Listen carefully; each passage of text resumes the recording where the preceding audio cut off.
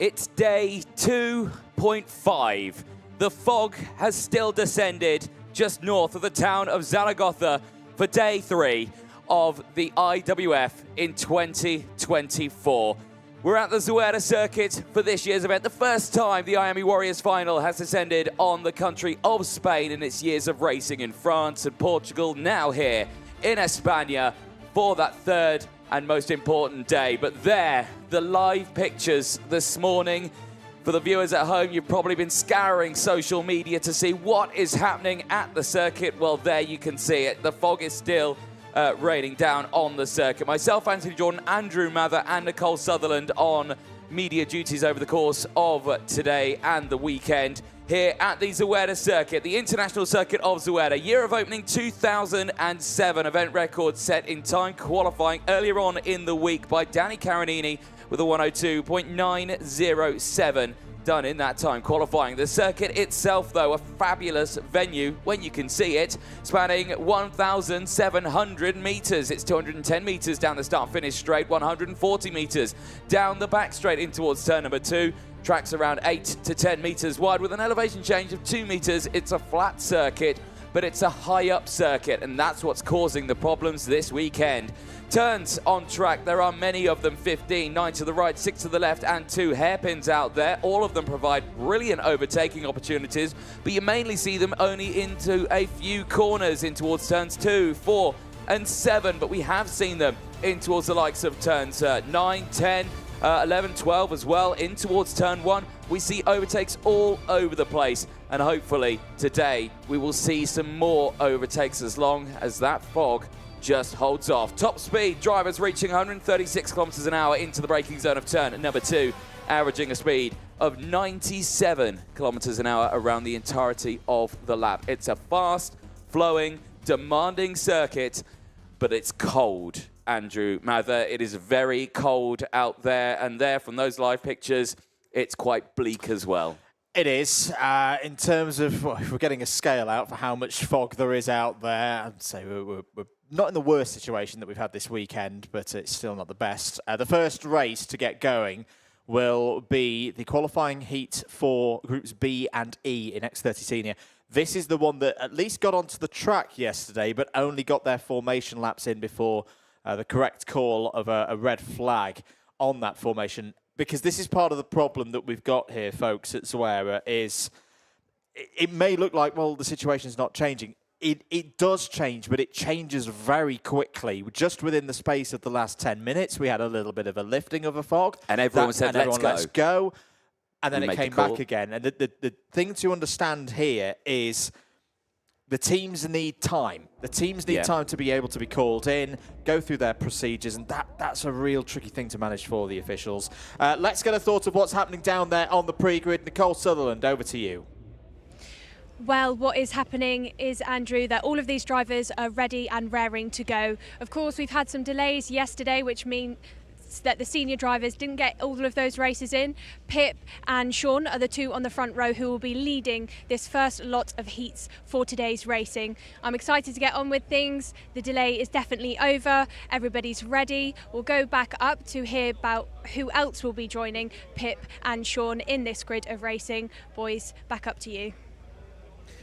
Thank you very much, Nicole. And down there on the pre-grid, it looks nice and clear there, doesn't it? But from these pictures and what you can see, yeah, that fog's still just, it's teetering on the edge right now, isn't it?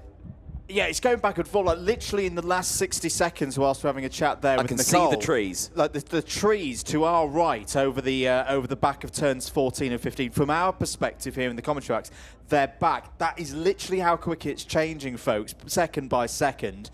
Let's hope it keeps improving so we can get racing going again. This is the middle of round 3. This is how much the fog has caused problems. At this stage of IWF 2024, we were meant to be starting round 5. Green light, Very happy to see that green light. We are going to have a go at this. Let's take you through the grid for X30 Senior qualifying groups B and E. Sean Hogan of Ireland starts this one on pole position. Pip Casabine of Australia as well alongside. Oh, there's the shot down in towards turn number 2.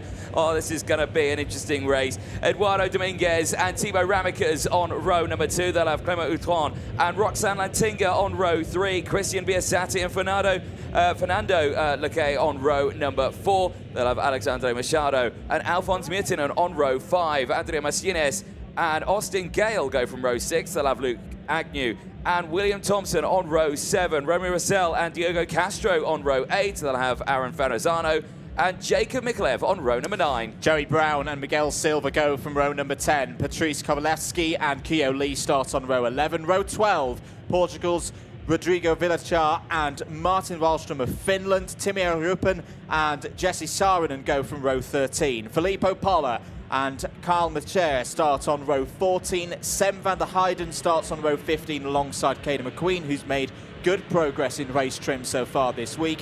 Juan Felipe Martinez and Nico Villa go from row 16. The last 2 rows of the grid, Alexei Peltoniemi from Finland, Thomas Hansen from Spain, completing the 35 runners in this one. It's Luis Tort. Well, drivers this morning were all thinking, right, let's maybe think about putting some wets on if we're going out first time this morning. Now, we were due to start racing today at 8:05. There was going to be no warm-up sessions because of the delays that happened yesterday, and there you're seeing it's still so slippy out there. They've got 2 formation laps in to try and get some temperature into those tyres, but there are wet patches on the circuit here, Andrew. It was soaking wet this morning because it was like this all night. It just layered. It was very fine rain, effectively, that was in the form of a mist, and it just put a layer of water across everything, including the track, which means the grass is soaking wet, which means you do not want to get it wrong at all on this. This is the most challenging of racing conditions you could put to a driver. And on an international scale as well, this is interesting. Martin Gunn, how are you doing down there? Yeah, all good. See pretty much all the 3, all the way from 6, 7, 8 as well. I can just about see you. Yeah, likewise. Well, there we go. Just our race director and deputy race director having a quick chat with each other out there, saying, how are you seeing it? And yeah, they can see each other, which is the main thing. There's a lot of questions going on across the weekend. It'd be like, you know, if a driver can see the driver in front of them, you know, surely it's all good. Yes, you're not wrong when you say that, but the problem is that the officials need to be able to see the rest of the officials out on circuit. The marshals need to be able to see the next marshal point, and so forth and so forth. And of course, all the race control cameras. But it looks like we're good to go racing for the first time in what felt like an age. No, they're going around again the first time. You can forgive them a little bit. They're out of practice. It's been a while since they've gone racing. Well, it at least gives them a little bit more time to get tyres up to temperature. As you mentioned before, Anthony, these are really, really tough conditions. I can expect that, yes, everyone's gone with a dry tyre because there's simply not enough moisture on the circuit to run a treaded wet. So this is all going to be about your drivers who are used to being in that intermediate condition. Tell you what, a driver from Ireland who probably quite likes this is your pole sitter, Sean Hogan. I bet he's had to deal with these conditions previously in his racing career. Keep an eye on the TV carts in this race as well. Clement Outron, Christian Biasati and Alex Machado, the 3 teammates 5th, 7th and 9th on the grid, will look to work together again. There is a look at your intermediate classification as things stands. To remind, we are halfway through round 3, so some of these drivers have done 2 races, some of them have done 3 from the end of things yesterday. Danny Caronini is your current points leader on 2. Kevin and Roxanne Lantinga, brilliant week for them so far. Very proud to stand on the stage next to one another in the driver's ceremony last night. They're on 3 points apiece. Freddie Lloyd on 4. Pip Casabine in this race, of course, is also on 4. Clement Outron also in this race on 4. Matthew Higgins and Thibaut Ramekers at the start of proceedings here today complete the top 8. But a lot could change across the course of the next 6 hours or so. Race control, Martin, 306 is a report to the stewards. Well, 306 with a report to the stewards then, so that's a very interesting one. That will be Carl Marcia from Malta, starting on the 14th row of the grid. Are we going racing? We are going racing. It is a green flag, and we are down in towards turn one. There's no traction at all for Sean Haugen, and he goes wide at turn one. He tries to bring it back, and that looks to me like the barrel art of Eduardo Dominguez leads the way going in towards turn two and out towards the hairpin of turn four. Once again, the fog is starting to creep in there. There you can see from that picture, you can barely see it, the colours whizzing through the screen there. But it's a great getaway now as the lead change has happened again. That looks to me like Pip Casabin maybe has got away nicely, as one of the karts in the background there has unfortunately gone backwards. That's Sazanki Motorsport of Karl Maratia. The one driver who's been reported to the stewards already is now in a bit more bother, as through goes Clement Outron, who now leads the way. Good stuff here from he the doesn't. front of the field. Yeah, it's one driver's broken away. We'll wait until the colours come back into our view to fully clarify who it is. Could well be Pip Casabin. I believe so. The barrels have started quickly as well. We've seen this as a bit of a trend over the course of the week so far, that those runners on the red and white machines tend to have a good start. I can see confirmed 306 under investigation on our screens now. It is the 2:42 of Pip Casabin. Australia lead in the first race of the day. On to lap two. Outron, Dominguez, Ramicus, Hogan is your top five.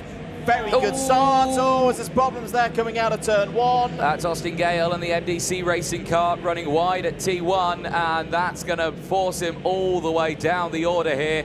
It's so easily done if the temperature in those tyres are just not there. That is a huge, huge shame. Eyes on this one, though, all starting to kick off, but this is the battle for second place here. Or is it the battle for second place? No, it's not. Clement Outron is in the lead, yeah, so it's changed once again. Pip Casabin back down the inside. Dominguez going to fight back. The two of them side by side in towards the second half of the track. And we're going to see something very interesting here. It's going to be difficult for the likes of Pip Casabin and Thibaut Ramicus, some of the younger senior drivers. They're a little bit shorter. If you're a taller driver like Clement Outron, these are good conditions. You can move your weight around. You can generate that tyre temperature a little bit quicker than those who are a bit smaller. Down the pit straight they go. Outron's lead is 7/10 of a second from Casabin. Dominguez right there in third place. Thibaut Ramicus from Belgium there in the blue suit, P4. Down the inside goes Dominguez, takes P2 away from Casabin with a nice move there. Yep, certainly so, and that's bringing in the likes of Thibaut Ramicus, who's back on the scene now. Down the inside, Ramicus with that fastest lap of the race gets up into third place, but it looks like he's lost it on the exit. He has. And Casabin back there now. This is bringing Machado, this is bringing Haugen back into play here, as the pole sitter didn't get the best getaway at the start, trying to fight back in this one. Big movers all the way throughout this field. Caden McQueen up 13 places, Sam van der Heijden up 11 places. Nico Villa also up 13 places. Some big charges from the back of the field, as once again Ramicus back down the inside and back into third place. Ramicus looking good here. I know he's been working on his driving in these kind of conditions. As we have a look at a replay, this is between the that's a spin and a near collection for the 256. It's the 330 that initially went round. That's Alfons Nietinen for Force Racing India. So holds on to 11th place. That's a real scary moment for the drivers out there. Ramicus on the move here. This is good to see. The diminutive Belgian has been working a lot on greasy and wet conditions. If we were to say there's been one weakness for Ramicus across the course of the 2024 international karting season, it has been when it's not dry. He's tended to go backwards in these senior races. That's not happening today. He has had a bit of a, well, we reckon he's had a bit of a growth spurt, but he's looking good right now, closing in on Clement Outron. The gap is just under 6/10 of a second. Certainly is. Well, pushing them along here. Purple sectors for Ramicus on this lap.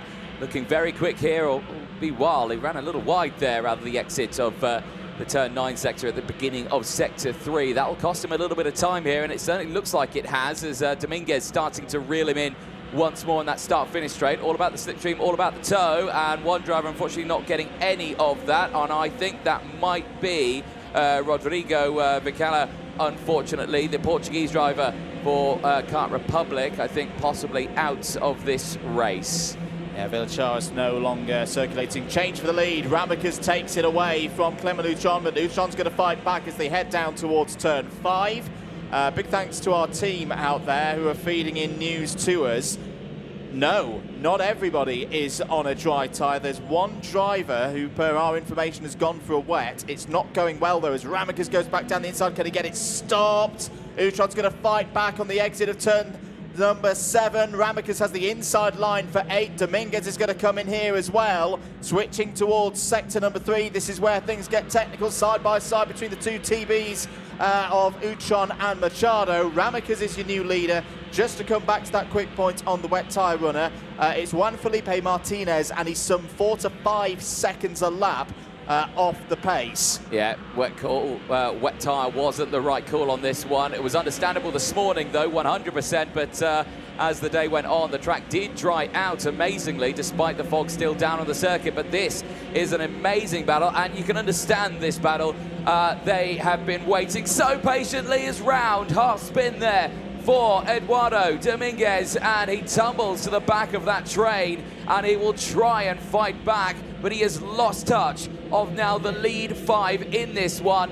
And Ramicus now has opened up quite a nice little gap between himself and Machado in second place. There again, a look at the intermediate classifications. There is still, of course, one more senior race to go after this to do another full rotation of qualifying heats for the senior category, and that's going to be the most important one to try and get past with these weather conditions. But the more we look and the more we race, it's clearer. The clearer it looks out there. So conditions getting better and better, which is absolutely superb. Across the start-finish line they go. Then on to lap number 7. Ramicus has got a 6/10 lead as we watch this battle here for P2. Are we going to see a change? Can Hogan get down the inside? The answer is no. No, not at this stage. Machado and Hogan just happy at the moment to work together to try and close in Thibaut Ramicus for VDK. We're on lap number 7, 2.5 laps of this heat to go. One more after this that'll bring this third round of heats for X30 Senior to a close. Keo Lee's going along quite nicely. He did some good racing earlier on in the year, of course, in wet conditions. On the international scene, he's up 9 places so far in this race. Has been working through with Martin Wallström, their 13th and 14th places, respectively. Shout out to Patrice Kowalewski as well. Very good start for Kowalewski, and has been able to hold himself there in the top 10 outside of your pictures, but circulating on track in the 273. And then you shouldn't have said that because he's just dropped back down to 13th, but it's still a net gain from where Kowalewski started. End of lap 7, on to lap 8. What is the pace looking like? 1 minute 4.7s for Ramicus and Machado, 1 minute 4.8 for Hogan. So it's fairly stable right now. And the pace, again, it's telling us what the track's doing, what the tarmac's doing. 1 minute 4s, that is pretty much dry pace on worn tyres. So clearly there's a good amount of grip out there. It's just that frustration of the fog that in some places might even be sitting at the eye line of the drivers. New fastest lap of the race from Jacob Mikulev, 1 minute 4.577 for Zanki Motorsport. Yeah, Mikulev finding himself in 21st place right now, not really fighting anyone at the moment. But this first race nearing an end, and of course these drivers had to wait such a long time. This was the group that was out on track in the last race that went out yesterday, where they went out for their 1 formation lap, and then it was stopped at the end of that one. They were sat on the grid for some 45 to an hour and a half out on track, waiting to see if it would clear, and it just didn't, as we finally go on to the last lap for qualifying Heat B versus E. They've waited nearly 20-odd hours for this race to start, but it's finally happening, and Ramicus, well, the gap's down to 0.2 of a second now. Machado found a purple lap on that last one, confirmation of it there, 104.515. Can he close in enough on this one? I mean, with the risk of weather, as Utron goes down the inside into 3rd place past Hogan, the risk of the weather again coming back is so important for these ones. Any position really, really matters to see where you can get to. You've almost got to treat this situation as if this is the 7th and final round, because if the weather does come in, it's now what we're looking at here. Now that's an interesting thing. Sean Hogan's run wide there. that's where the water is now. It's all in those curbs. That's why Hogan lost the position. It just shows that if you're on the track, you're fine, but run a little bit wide, you get in a bit of a situation very quickly indeed. Good situation though for Thibaut Ramekes. He's going to take race victory. That is the third time that Ramekes has come across the line P1. Now, he's not held every single race win because, of course, he had a front fairing penalty in round 1. But in terms of what's happening out there on the track, Thibaut Ramekes continues to look very, very strong indeed here. Good result for Alex Machado, top of the TBs in second place. Clement Dutron in third, holds a spot in the top 5 in the intermediate classification. Good points as well for Brennan Tech and Sean Hogan. The Irishman comes home in 4th. Pip Casabine finishes in 5th and also still holds one of those spots in the top 8 of the intermediate classification after round 3.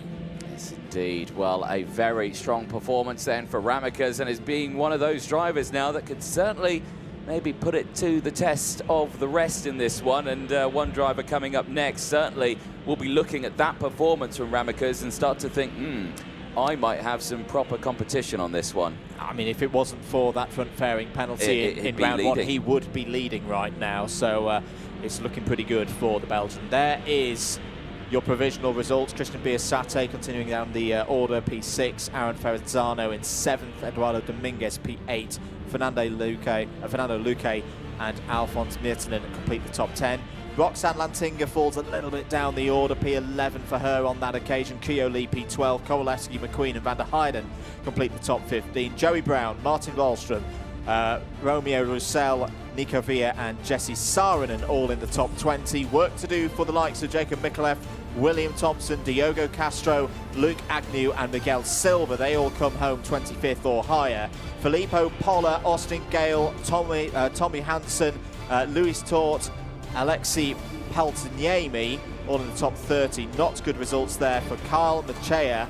Adrian Mustines didn't have a good race there. Took a race win yesterday, did the Spaniard, but P32. Ruppen and Martinez were your finishers down to 34th. One retirement, which was Villachar.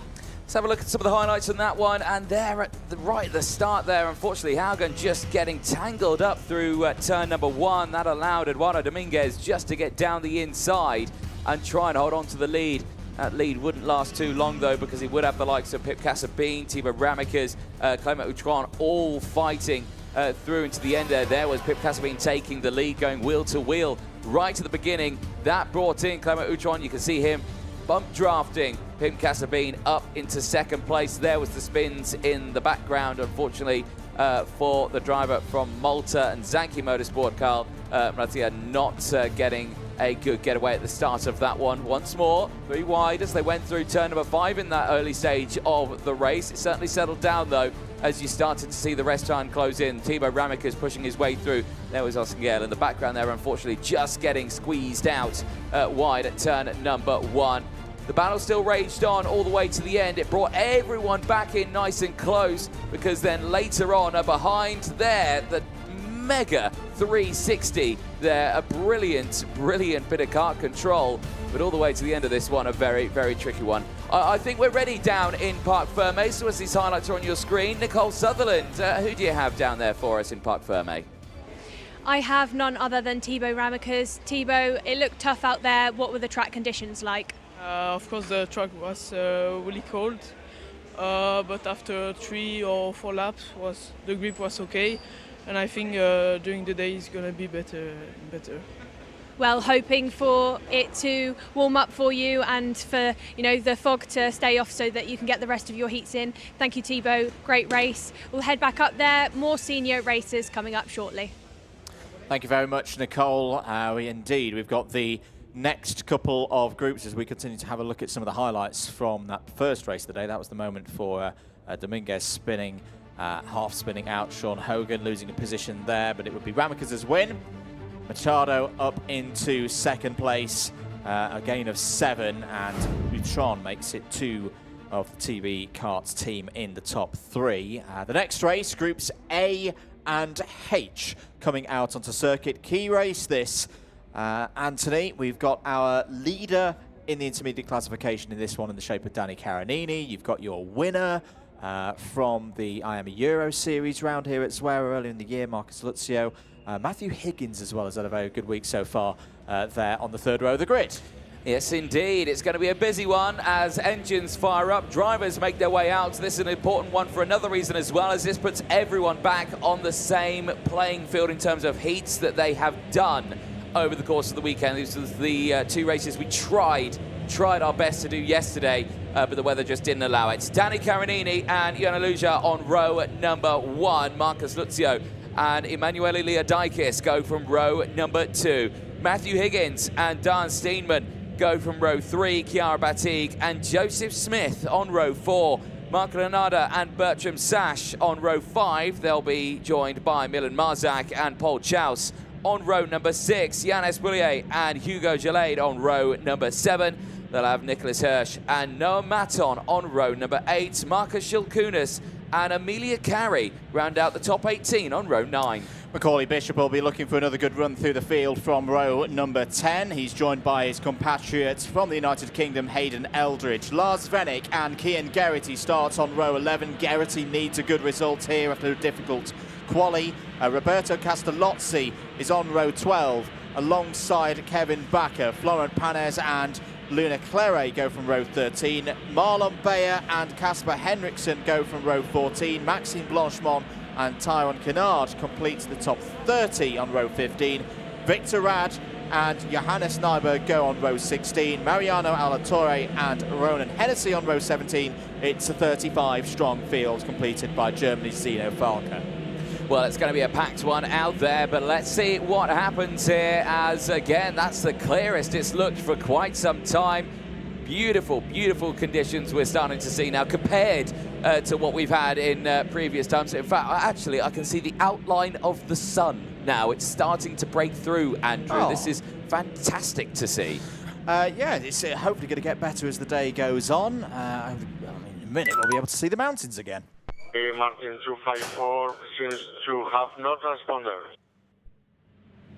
Ah, right. That is a big no-no. Maxime Blanchemont, unfortunately, being reported as having no transponder out on the kart. That is a technical infringement, and yeah, that will be not a good result at the end of this one, unfortunately. Yeah, we'll keep on top of any developing situation on that one. So, back to the matters at hand. Danny Carinini, very simple situation. If he wins this race, he'll hold the lead in the intermediate classification after 3 rounds of X30 Senior. If he drops to second, Kevin Lantinga would inherit the lead. Juana Ludia on the front row for MDC Racing. They've looked really quick so far across a number of categories here this week, Anthony, and it was good to see the response for the host nation yesterday in the drivers' parade. Can Aluya fly the flag for them? Away we go, green flag. 9 laps underway for X30 Senior. It's a very good start for Danny Carinini, but not a good second phase. Marcus Luzio slips through there. Had that technical issue, of course, in round number 2 where he sheared a hub up, and that's a brilliant way to respond for Luzio, straight past Carinini. And unlike the first round of heats a couple of days ago, Carinini is not able to respond back down the inside of the Briton and has to settle for second place right now. Joanna Luja is having a terrible start to this race, outbrakes himself completely into turn 4 and now finds himself falling back even more there with no temperature in the tyres. There was a rotation there at turn number 5 as well. One of the karts, it looks like a Cali kart, going very, very slowly and right to the back of the field. I can't see the kart number, but I will try and find out who that is in a few moments' time. But still, some big movers throughout on this one. In fact, Cali kart there, I think it may have been Jonas Nürberg, unfortunately, who has unfortunately gone backwards in this field. Back to the start-finish line we go then. It's Marcus Luzio who leads the way from Danny Carinini.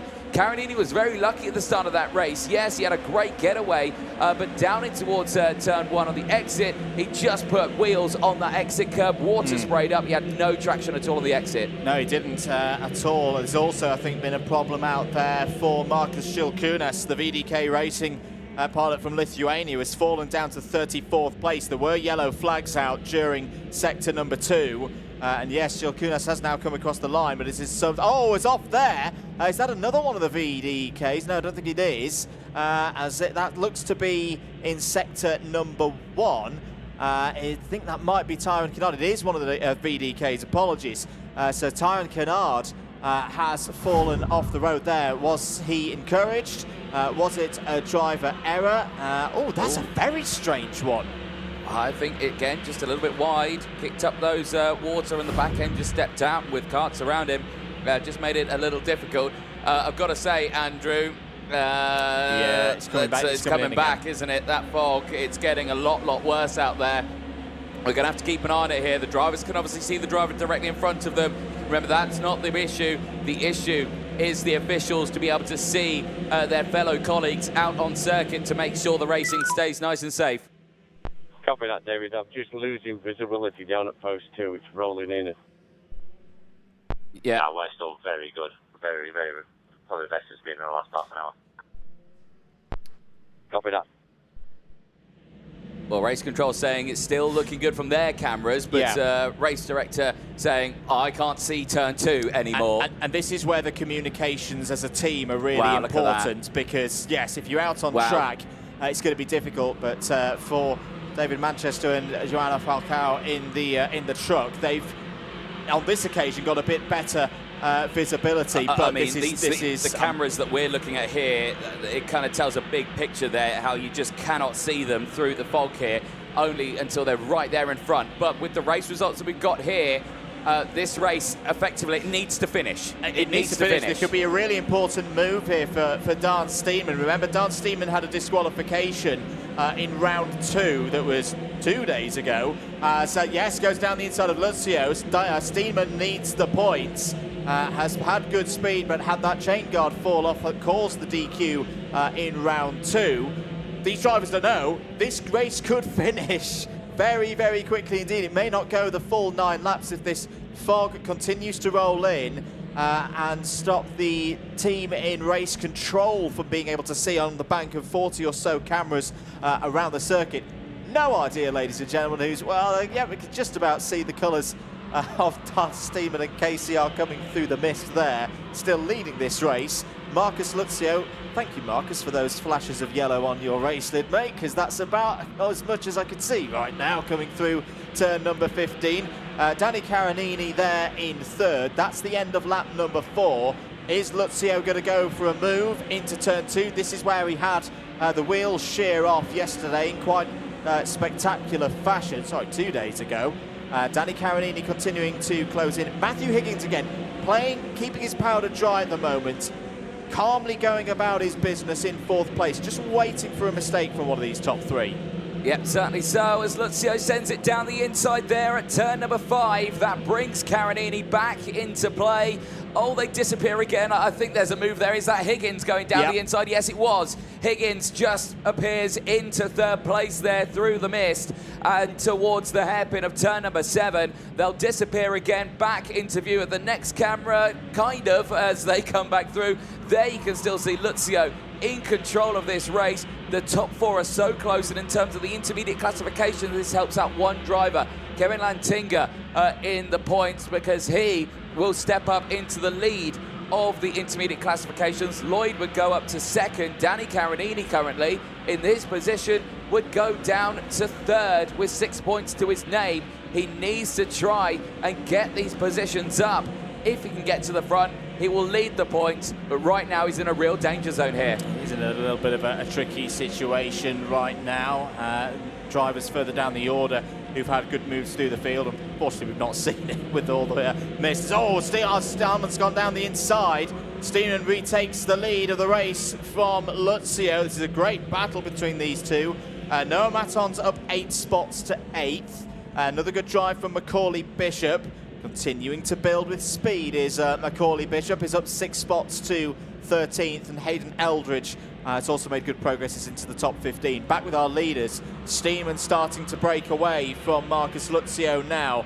Matthew Higgins potentially shaping up for a move there, racing for Excel Motorsport here this weekend. Oh, he's got through! Brilliant stuff by Matthew Higgins. Will give a bit of a toe now to Marcus Lucio. You don't often see moves in the it's possible to do a move in the penultimate turn of this circuit, but it's difficult to keep the control. That was expertly done by Higgins. Certainly was, and again, just you need these sort of calm and controlled drives at this point, but again, you can understand the urgency of trying to get these moves done because the session could be stopped at any moment. You don't know, but it's all down to one of these here. Well, Castellozzi, unfortunately, is going to see a warning flag. Despite that, he's coming away with an in-race 5-second time penalty that's undisputable, but eyes are focused on this lead battle, and Steeman, again, has seriously impressed over this weekend. He's shone through, but he's not right up there at the sharp end of the points right now. Those results he gained earlier on in the weekend has really scuppered his chances. It has, and he'll be hoping for more and more races that he can work his way up. I'm going to throw in a wild theory here, Anthony.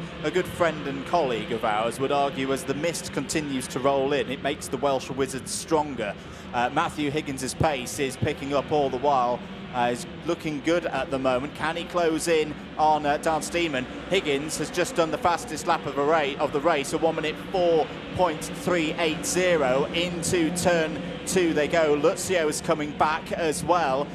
This race is continuing. There into the pits is Emilia Kari out of this race for Talvar Racing. That's not gone well at all. Back with the leaders. What do you think will be going through the mind of Higgins at the moment? Martin, John, what do you like down there? Pretty good visibility down here, Martin. I can see all the way around 7. I can just about see 2 and good visibility of 3. Still talks are going on there. I can imagine the same conversation in his head that Matthew Higgins is having, apart from the fact that he's having to deal with Marcus Luzio just in front here. It's still kicking off at the front of this timetable, but right now it's all the way to the end here. Steedman tries to push away. He is pushing away here pretty nicely from these two, but it's all down now to second place. We go on to the final lap of this race. It is Steeman who leads the way from Luzio, Higgins, Carinini, 1, 2, 3, 4. Look how close they are now.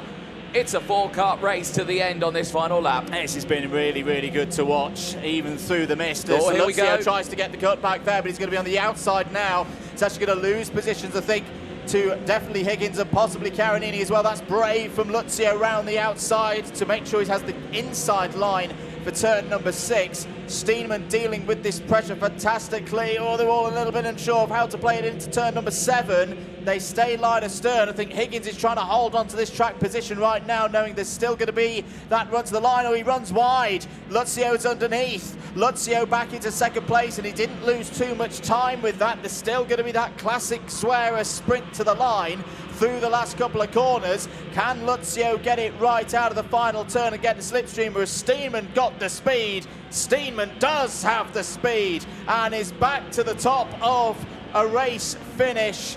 Dan Steeman for KCR Racing takes the win by 0.2 of a second from Marcus Luzio. Very good responses from both after difficult second rounds of these heats. They waited a long time for it, and they've been rewarded with a very, very strong score in the points. There is positivity at the end of this race. We have now completed a full rotation of the seniors finally after they started it yesterday morning. We now, today, this morning, finished that rotation of them, which means everyone now is on the same amount of heats, which is a vital situation to be in. They will make their way back to Parc Ferme. For some drivers, it's going to be a little bit of a challenge for them. The timing table, they're struggling. Of course, one driver missing a transponder, kind of shaking things up a little bit there. I can imagine when they come back into Parc Ferme, they might be in a spot of bother with the stewards and the technical team as well. But Dean Steeman, though, absolutely superb. He is going to bring that one back into Parc Ferme with a huge smile on his face.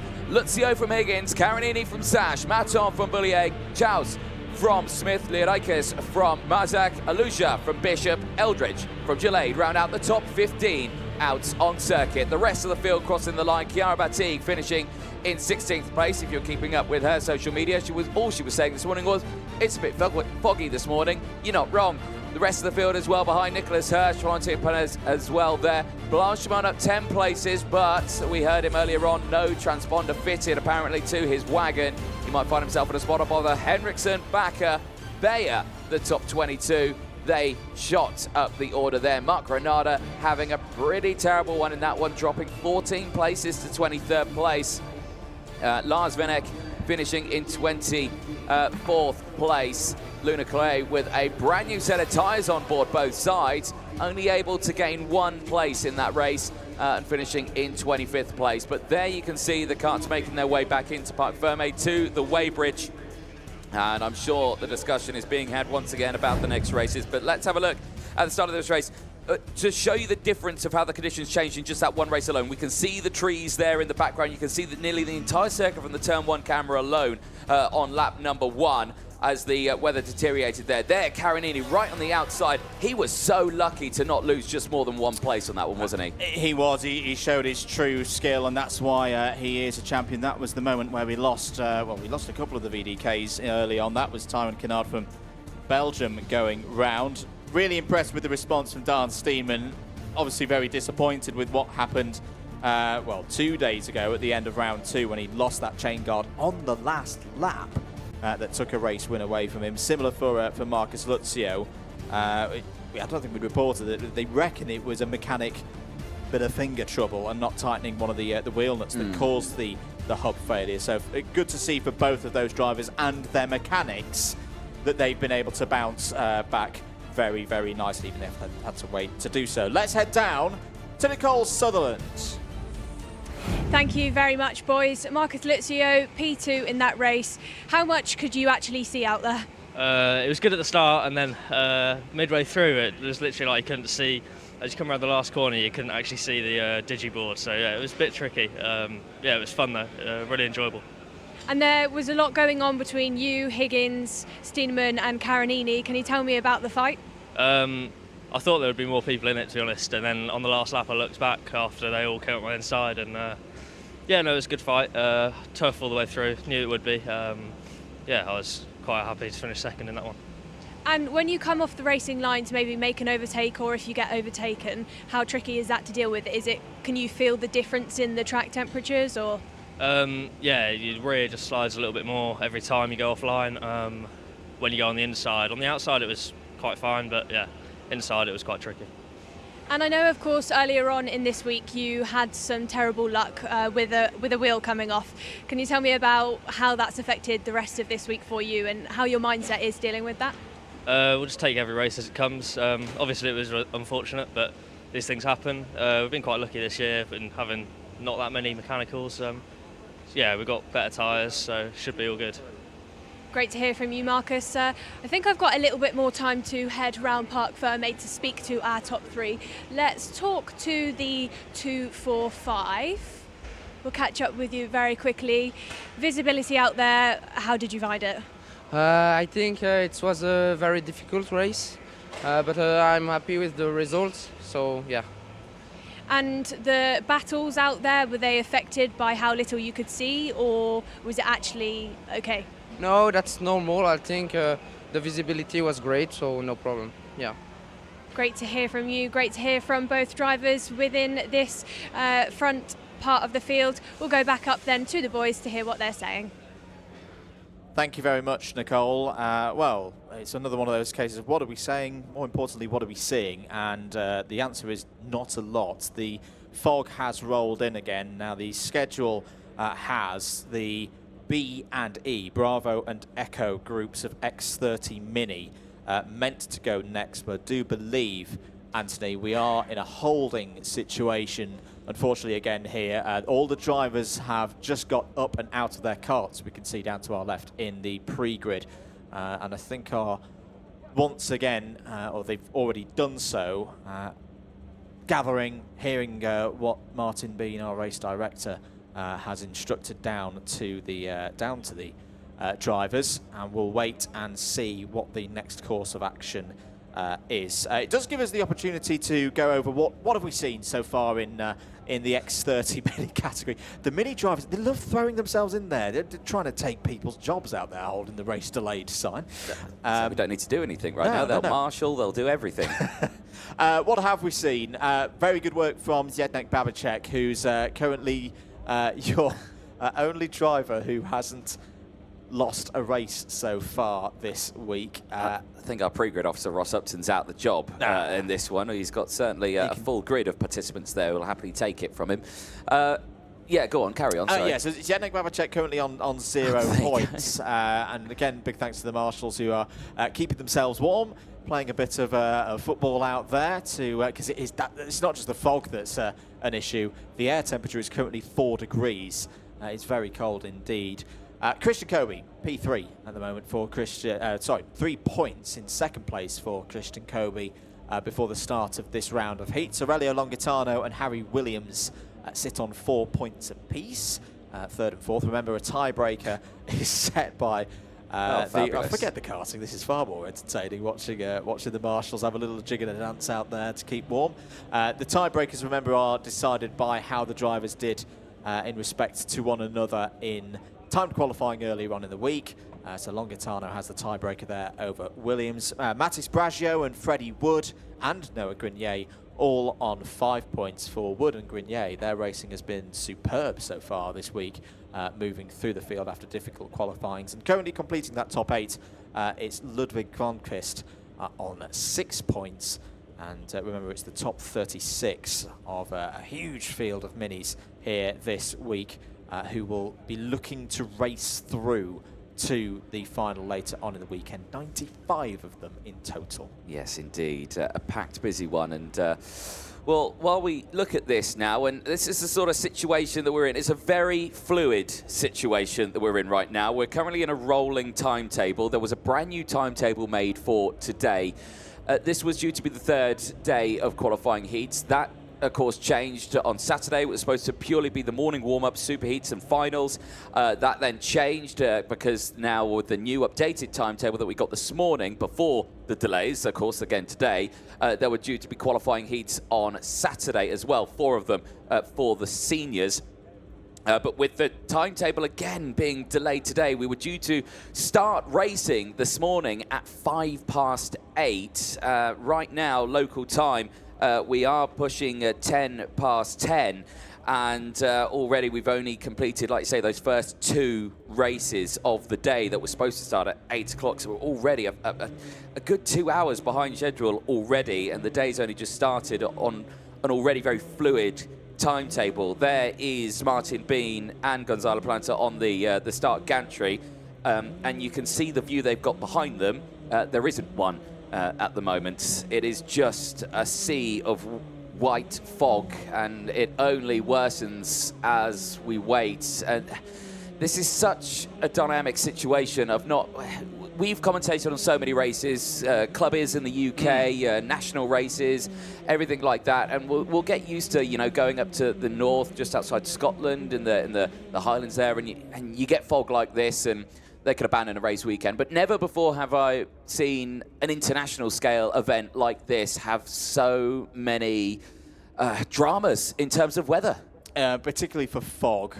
Yeah. I've had a couple this year that it's not been a great year for weather at international, particularly global karting events. But yeah, you're absolutely right. Being from England, we're very used to this. I say, you throw in the north there, I'm going to throw the south in it as well. Clay Pigeon. Clay Pigeon Raceway, for this kind of thing. There's a commentary box at Clay Pigeon that sometimes is one of the best in the country. You can see everything, and then this happens, and you just feel completely alone in the box. Yeah. You can't see anybody. No. You can't hear anything. And that's a small track as well, isn't it, Clay Pigeon? You can get round in like 40 seconds, I'm pretty sure. So, but no, it's, you know, this is such a, I don't know, it's such an awkward situation, I think, to put everything in, because you've got all these drivers from around the world. They've flown from everywhere. There was a lot of work to get it here at the Zueda circuit and everything like that. It's just one of those little things. But we could waffle on for days up here in the commentary box. But Nicole Sutherland, what have you got to waffle about down there? Well, I've got the Mini drivers who are waiting on the grid patiently. Once again, you know, as you can see, just a sea of fog over the track there. Visibility just isn't good enough to send these drivers out. One of which, who will be going out shortly, hopefully once this fog has cleared up, will be Harry Williams in the Fusion car at the 510. Harry, great start to IWF 2024 yesterday and the day before in your heats. Can you tell me how you got on? Yeah, so I came second in both of my heats yesterday, started third in one of them and fourth in the other one, and just, yeah, struggled a bit at the start, but came back at the end, secured both seconds. And you've done IWF before. You said last year that you didn't have a great end to things, so it's a big contrast to have 2 P2s in the heats. What's been said to you by your team and your mechanic? Like, well done, just carry on pushing and don't let all the stress get you and stuff. And Harriet, I've got to ask you, you've got kind of a wet visor on. I'm assuming that's because of the fog. Is there some anti-fog? Anti-fog, is that, it smells quite nice. Is that the anti-fog that's been rubbed on there? Yeah, I think so, yeah. I didn't know what it was at first, but... Well, I know I've raced previously before, not quite in conditions like this, but, those visors, they get steamed up and, very important to have those on there. As well, Harry, you've got a lot of drivers around you within your grid, the Minis, huge grid of things. Is there anybody in particular that you've kind of been watching out for, that you turn around and maybe don't want to see on your tail? Probably like Jarlath Sayer or Danny Babacek. Denny and Charlie. Charlie obviously is your teammate, so are you actually kind of keeping an eye on his data, that kind of thing? Yeah, sometimes. Sometimes? Yeah, just seeing how much he's doing compared to me in like position-wise and speed-wise. Great to hear from you, Harry. Thank you very much. We'll see if we can grab maybe a mechanic interview. T, come over. Here we go. XL Motorsport mechanic. Who have you got on? Who are you on the tools for this weekend? Baptiste. Baptiste, how are you feeling? You good? Yeah. T, as being a mechanic, spanner man, can you tell me a bit about what goes into it? You just got to make sure that you're reacting to everything that's going on weather-wise, and just make sure you're on top of everything. You just got to make sure that it's all ready. You just got to be ready for anything. And the conditions that we've had so far this weekend, a bit of back and forth, does that put a bit of pressure on you to maybe make sure the car is adapted to the changes with the track? Yeah, 100%. Yeah, but everyone's in the same boat. We've all got to do it. So, yeah, like I say, you just got to be ready for it. Absolutely. Great to hear from you, T. Good luck later on in your races. We'll go back up into the box then. I'll keep trying to do some paddock journalism, but Andrew and Anthony, back up to you for now. Thank you very much, Nicole. Yeah, lots to talk about that. I tell you what, when was the last time we interviewed a mechanic? They normally run away from us. From us, they run away, but no, they're always happy to talk to Nicole. Right, update, weather conditions, not great. It's still just rolling in. You get those brief moments where you can see the marshal post in front of you, and then 30 seconds later, it's gone again. It's the problem that we have here. We are so high up. It's one of the highest circuits on the calendar. And it just, in the conditions that we've got now, we're in late November, we're pushing December now. It's very late on in the year, and it's just cold, and the weather's not on our side. And the little graphic that just came on our screens there to talk about the track drying, that's actually another really important part of this to explain to those who maybe not experienced this before. Don't worry, we can still see Dan Ashton's bright shoes through the fog. That's a good barometer for us. It's why he doesn't need a high vis. The shoes are bright enough. The track being drying to dry, that is a factor here because it's not wet, so the drivers are still circulating around this track at very high speed. I've had the experience of this myself once, and it's some of the most bizarre conditions I've ever experienced, because you prepare yourself going out on track thinking, oh, it looks very foggy, misty, surely it's going to be wet on the surface. No, really good grip. At ground level, the fog's just sitting there at like head height for the drivers. I don't want to even imagine the situation where the fog gets really, really bad, thick at that eye level, to an extent, for instance, you can't see a yellow flag. You can't see there's an incident ahead of you, and you're flying in at full dry speed. Again, it's one of, I know it may not look dramatic and you don't get the spray like we did, in other events earlier on in the year. But for me, these conditions are some of, if not the most dangerous racing conditions, if you go out and race in it, that you could possibly get. That combination of the grip on the track still being there, but the visibility not being there. It's that secondary risk of if there's an incident and it can't be seen, and then something else happens. You then can't avoid it, and you don't even want to think about what could happen there. So that's something that we should mention and point out for those who are probably scratching their head a little bit, and understandably so. The cameras are really good.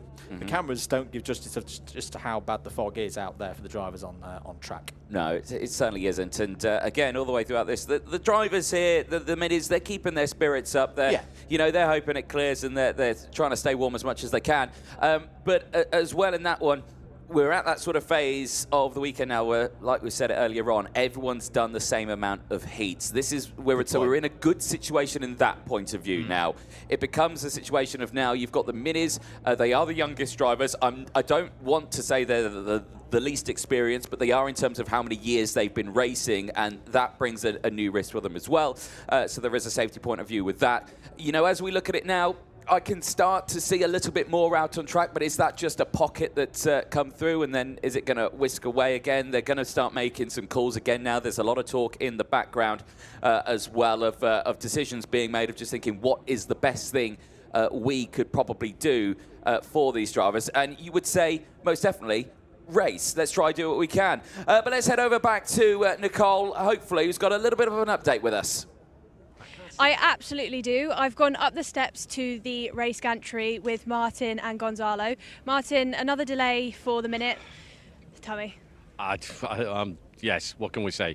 The 2 seniors races we got out, which was a really good decision this morning after a short delay because of the weather. But now it's come back in again, and I can only see half the track from here. And the Minis are out next, and I don't want to put anybody at risk. So at the moment, there's a continuous delay. If it picks up, then we'll go racing. If it doesn't, we just have to wait and see, unfortunately. Like you said, we really fortunately got the seniors round, everybody round safely, but was there a little bit of pressure in those stages where the fog came down? Just a little bit of pressure. Yeah, I had to send Dan out there to keep an eye on the back of the circuit because I literally couldn't see the marshal post. But when he was on site, he could see a good clearance there. So we were lucky. The weather stayed out, but now it's back again, and we just have to wait and see what happens, unfortunately. Absolutely. And Gonzalo, as sporting director, you know, timetable changes. I bet you've got a lot of people asking you what's going on. How's that being managed? And, you know, obviously very well. Everybody's doing their best, but tell me about it. Yeah, it's quite difficult since yesterday when we have to cancel all that heats. Now we have to fit all the timetable on the schedule, and now we are in November with our daylight is a bit tight, so we are trying to study all the possible scenarios to make at least equally a good super hits and then a proper final Saturday. That's our main concern at the moment. For us, safety, as Martin said, and with Dan and everybody here on the track, is our priority. So we are not feeling safe to release the drivers at the moment. So we will have to wait, and if we need to change the timetable or the schedule or the format of the weekend, we will let everybody know. Absolutely brilliant to hear from you both. Thank you both very much for your time. Boys, back over to you in the box for now. Thank you very much. Good insight there. I'm glad you managed to catch Gonzalo Planta there. He was on a gantry where he couldn't run away. He ran away yesterday after it because he was on the track, but you put him in a situation where he couldn't. Oh, look at this. We've developed in the Marshals game now. It's now on the track, and they've made what looks to be a goalpost there as well. So it's developing into a proper match out there. Again, from where we currently are, I actually don't know where on the track that is happening. I think it's right at the top end of the circuit, so we actually can't see that from our commentary box out the window, but we can see it on the cameras out there. This is just, I mean, the drivers are staying happy, but it's just one of those situations that we're in now. It's right to the end. You're looking at something there. Sorry, I saw a sign go up, but it's another one of the Minis. It's another one of the Minis. Go with the race delayed board.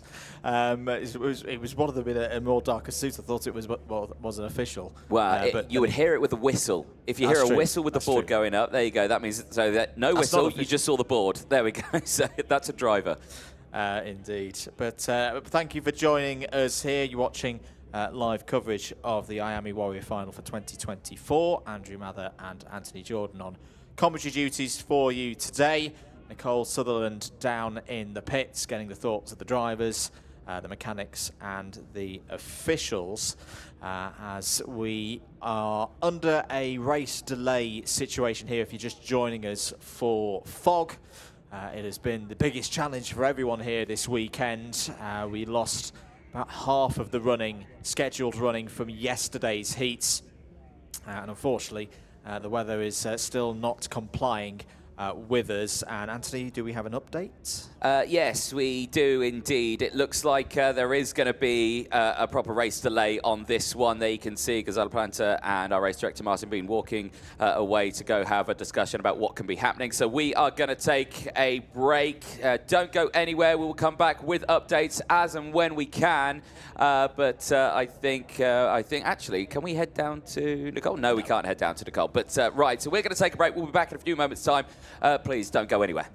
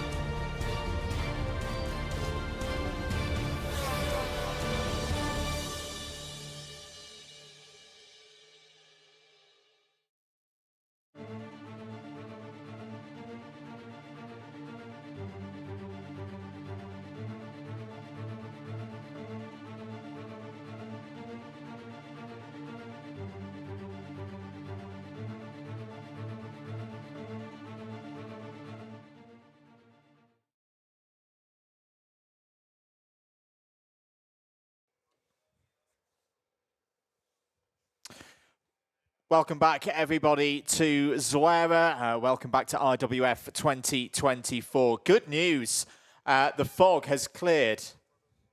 And for the first 48 hours, we've got pretty good conditions here, and we are going to go for the next race. X30 Mini being prepared. 1 minute board is in the air. This will be Groups B and E. This is a bit of a pleasant surprise, Anthony. I don't think we were expecting this, but again, the weather is just constantly surprising us this weekend. Well, it certainly is. The weather forecast did kind of predict something like this. It was saying the morning was going to be horrible, really foggy, and we saw exactly that. It said at around 12 o'clock, to be fair, that it was going to clear up and the sunshine was going to come out. I will say the sun is behind cloud. We can't actually see it, but the track and the visibility is tenfold. It is absolutely superb visibility that we have got. So the original call of going back to racing at 12, that was put forward to 11:30, and now with everyone ready to go at 11:25, they're going to be going in the next minute or so. So, again, back to where we want to be on this one. But like you say, a very interesting moment, and it is still a very fluid timetable as we go through. We are going to kick-start it once, though, again, with Mini X30 qualifying heat. Well, that says D versus F on our screen, but this will be B versus E that'll be heading out onto the circuit for their next race. And it will have the likes of Abraham Shelvis and Mathis Brajot on the front row for this one. And Brajot is in a really strong position in that intermediate classification, currently sitting 5th overall. As engines fire up, the grids make their way out onto the circuit. Let's take you through that full starting lineup. It is Abraham Shelvis and Mathis Brajot on row number 1. Harry Williams and Lucas de Leon on row number 2. Anton Bouchard and Alvaro Pereiro on row number 3. They'll have Mason Hibbert and Milan Baku on row number 4. Row 5 sees Baptiste Augustine and Harley Musk. You'll have Samuel Hugden and Ben McLaughlin on row number 6. Björn Glend and Aaron Buffer. They go from row 7 with Noah Grenier and Achilles Baruzzi on row number 8. On the 9th row of the grid, Ollie Surley and Marcus Engen Arsen. Alessandro Salas and Lucas Lufter start on row 10. Matisse Mouche and Luis Paternotte go on row 11. Jorge Michel and Guillaume Magado start on row 12. Kevin Garib and Emilio de Cordova, the single driver from Peru in this event, go from row 13. Martin Rodriguez and Anes Arellana go from row 14. Nahil Padovani and Sami Ilias go from row 15. It's a 32-strong field completed by row 16. Rosalind Sear Isa and Jenny Nordvang. Well, packed grid once again. Still 2 formation laps for the drivers, even at this stage of the weekend. Of course, we are pretty behind on that schedule that we had forward to today. It is a rolling timetable. It will go as far as we can go today. Weather conditions pending, but like I say, it has cleared up pretty nicely now. I can see the hills in the background at the moment from our commentary box, and we can actually start to see all the pylons around the circuit. That pylon you can see there on your screen right in front of the grandstand, well, that you couldn't see about an hour ago. That was how dense the fog was, but now the view from the grandstand is of the entire track. We are in good conditions now to go racing once more, and it's great to see, isn't it? We had those 2 races this morning for the seniors. That put us back to an original finishing position in terms of everyone doing the same amount of heats. We can now finally start another full rotation and hope we can get to the end of this one. Absolutely. Let's have a quick rundown of the top 8 before we get started with this one at the end of round number 2. Babacek leads on 0 points, Kobe second on 3. A 2-way tie on 4 points for third and fourth for Longitano and Williams. 3 drivers on 5 points, Bragio, Wood, Grenier and Gronquist. And the drivers at the front of the order here, Shelvis will be looking to improve from a 7th and 3rd in the heat so far. Bragio, as mentioned, is one of those front runners alongside on the front row with 1st and 5th. Harry Williams, a couple of 2nd places so far this weekend. Looking for a good result here will be Lucas Doyon. 2 13th places so far for the French driver, and Anton Bouchard as well, 12th and 14th. Really eager for this one. This should be a good race to kick off the third round of X30 Mini Heats. Certainly should be. Abraham Shelvis and Mathis Brageau on the front row of this one. Who's going to get the whole shot in towards turn one? Are we going racing? Yes, we are, finally. For the third time today and the first time today for Minis, it is go, and it's a great start for the inside line. Shelvis and Williams get a good run there, sliding off the track. In the background there goes the 607. That's a little further down in the order, but a very tricky one there for Jorge Miguel, and he tries to get it back on the track, and I think successfully does so. But for the rest of the field here at the front, it is all go, and look at this, 3 wide here for the race lead, but it's a great start still for the front 3. Not a good turn 4 for, I think that was Mathis Brageau running wide, 2 drivers left. So the driver who started on the front row of the grid is going to have lost out a little bit here, down into turn 7. Your leader for Axion Racing is Abraham Shelvis in the 578. It's been a good start for Anton Bouchard there. You see the bright yellow suit with the yellow bodywork, flying the flag for Andorra. Bouchard up to 3rd place as things stand, and it's been a good start as well from Harry Williams. Harry Williams quietly getting on with his work, up to P2. Out of position. Wow, that hearing there, 606 out of position, which is Mathis Mush, and that was one of the drivers who was very late out of the pre-grid at the start of that one. I think had trouble getting it started up and was out of position. But back to this one here, Williams is going to look to the inside here at turn 2 and get through. New race leader, Harry Williams then, a good day yesterday, making it even better today, looking to score 0 points in this race to really help out that intermediate classification. Someone going very slow right at the back of the field and keeps on trundling along here. Looks like it's Martin Rodriguez from Portugal, unfortunately, not going full race pace here. No, not at this moment. Oh, and another driver out of the race is the 533 of Jenny Nordvang. Started from the back of the field, and that's going to be a worry, because it's a big if at the moment, and we have to say because of how the weather's been here at Twer the last couple of days. This may be the final round of heats for X30 Mini before we get to that cut-off for a super heat. We're still in that scenario where there's many plans of contingency out there with the organisers. The drivers have got to treat this as if this would be their last one, and for Jenny Nordvang, that may be the end of the weekend. There will be a cut-off of the top 72 drivers in the intermediate classification from the 90-odd who started the weekend. Breakaway of 5 as Bouchard having a little look, and is one of the bumpers having a bit of a move around there. Second, 2 bumpers. Yeah, the number 4th place cart, Doyon, potentially. But it looks like as well Samuel Hugan and Mason Hibbert potentially 6th and 7th for them in the background. I think they're the ones that you can just see them bouncing up and down a little bit. So clearly some dramatic starts there as we're on lap 3 now of this one. There's a look at the intermediate classification. This one still Denny Babacek. He is the one leading the points at the moment with his, well, perfect score so far. No race losses, has won every qualifying heat he's done so far, and is going to hopefully continue that trend when he's back out a little bit later on in the next race. But eyes on this one here, and Anton Bouchard just covering that inside line there against Doyon, who was just trying to push it alongside. Pareo just behind as well, up 1 spot. Those 3 really need to try and work together on this one to close up that gap, because Williams and Shelvis doing a really strong job here of breaking away, and this is vital. But there, the slipstream once again, the start-finish straight. You can't break away in the minis, can you? You can't. It's very difficult indeed. That was well dealt with by Anton Bouchard as Pareo goes down the inside of Doyon for 4th place, because Shelvis took a slightly different line, as there's a problem there for the 599 of Martin Rodriguez. We saw that earlier on, bit of work going on for the leads there. Rodriguez will rejoin the race, but is unfortunately a long way down the order.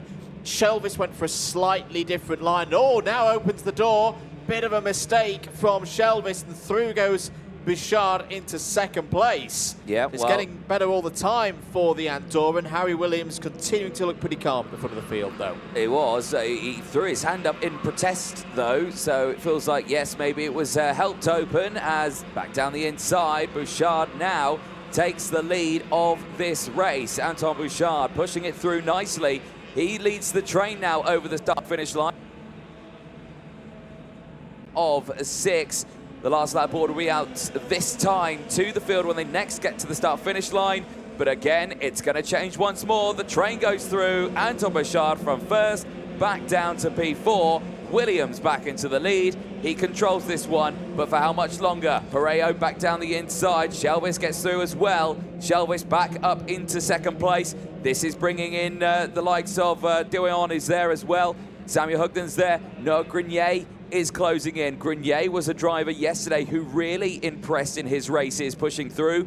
But right now in this one, the grid starting to close in just that little bit more, as these three now really need to think about what they want to do in these last few dying moments. Williams will just control the pace here now. I don't think he'll go too defensive in this top section of the lap. I think he will just stay on that normal racing line. This is a very difficult situation for Williams to be in, and for the rest of them, because it's just a case of where do they make this overtake. We're heading to the start-finish line. One would suggest we're going to see a train here down towards turn 2. Down towards turn 2 is a good spot, but the best one of them all is when they're 1.7 kilometres from where they are now on the final lap. There's always a risk, though. You've got to be really steely with your nerves to hold it round the entire lap and wait for your turn. That's a nice move from Pareo. Shelvis putting Williams under pressure now. Williams is going to be defensive into turn 4. Has got to be quick off the corner. Mustn't allow the overlap, and Shelvis has done it. Brilliant driving there from Shelvis to take the lead of the race. Williams trying to follow in second place, knowing there still could be an opportunity through the final couple of corners. Pareo has done nicely to hold on to third place ahead of Bouchard, and Samuel Hugon is up to 5th place as well. Oh, that's all a little bit tight through turn number 7. Bouchard takes the position. This is good for Shelvis and Williams, though. Shelvis's pace through the infield, though, very strong. Williams is going to need a very good sector 3 here just to stand a chance of using that slipstream. Certainly will. Samuel Hugden there just trying to get down the inside into the top sector, but not able to get it done. Shelvis here's got a lead, and it's quite a nice one. I don't think Williams is going to have the waft out of the final corner to take it. Abraham Shelvis then, he's going to take the win, and he knows it. Celebrates across the line, and he can be happy with that one. Job well done. After such a delay in this morning's racing, he stayed focused and brought that Axion racing car to the end of that race in P1. Harry Williams finishing in P2 ahead of Anton Bouchard. Alvaro Pareo finishing in 4th place ahead of Samuel Hugon. Noah Grenier, 9 places gained to finish in P6. Lucas Dion finishing in 7th ahead of Mason Hibbett, Baptiste Augustine, Mathis Brageau rounding out the top 10. Brageau won't be too happy with that one after starting on the front row. No, that's a bit of a setback for Mathis Brageau. Shelvis will jump in the intermediate classification. Will mean, I think, for Shelvis that he's at least into the top 10 by the end of this 3rd round of heats. Could be even better depending on how other drivers score in the next race and the race after that. The drivers will head into pit lane. A job well done for Abraham Shelvis. First win of this IWF race week. Harry Williams, another P2. That's 3 of them now for Fusion Motorsports 510. Anton Bouchard, best result of the week so far as well, P3. Alvaro Pareo and Samuel Hugon complete the top 5. Grenier, Doyon, Hibbert, Augustine and Brageau all in the top 10. McCloughery in 11th ahead of Berhofer Beku. Great drive from Roslan Sir Isa from Algeria, up 17 places in that race to be in the top 15, which was completed by Verbjorn. Glent, Peruzzi, Surley, Musk, Mikel and Ilias all in the top 20. Good drive there from Sami Ilias, up 10 spots. Salas, Paternotte, Mush, Engen Arsen, Ariana and Padovani all took finishes in the second half of the field ahead of Gary Magado de Cordova and Rodriguez. Rodriguez 1 lap off the lead. 2 retirements in that race, both drivers from Norway, unfortunately for their team, Lucas Lucius and Jenny Nordvan. Certainly a packed, busy race in that one. Well, here's the replays of that race. Well, that was hours ago, what felt like it. Race delayed with the fog coming down, but later a couple of hours later, we could go racing. And, well, the start of that one for Abraham Shelvis, the inside line, all fine and clear. But Harry Williams as well, brilliant stuff for him. That was Jorge Miguel, unfortunately, right at the back of the field, just running wide. So easily done. Cold tyres just weren't up to temperature, skating straight off the circuit. Straight off the circuit. You can see how much moisture is being held there in the grass overnight. This was the move from Williams down the inside of Shelvis early on lap 2 to take the lead. Jenny Nordvang would leave the race as well. That's going to be tough for Jenny to fight back from that position for the remaining racers to qualify for the superheats. Anton Bouchard, good to see a strong performance from the Andorran driver. Finished in the end in P3 and led for a while as well. Nice move down the inside there of Harry Williams. On the final lap though, Williams having to defend from all quarters. It was this move on the cutback by Shelvis that was the decisive one. Brilliant kart placement there from the Dutch driver. He would break away to take the win. Certainly would, but the fights did continue in the background there. A little bit of contact between the two of them into the hairpin, and Bouchard getting through. However, they weren't a match for the two up ahead. Abraham Shelvis delighted with that result. So will be Harry Williams, matching his best results from previous races so far this weekend, and put himself in the top spots. Well, there you can see the grandstand still filling up. More races to come, of course, as the weather holds off for now. Qualifying Heat D versus F for the Mini X30s will be coming up next. But you got to say right now, it's going to be a busy day for the racers. But let's head down to Parc Ferme. Nicole Sutherland, who have you got for us? I have got Harry Williams. Harry, P2 there for you. A great round of results across the board for you so far. Tell me a little bit about what it was like out there on track. Yeah, so I got a pretty decent start. I got up to second, just hold the whole pack behind me, so then I could get a good race. And then, yeah, I went for the move, led the whole race, and just ended a bit on the last lap into the hairpin. So was it a mistake that you made? Can you tell me about what you mean by it ended on that last lap? Yeah. So I tried to defend the lead, and then I realised I've got a tiny bit of a gap here, so I didn't look behind, so I over defended on the white line. I turned in, and then I was all on the rumble strip, and he went around the outside of me, so he could get the better run to take the lead from me. But you sound like you know kind of what you did wrong. I'm sure you won't be making the same mistake next time. What are you thinking for the next round of races and for tomorrow? Yeah, I'm just going to try and maybe push away into the final lap and try and get down the insides or around the outside so I can hopefully take the lead and win. Great to hear from you, Harry. Great insight as always. We'll head back up then as the karts have just gone out on circuit. Thank you very much, Nicole. Yes, they have indeed. Mini X30 qualifying heat D versus F. Now, engine started and out on track. Let's take you through that full starting lineup. Colby Patterson and Aurelio Longatano on row number 1. Zeni Babacek, the points leader at the moment. Can he maintain that points lead from the third spot of the grid? Johnson Stewart for company alongside Antoine Vinet and Christian Kobe, another driver who's high up in the points there, second overall. Can he maintain that lead for him on the third row of the grid? Kiko Correa and Tony Cachaferro on row 4. They'll have Nino Mullin and Milo Cornel on row 5. Eden Vallejo and Blair Smith go from row number 6. Alejandro Campos and George House round out row number 7. They'll have George Clark and Alfie Davidson on row number 8. On the 9th row of the grid, Mason Kwong and Max Cruz, Danny Dempsey and Teo Pelfrine go from row number 10. Nicolo Perico and Ava Lawrence go from row 11. Alexander Lazarus and Mattis Nobbs go from row 12. Charlie Blair and Artur Konovalov go from row 13. They're ahead of Zachary Ibbotson and Stanislav Ziarko on row 14. Ian Carey and Neil Nekhmush go from row number 15. It's 31 karts field.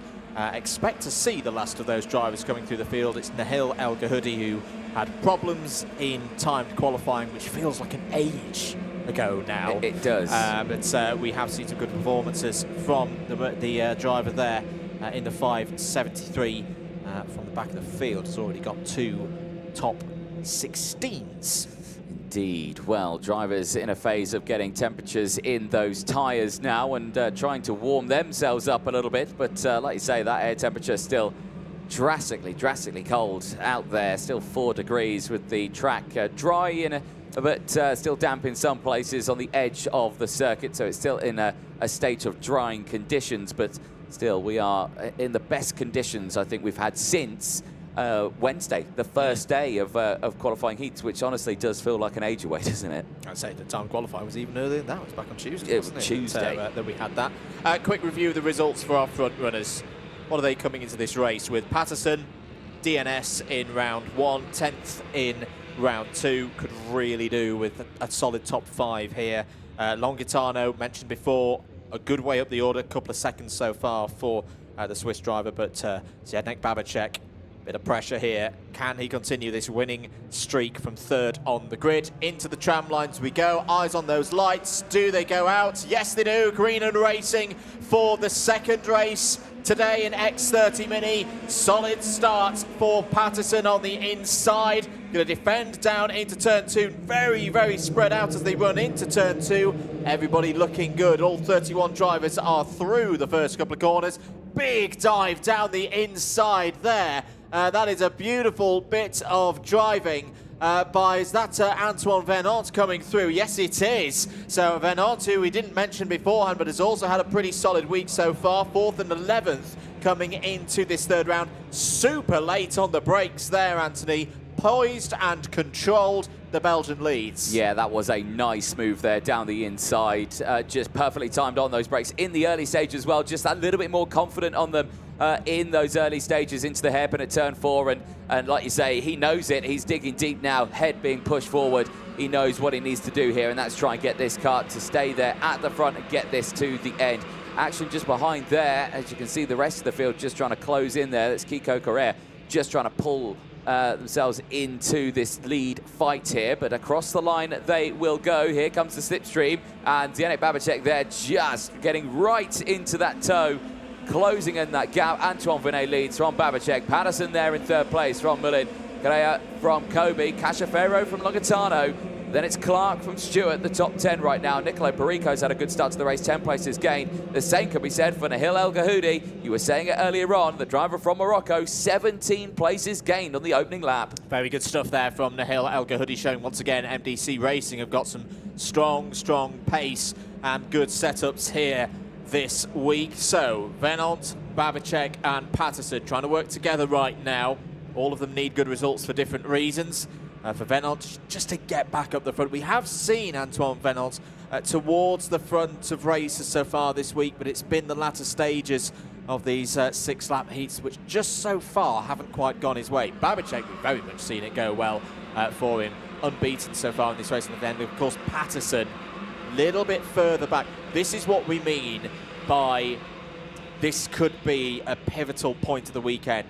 If this is, and still that's the key word here, if the last heat that we can get in before the cut-off for super heats occurs, Patterson at the moment is going to be in a concerned position of not necessarily being outside the top 72, but in a position where there's a little bit too much to do to get into the top 36, ultimately where everybody wants to be in the final come Saturday. A good result here for Colby Patterson.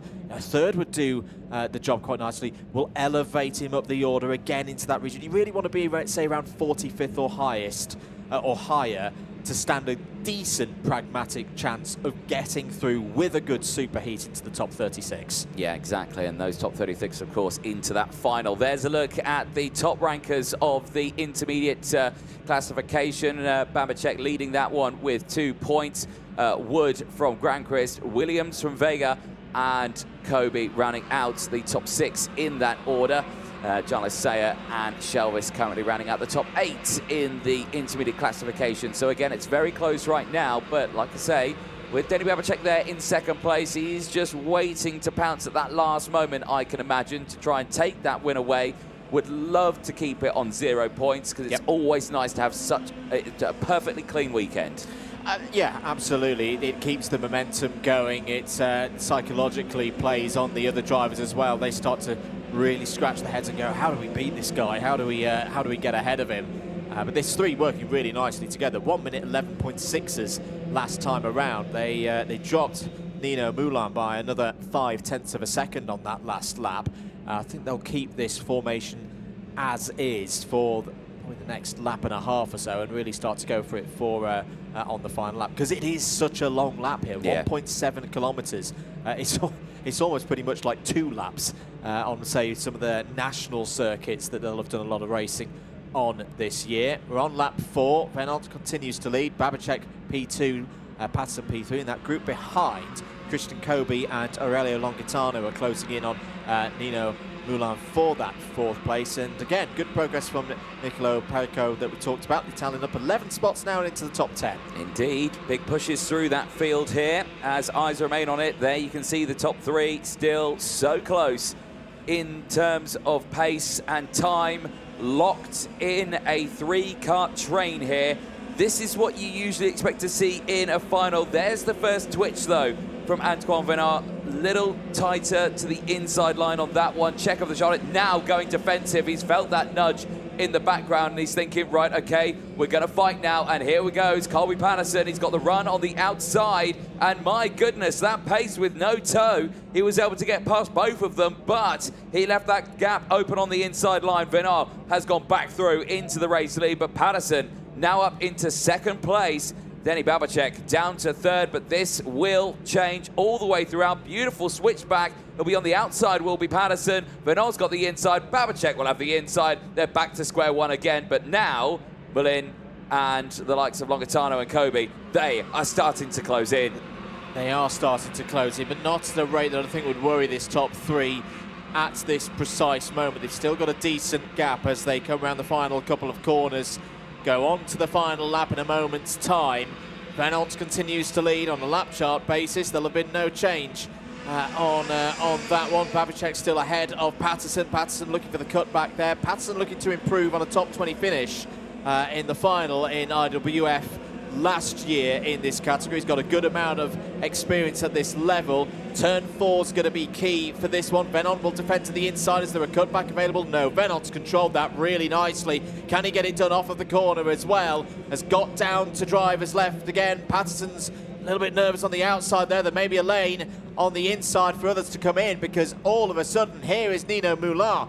Moulin has been working very nicely over the past 2.5 laps. Kept believing, has closed the gap now. It's a 4-way, no, 5, 6, 7, 8 carts battle for the lead. Oh, Venant looked the wrong way. Didn't see that Babicek was down on the right-hand side. Babicek takes the lead of the race. Patterson up to P2. Looks like Moulin's up to 3rd place. Venant's trying to go round the outside once again. And here comes Clark as well. George Clark for OMS Racing has appeared out of nowhere. 2 corners to go. Babicek in the same scenario he's been twice before. Can he hold on to this one? Here comes Patterson. Here comes Venant. Hit and through they go. And in the end, it's Moulin who takes it. Moulin on the line.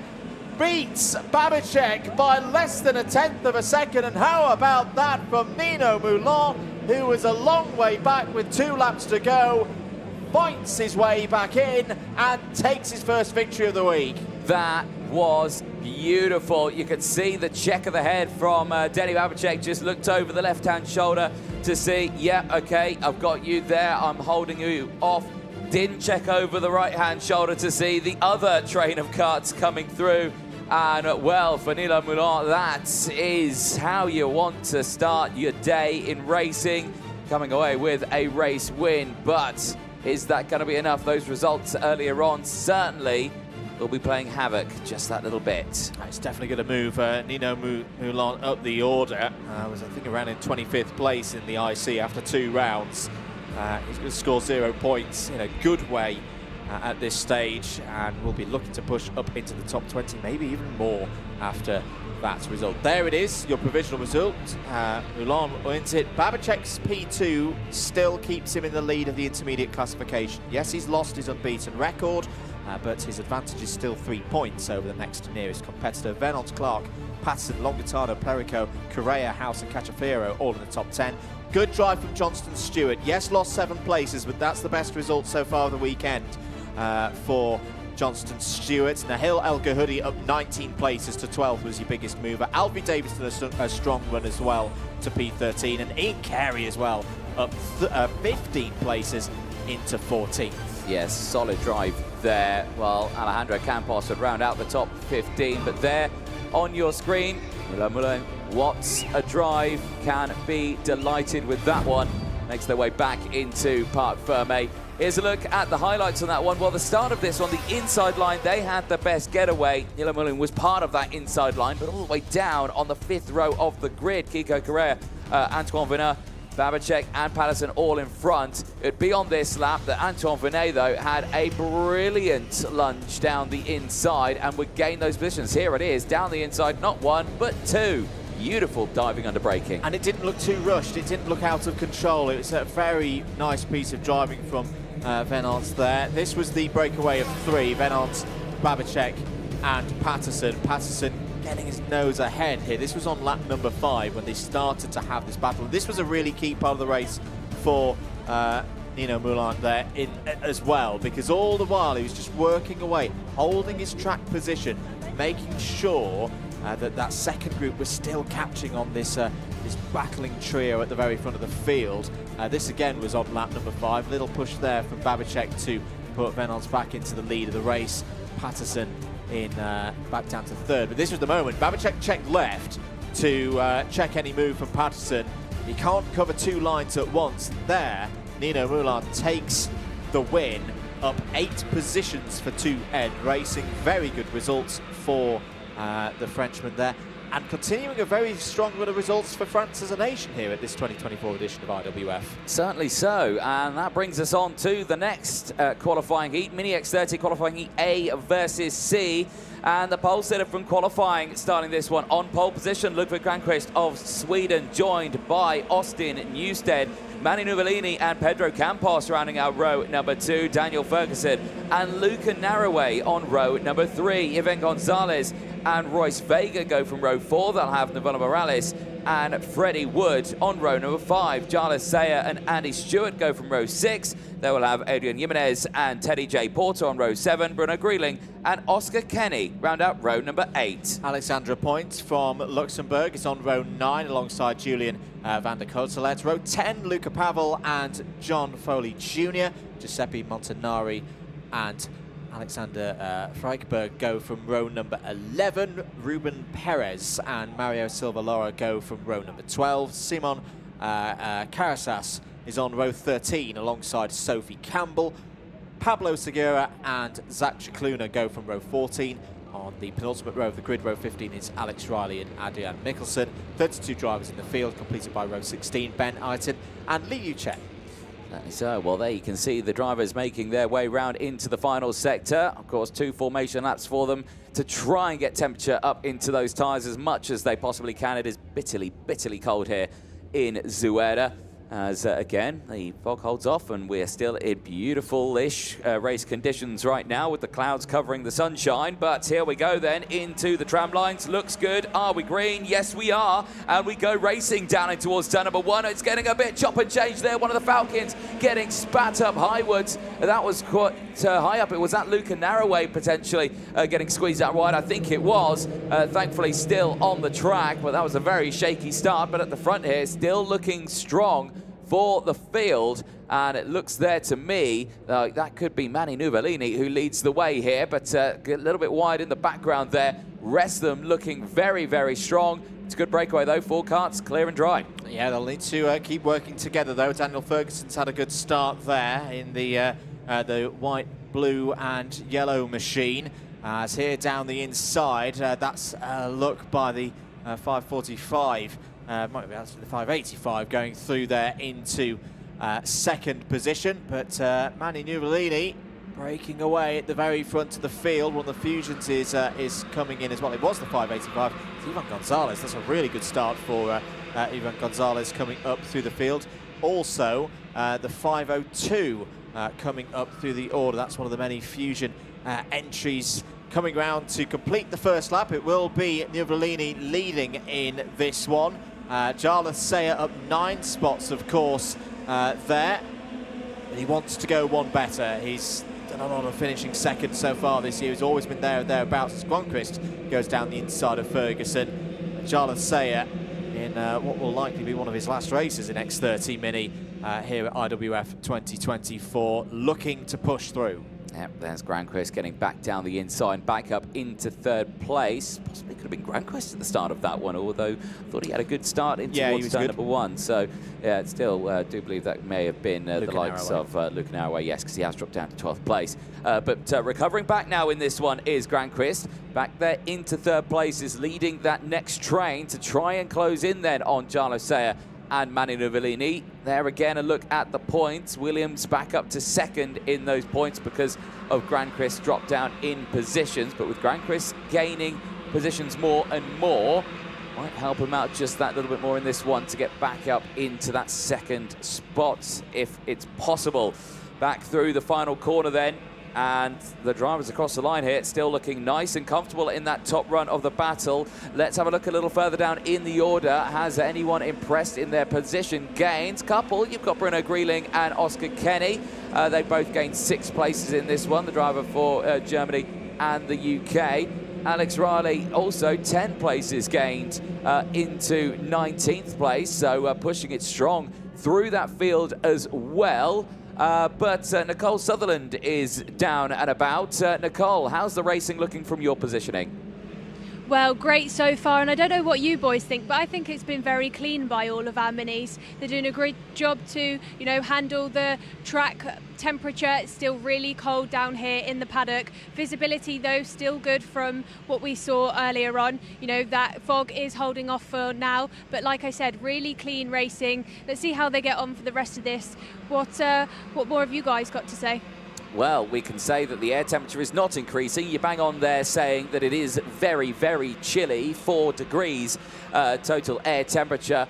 It's just one of those awful days, really, isn't it? A winter day, no sun to be seen, but the racing at this moment is still absolutely superb, and I think bang on there, it has been super clean in this one, but it's about to get a little bit more exciting here as Jarlath Sayer is going to change for the lead here. Down the inside, Granqvist gets through as well, and Manu Novellini, despite leading this race and being able to break away, now back down to third, with Granqvist setting the fastest lap of the race. Still plenty of time for this to change, though. That's not a huge issue at this stage for Manu Novellini. It's good work from Gronqvist as well, just to make sure that there was good. Oh, is off there is one of the Excel Motorsport runners. I think it's Andy Stewart. It is Andy Stewart. She's gone off there in the 603. She's trying to get back onto the circuit. Does so, but unfortunately for Andy Stewart, sister of Nonson Stewart, who we saw in the previous race, has fallen down to 32nd place now. We're on lap 4, coming to the end of it. There'll be 2 more after this one. A couple of other drives through the field. Oscar Kenny having a good one a little bit further back. Anthony's up 7 spots to P9. John Foley Jr. again is on the move, up to 14th from 20th on the grid. But it's Alex Riley, I think, is your biggest mover in this race at the moment, up 13 places to 16th. Yes, indeed. I think a couple of other drivers were involved in that incident there, not just Andy Stewart. Royce Vega has jumped down the order as well as Teddy J. Porter has action at the front here.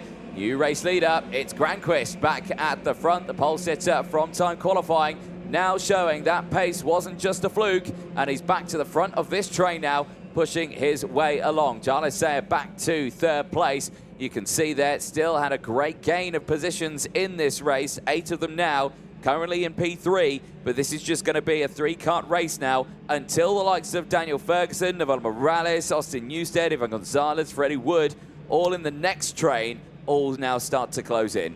Yeah, I don't think it's completely cut and dry yet. If the top 3 keep on battling, there's a bit of a curious corner exit there for Jarlath Sayer. Had a bit of a delay there. He's got back up to speed now. Again, the draft, the slipstream helping out there. But if these 3 fight really hard, we could see it again. We've just seen it in the race before.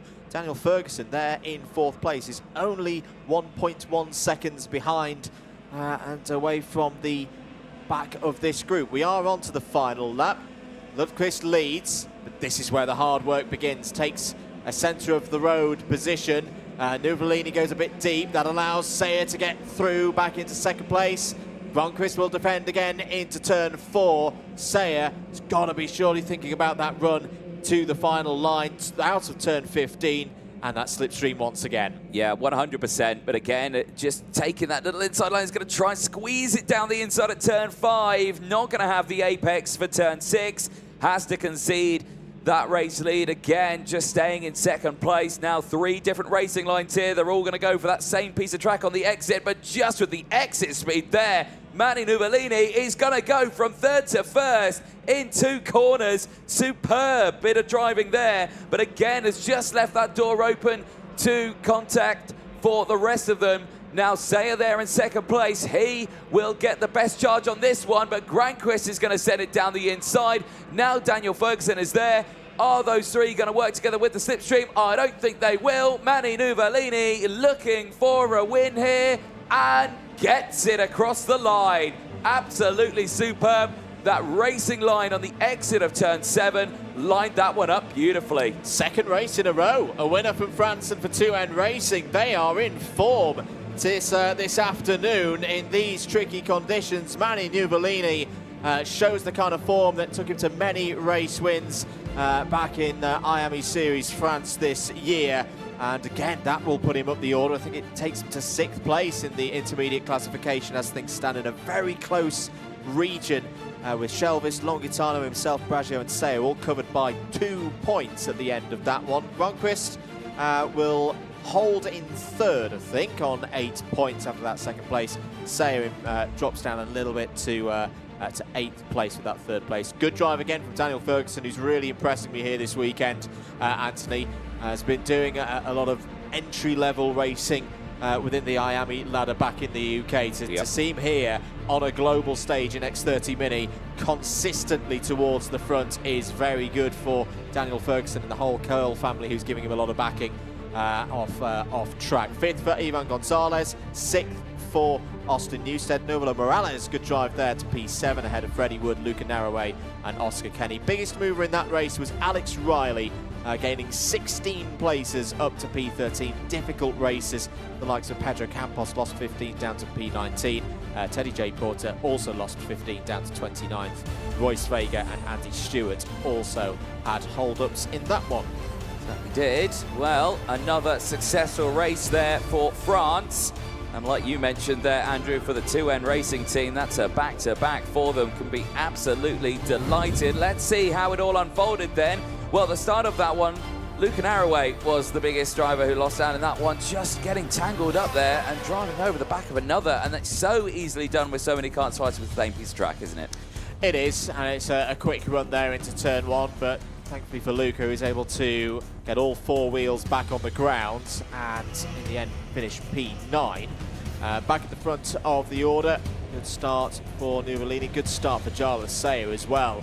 Very efficient work through the field for Jarlath Sayer, going from the 5th row of the grid in that one up to P2 early on. Ronquist fighting back as well. This was the move down the inside into 3rd place with also Daniel Ferguson in there. This was the change for the lead on lap number 4. Jarlath Sayer back up to the front. Andy Stewart having problems there in the 6.03. Battle raging on. This is where it got very important for everyone to just position themselves correctly. But look at this run off of turn 7 for Nuvolini. Just gets the drive, gets on the inside, and this was a really brave move through turn number 8. Fantastic driving from the Frenchman. Yep, certainly so. And the same for Granquist as well, for not just turning in on a kart that, you know, keeping it very well with his spatial awareness. And again, that nice little cheeky move down the inside into that penultimate corner just to send it to the line. Cross it though. Great end for the 2N Racing team and for France. That is 2 drivers back-to-back in Mini X30. We now turn our attention back to the senior category. They are back out again today with qualifying heat B versus D. Let's take you through that full starting lineup. We only spoke about him only a few moments ago. Sean Hogan back out on track in the early stages. Alessandro Tedesco joining him alongside Eduardo Dominguez and Mark LaPiccolo going from row 2. Clement Outron and Kevin Lantinga on row number 3. Christian Biasati and Lewis Bird on row 4. They'll have Alexandre Machado and Gus Lawrence on row 5. Adrian Martinez and Marius Barryberg on row 6. Then I have Luke Agnew and Alberto Hurtado on row 7. Romeo Russell and CJ Bennett on row 8 with Aaron Verrazzano and Andrei Dabija on row number 9. Joey Brown and Lawrence Sash go from the 10th row of the grid. Patrice Kowaleski's had some good racing so far this week. He's on row 11 alongside Peter Stiller. Rodrigo Villachar starts on row 12 alongside Harvey Ryby. Timio Ruppen and Alistair Cresswell go from row 13. Filippo Polla and Nud Nielsen start on row 14. They're ahead of Sem van der Heijden and George Nassar, who complete the top 30 on row 15. Juan Felipe Martinez and Dylan Patel go from the 16th row of the grid. Alexei Peltoniemi and Albert Ingo are on an all-finish row 17. It's the 35-strong field, completed by the 336 of Lewis Todd. Well, here we go then. Primed and ready. Front has slowed right down here now. Sean Hogan had a bit of a tricky start in that first race earlier on with understeer. Lost down on that lead to Eduardo Dominguez, who managed to squeeze it down the inside. But this time they've got Alessandro Tedesca and Mark Lepiccolo for company on that outside row. We are green and racing, and it's a great start for Tedesca. Just slams across the front there of Sean Hogan and just takes the lead away on the start-finish straight. There's a little bit of jostling in the background there, but it looks like everyone is going to get through the first couple of corners unscathed here. But there you can see at the front now, it's the TB cart of Clement Houchon who leads the way. Once again, a brilliant start for him. Mark Lepiccolo there in second place as the carts run wide on the outside. Green flag still waving. One cart off in the background, but the front is still looking mighty, mighty strong here. Not a good start for Patrice Kowalewski there in, well, that's another one of the carts. That's the 226 who's not come through. That's George Nassar in the victory lane, 226, but Kowalewski is also not come through sector number 1 yet, so at least 2 carts involved in whatever happened there between turns 3 and 4. So Clement Houchon leads this race. Houchon standing in 4th place at the start of this round of qualifying heats. Lantinga in the lead on 3, Lloyd on 4, Caronini 6, Houchon 7, Ramakas 8, Casabine and Higgins on 9, and then Tedesca wrapping out the top 8 on 14. But that all changes immediately as for Kevin Lantinga, who's dropped down the order in this one. This is where we're going to need to see from Kevin Lantinga those overtaking exploits just like that from Mark Lepiccolo. Sweet down the inside there in the PB cart there to take the race lead away from Clement Houchon. Certainly was indeed, and just nicely controlled their under-braking, not too dramatic between the two of them. Of course, his fellow countryman just giving him the racing room there. Allowing the two to try and break away here. France, I tell you what, today have been looking strong in the last 2 races here. 2 wins back-to-back earlier on. Now with 2 drivers, 1 and 2 just here. Sean Hogan still holding on to 3rd place, is latched on to the back of them despite that not great getaway off the line.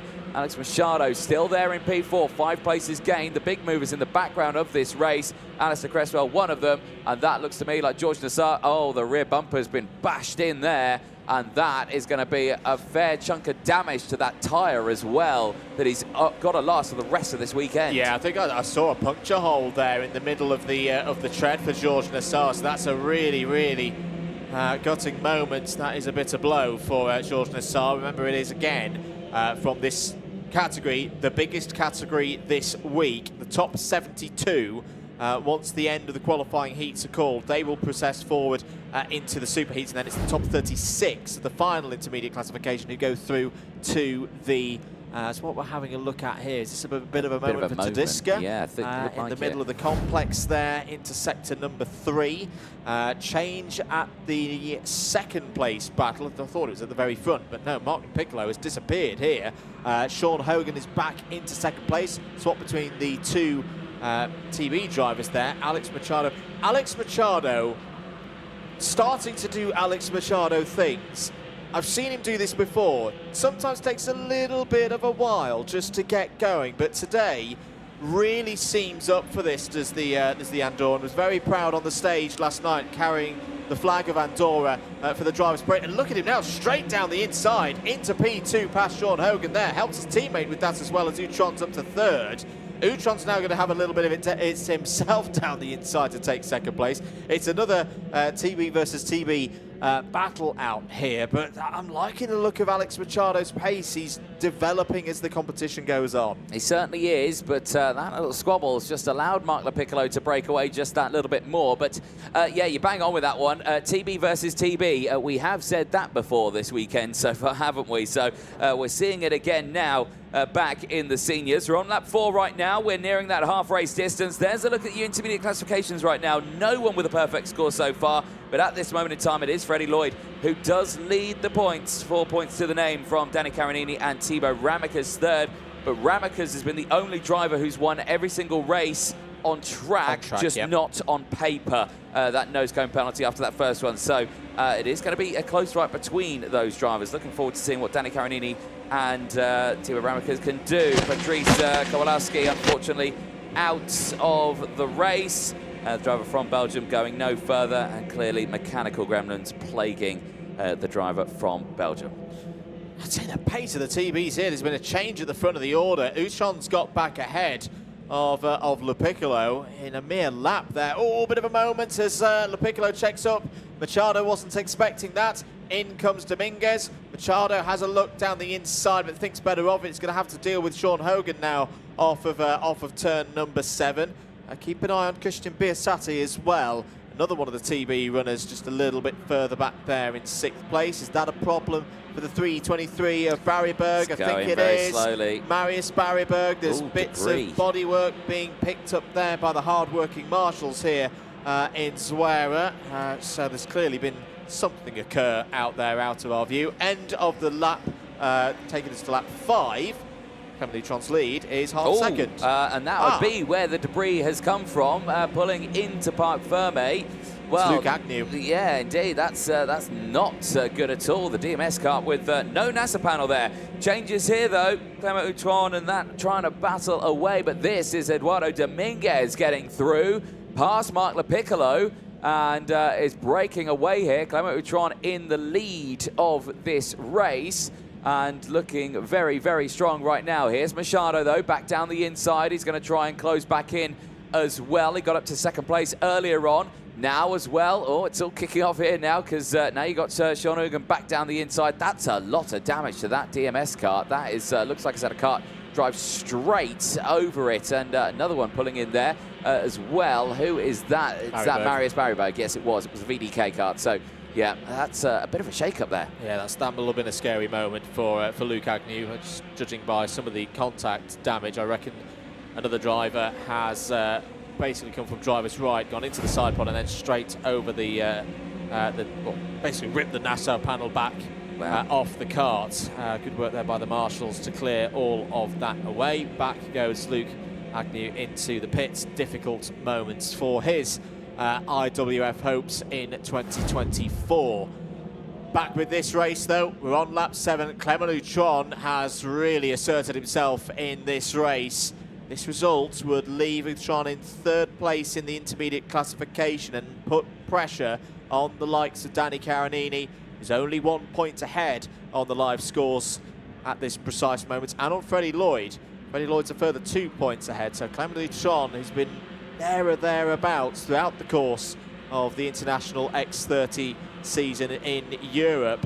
Could this be the day, could this be the weekend where his cards come up best? And to mention this French team on a national basis again, they've had a lot of success in X30 Master, say the last 5 years or so, as Machado goes down the inside of Dominguez for 2nd place, makes it a TB kart 1-2 again.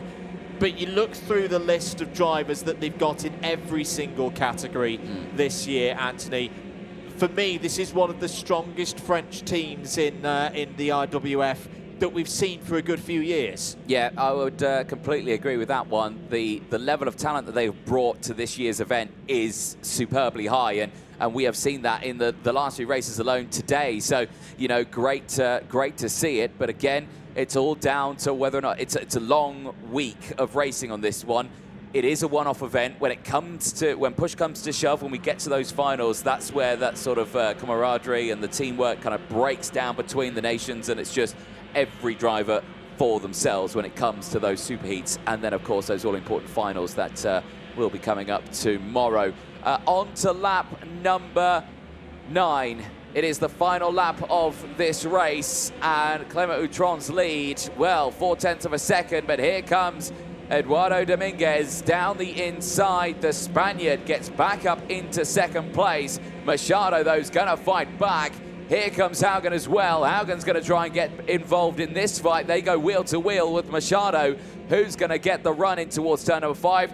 Ultimately, it'll be the inside line, and Machado holds on to that position, but that's just allowing Utron to break away. Clement Utron looking like he's going to claim a lovely, lovely win here. It's going to put him in a strong position. Second, third and first, all I think will be his results so far. Coming through into sector number 3, Dominguez has got a good advantage over Machado in the fight for second place. A few moves further down the order as well. Lewis Bird has had a good recovery here. Of course, he had that technical problem yesterday. He's up into the top 10. But here comes Clement Utron. He's going to take a race victory and is going to be looking good again here for TB Kart's racing team. It's Utron from Dominguez by 3/4 of a second. Oh, as Joey Brown's off the road late on the final tour of the circuit. Alex Machado up to third. Sean Hogan again, another strong top 5, and Mark Piccolo, decent points, completes the top 5. Brilliant stuff there. Well, for the drivers, that is job well done for now, and for Groups B in that one, that's a very busy morning that they've had. Remember, they were out first thing this morning. They were back out again right now, so they've not had much turnaround time despite the delays that we have had. That is going to have needed to be a pretty quick turnaround. There's a look at the full race results and the top 5. We've gone over Piazzati from Lantinga, Tedesco from Bird, Ferrazzano from Bennett, Lawrence Russell, Van der Heijden and Sash. The top 15 out on track. The biggest movers coming from Sam Van der Heijden, 15 places, and Knud Nielsen, 16th place, 12 places gained for the driver from Denmark. Denmark with Falcon and the Haas Racing team, 15th and 16th. There's a look at the rest results popping up on your screen. Big shame for a couple of them. We've not had many retirements in the races over the course of this weekend, but that one with 4 retirements in one race, do I dare say that's the most we've seen? It's definitely in the higher reaches of what we've seen. This is what happens sometimes across the qualifying heats program. The stakes are rising. Drivers are knowing if they've had bad races up to now, they need to get big results in. They can't, take a top 20 won't do anymore. They've got to be up in that top 15, maybe even top 10. No problems of that nature for Clement Utron. This was the very start of the race and went well for Tedesco. Tedesco just faded across the course of the race. That was really the highlight for the RSD karting driver. This was the scene on the exit of turn 4. A few drivers involved in incidents there, including the likes of Georges Nassar and Korolewski. Mechanics signalling to their drivers what they need to do, but particularly the French drivers looking good. This is Mark Piccolo down the inside of Clement Utron, but Utron always a fighter, keeping himself at the front. Yeah, certainly so. Those races going on all the way to the end. There was George Nassar bringing it in, clearly unhappy. You did say you spotted a hole. Yeah, that may have been just a bit of the plastic, but yeah, definitely not a good situation for the tyres, especially when you only get the 2 sets over the course of the entire weekend. There's no brand new set for that final as well, if the drivers can get up into it. Race continuing though at that point. The green flag has gone out for the next as well, or the green light I should say. The next group is out on track. Getting themselves warmed up, but there you can see just those overtakes coming in thick and fast. This was brilliant stuff again from the rest, just pushing themselves in. More retirements as well for Luke Agnew as well. That was a lot of damage to the front of that kart, and looked to me like it was very lucky he didn't come away with it a little bit worse. Yeah, it's not a nice situation when you have that kind of damage. You can only imagine what the contact was that caused that to be the final result. Good results for Clement Utron. Puts Caronini and Lloyd under a bit of pressure for their upcoming races. And talking of upcoming races, Groups F and G are out on circuit now for their next race. They certainly are. Let's take you through that full starting lineup out on track for Groups F versus G. Maximilian Bostrom and Otto Pukkanen going from row number 1. Clovis Nugarade and Morgan Moore on row number 2. Row 3 sees Marcus Glum and Andy Rattel. You'll have Elia Weiss and Santiago Viva on row number 4. Aaron Cavillo and Jack Buckley on row 5. They'll have Ruben Moya and Ava Donaldson on row 6. Luca Montebello and Vilma Svan on row 7. Riccardo Ferrari and Francois Venot on row number 8, with Michael Gray and Mehdi Leswad on row number 9. Hugo Marti and Hugo Besson go from row number 10. Matthias van der Kerkhoff and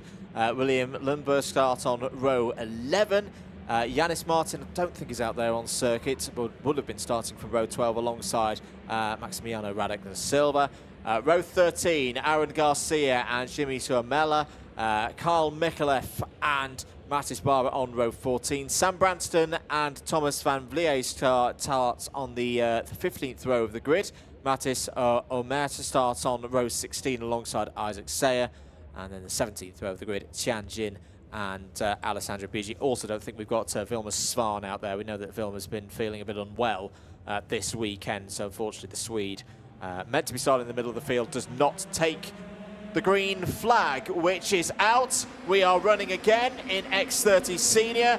9 laps underway. Very good start for Bostrom. Not a good start for one of the drivers in a Sodi kart, running out wide there. That is the 327 that's run wide out of the first corner. That is going to be for kart 45. Mehdi Lassouen. Oh, it's all kicking off out of turn 4. And that is the 345. That is Hugo Besson going wide there, and that's a huge hit up into the sky, but back on all 4 wheels now and back in this race. At the front, though, great getaway. Big send to the inside, though. Morgan Moore under braking, and that is superb. The Irishman delivering a huge lunge down the inside to try and get up to this one, but this here, Clovis Nogueira breaking away at the front. That's a great start once again for the French team. Yeah, Clovis Nogueira has been in really good form so far this week. Has been competitive in every single race. Has had a bit of bad luck as well. Had a P24 in his first race, but struck back with a win and then a second in rounds 2 and 3. Andy Rattel on the attack down the inside of Morgan Moore. And hello, Ruben Moya. We've not seen much of Ruben Moya towards the very front of the races so far this week. Had a tough time in timed qualifying on Tuesday, but well, here he is down the inside of Rattel, takes P2 now. Nice to see that you got 2 teammates there working together now at the front. We've not seen 2 Pantano karts so close to each other at the front of a field. They've been all spread out amongst the races there, as unfortunately out of the race is Francois Venet, one of the French drivers for the FX team karting, going no further, but having a nice chat with the marshals there in the marshal post. But still, lots happening in this one.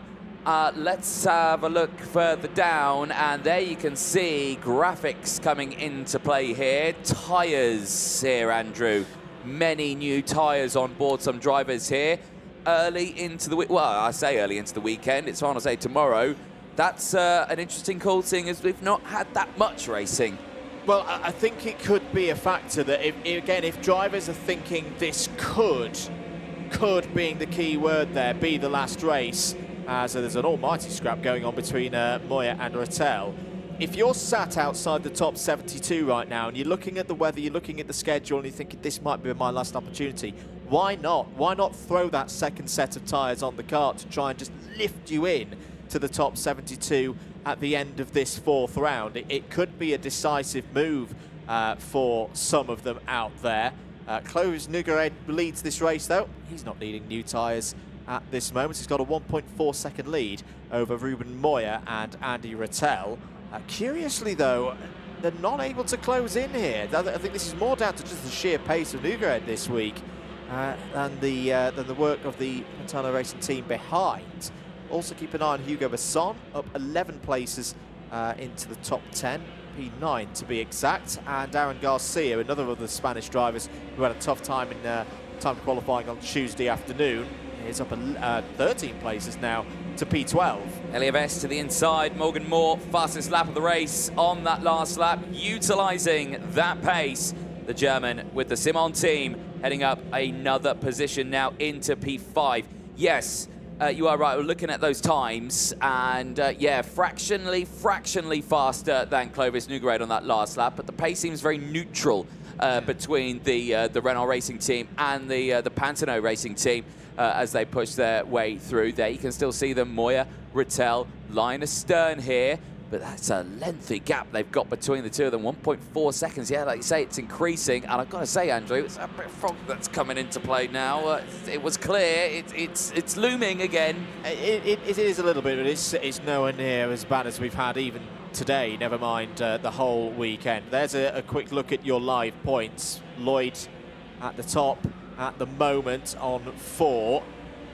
I think the other curious thing for me as well is it doesn't look like Andy Rattel's being held up by Ruben Moya. The pace is neutral across this this top 4, or this chasing 4, I should say. Pukkinen there in 4th place and Weiss in 5th. Clovis Nogueira continuing to do great work here.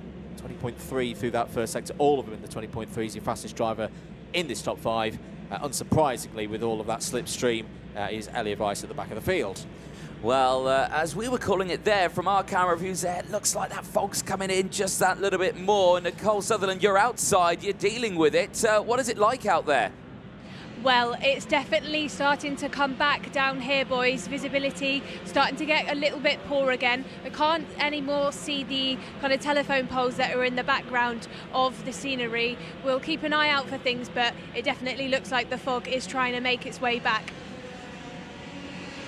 Thank you very much, Nicole, down there with that update. Yes, of course, we've got the view out of our commentary box window. We can see it, but you're right there alongside as, again, Elliot Weiss down the inside gets past Otto Pukkinen. The German driver is on a charge here. The pace has been spot on for Elliot Weiss. I'm just going to look down in the order. No new tyres on board. Pushing along nicely. You're pointing, Andrew. But this is a really important race for Elliot Weiss, because Elliot Weiss is one of those drivers, based on results so far this week, who is in a bit of danger. I should stress these are unofficial commentary calculations. Oh, yes. But I've got Elliot Weiss overnight as 84th in the standings. Yeah. That was mainly off the first two rounds, as Rattel has a little look at his teammate into turn 10. 22nd and 21st in the first 2 rounds. It's got good pace, but was 5th in the 3rd round. So it's not all out of the hands of Elliot Weiss, but it's really, really key that this 4th round, with everything that's going on with the weather, is a strong one for Elliot Weiss, just to make sure that 84th, if it is 84th, of course, becomes something 72 or lower, and that Elliot Weiss stays in the game for later in the weekend. Yeah, indeed. Well, eyes are staying focused on this one. The gap's closing down now, and with these two, Moya and Rattel, just giving a little bit of close competition between each other. It's allowing Weiss to close right back in. Aaron Garcia now setting the fastest lap of the race. That's good drive there from the Spaniard, who's up 16 places now inside the top 10, currently running in P9 in a close battle with Santiago Viva, who's a little further down as well. Other movers as well. Matis Amateur, who's up 18 places. Isaac Say also up 12 places, so big changes there. Now, look at this. Moya's found some pace. He's driven away a little bit there.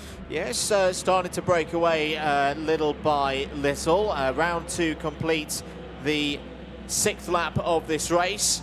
Sorry, 7th lap of this race. Nogueira's lead is nearly 2 seconds now. This has been a tremendous drive. We saw one from Freddie Lloyd yesterday, didn't we, mate? Of a really dominant performance as Weiss down the inside of Rattel for P3. This is another one for me that's going in the book, as Weiss is on the move here. Has now just taken both of the Pantanos. Oh, has lost it off of into turn 5 there. Good hustling from Ruben Moya. But Clovis Nogueira here, we've been talking about the slipstream a lot. It is so hard to break away in any of the categories here at Swear, as Rattel goes back down the inside of Weiss for 3rd place. So to be 2 seconds clear for Clovis Nogueira, this is a really, really impressive performance from a driver who's shown flashes of speed throughout the season. Yeah, certainly has. Every driver, you know, over a season can have their ups and downs. You've got drivers who, of course, who could win multiple finals over a season, and then all of a sudden they go to a track and then it all just falls apart for them. You get that over the course of the season. It's part of racing. But right here, right now, with these one-off sort of situations where it's just the qualifying heats, these drivers certainly delivering what they can do in this one. Eyes focused, because now you've got the likes of Otto Pukkanen trying to fight back here, but he's under pressure from Markus Glum just behind on the Euro karting machine. That's a nice close battle there as, again, Elia Weiss and Andy Rattel decide they want to try and swap places here. Glum as well getting involved now, has got past Otto Pukkanen and has pushed alongside. So now this is changing things up. Nugarade, like you say, in the lead, 2.7 seconds clear. Astonishing pace on this final lap. It looks like Moya's got second place here now. He's pushed himself along as Maximiliano Radek, unfortunately, picking up an in-race 5-second time penalty. Will drop down the order, but the two Pantano karts, they are holding strong now. Third place battle is the one to see, and it looks to me like Markus Glum might have some pressure here now from the Simon team. Checker flag's going to go out. Clovis Nugarade is going to take it and clear by over 3 seconds from Ruben Moya and Andy Rattel. That is the biggest lead gap we have seen so far this weekend. Stunning. Absolutely stunning performance from this year's champion in IAME Series France in the X30 Senior category. If there were any doubts before about Clovis Nugarade's abilities and chances to win here this week at the IAME Warrior Final for 2024, they are well and truly gone now. It will further improve Nugarade's position in the intermediate classification. He'll just want more races. He won't want the fog to roll back in. He wants to keep this form going and keep improving up the order. Ruben Moya is back on top as well. That's his best result of the weekend so far, showing again.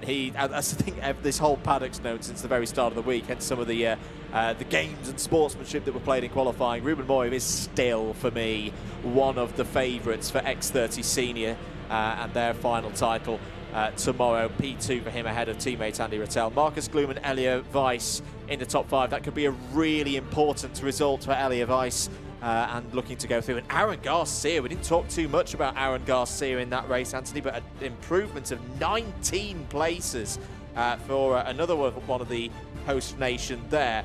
A superb drive to 6th. Otto Pukkanen, Morgan Moore, Santiago Veiga and Matthias van der Kerkhoff all in the top 10. Indeed, a very strong performance then from many of the drivers, but that's because we're starting to see the deployment of new tyres come in now. It's getting to that phase. We are getting our data through our ears, but they're pulling in Clovis Nugarade. Strong performance there from the Frenchman for the Renault Racing team.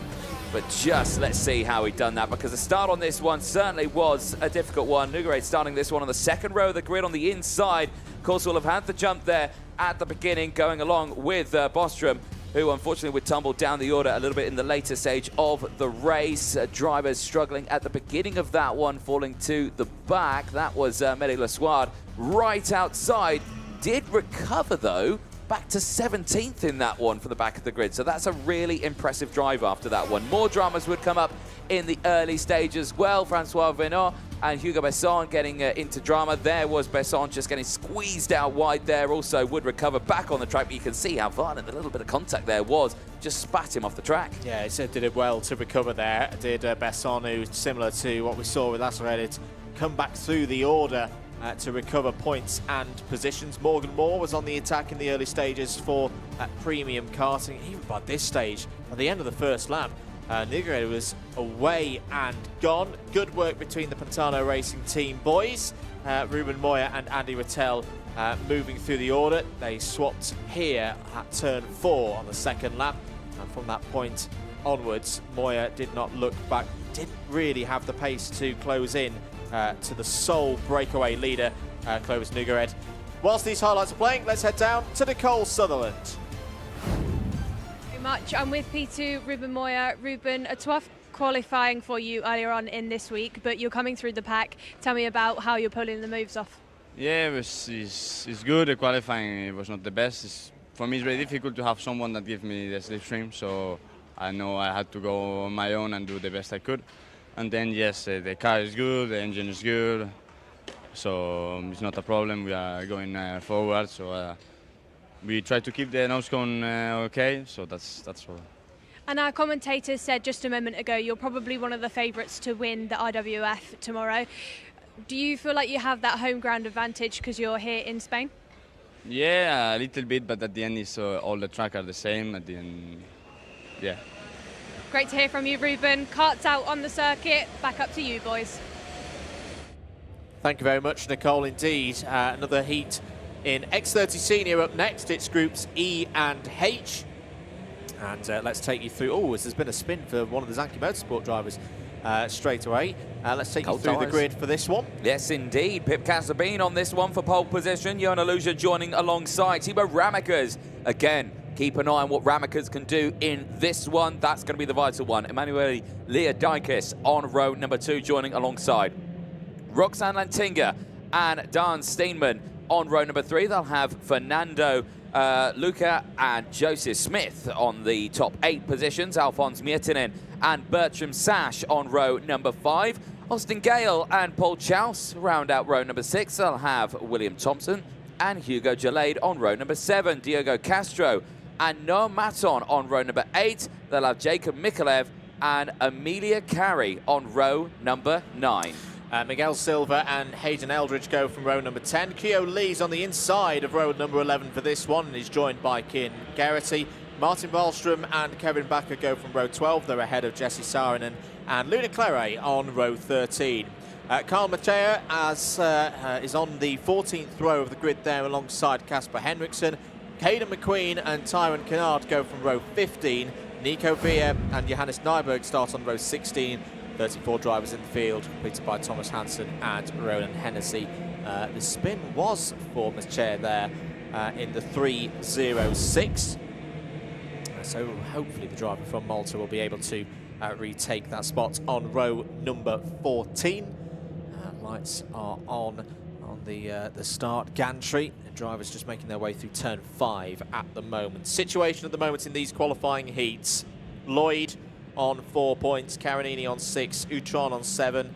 I think it's Ramakas that we're going to be keeping an eye on in terms of those highest up the order out on track at this precise moment. Ramakas on 8. And to remind, Ramakas has seen the checkered flag first every single time he's been out on track. Now, he had a front fairing penalty in the first round. That's why he's a little bit further down the order, but has looked very good so far this week. And Anthony has the advantage of starting on the inside column, starting third on the grid. He's had to do a lot of his work from the outside lane so far. Yeah, he certainly has. It's always nice when you get that little change. You get to see, oh, this is what it's like to start on this side. I much prefer it. So let's see what happens this time around. Field very spread out here at the back. Front, this might be going around again. I'm not too sure. Let's see. No, we are green and racing. And it is a good start from the inside line. Pip Casabin holding on to the inside line as well. Ramakas up to second. Is he immediately going to attack for the race lead, though? We're going to find out as it's sideways under braking for the Australian as he gets it stopped to the apex. But it's a good getaway. Look at the breakaway those top 2 have got straight away. That is superb as the rest of the field scramble. There's spins in the background, and backwards goes the 259. That's Hayden Eldridge all the way to the back. The BMR driver will have to try again here. That's a real shame for Hayden Eldridge out there. Back at the front of the field, Pip Casabin and Thibaut Ramakas. Thibaut Ramakas has already been out today, so we'll have got used to the conditions. Chasing pack need to get on top of this pretty quickly, I would say. Oh dear, I think that's more problems for Matea in the 306 Zanki Motorsport. The question was, where was he heading back onto the circuit from there? I've no idea. He's got lost here at the karting Zuela. Here we go then, on to the start-finish straight, and it's Ramakas leading the way. He managed to get the lead of that one on that last lap. Here is where he rejoined from. Oh, right, okay, so he's gone right off the track there at turn number 7. Yes, so I think nearly on towards turn 12 there. Right, heading through, now down the inside. Here comes the likes of Johan Aluja into second place. That pushes the likes of Pip Casabini down into third. This is all closing in. Alphonse Miettinen is up into P4. That's a great start. Yeah. 5 positions gained. The same for Austin Gale. Also 5 positions gained here. Yeah, and Alphonse Miettinen was pretty strong this morning in one of the earlier heats here at Zuera. The eagle-eyed amongst you will be forgiven for perhaps being a bit confused at the moment with who is in the 242. That is Pip Casabin wearing, I think, one of Freddie Lloyd's old suits. So when you see the word Lloyd on the back of the 242, don't be concerned. Freddie's not gone out for some double duty. That is still Pip Casabin. Piloting is a privateer entry, I think, running out of with a little bit of help from the Fusion Motorsport awning this weekend. It's a common trend within the Fusion team of them wearing other drivers' suits, because Lloyd usually wears Mackie's suit because it says it brings him better luck than wearing his suit. So there we go, work that one out. But right, eyes on this one. Illusion now with the fastest lap of the race is closing in on Ramekers. Now this purple sector's coming in thick and fast here with drivers really finding some good pace right now. 104.430 for Jan Illusia, and is closing in on Ramekers. The gap just under 0.6 of a second. When they cross the line, we'll find out what the gap is now, but they've got the clear air in front to try and push through. Pip Casabin still in third place from Miettinen. Then it's Lantinga from Steenman. That position's just changed around. Steenman there, and Roxanne Lantinga changing. 5th and 6th place now for them. Josie Smith 7th from Paul Chows. Austin Gale from Bertram Sash for the top 10. Looking further down in the order, biggest movers as well. Rowan Hennessy has gained 9 places, is up into P25. You've got the likes of Caden McQueen as well. Also, 8 places gained into 21st place, a little higher up. You've got some more stuff here, but it's all kicking off. And there's a look at the tyres. We were talking about that at the start of this one, of new tyres. Now we're starting to see them deployed. We are seeing them deployed. Jacob Mikolev deploying one set on one side. He's up to 13th place. As Jan Illusia having to fight here for this position. Pip Casabin and the likes of Rest are all closing in, and Ramekers is able to break away now. The gap's over a second. Yeah, and this is pretty ominous now for the rest of the field that Ramekers has got that 1 second lead. Great scraps going on here in and around the top 10 positions. A bit of a difficult moment for Dan Steenman in the KCR there. That's getting a bit close as well with Paul Chows. Paul Chows has had a quiet week so far in the 3-1-2, but here he is trying to get past Steenman for this 7th place. Roxanne Lantinga in there, and Alphonse Miettinen. Here goes Steenman down the inside, is going to get past Miettinen there for 5th place. Meanwhile, still this battle for 2nd place. Pip Casabin holding on ahead of Joseph Smith now in the dark red race lid there, 279. And Jan Illusia down to 4th place. Beautiful stuff from Joseph Smith. That's nice. That's really nice from Joseph Smith, who's had a bit of an up and down 2024 season. But that's a good moment for Joseph Smith, up 6 places now in this race. Yep, certainly so. Unfortunately, from that picture, it looks like it's the race lead, but unfortunately, it's not for Joseph Smith. That's only P2, because there you can see Ramekers still breaking away here. Here, though, back to the inside, Dan Steenman trying to close in. Steenman, I think, got caught out with that chain guard issue the other day. And unfortunately, his last great result, a P1, I think, was taken away from him, which is a big, big shame for him. But he's fighting back in this. Wants a repeat of that one. He might struggle for a race win here with Ramekers so far up the road, but he could get another P2 here. Across the line they go. Ramekers lead now up to 2.8 seconds from Smith. Casabini, Steenman from Chows, Illusia from Miettinen. Then it's Sash from Mikolev here as they all close in down the inside. Great start there for Paul Chows, pushing his way through the field. Now he's up behind Steenman. I'm loving the driving of Alphonse Miettinen as well today. He's really aggressive out there. Is the Finn, is now up to 6th place ahead of Illusia. Jacob Mikolev's having a good run as well. You'll see the bright yellow, blue and white of Zanki Motorsport moving up the order. The Maltese driver has gained 9 places so far. Roxanne Lantinga, it's really not gone her way. Down 15 places now in this one to P20. And in fact, very good call there on the tyres from Mikolev. He's your highest runner, who's gone for 4 new boots all round. That's down the inside. Pip Casabin fighting with Dan Steenman. That's for 3rd place. 6 laps completed, 3 to go in what could be a really important heat for X30 Senior.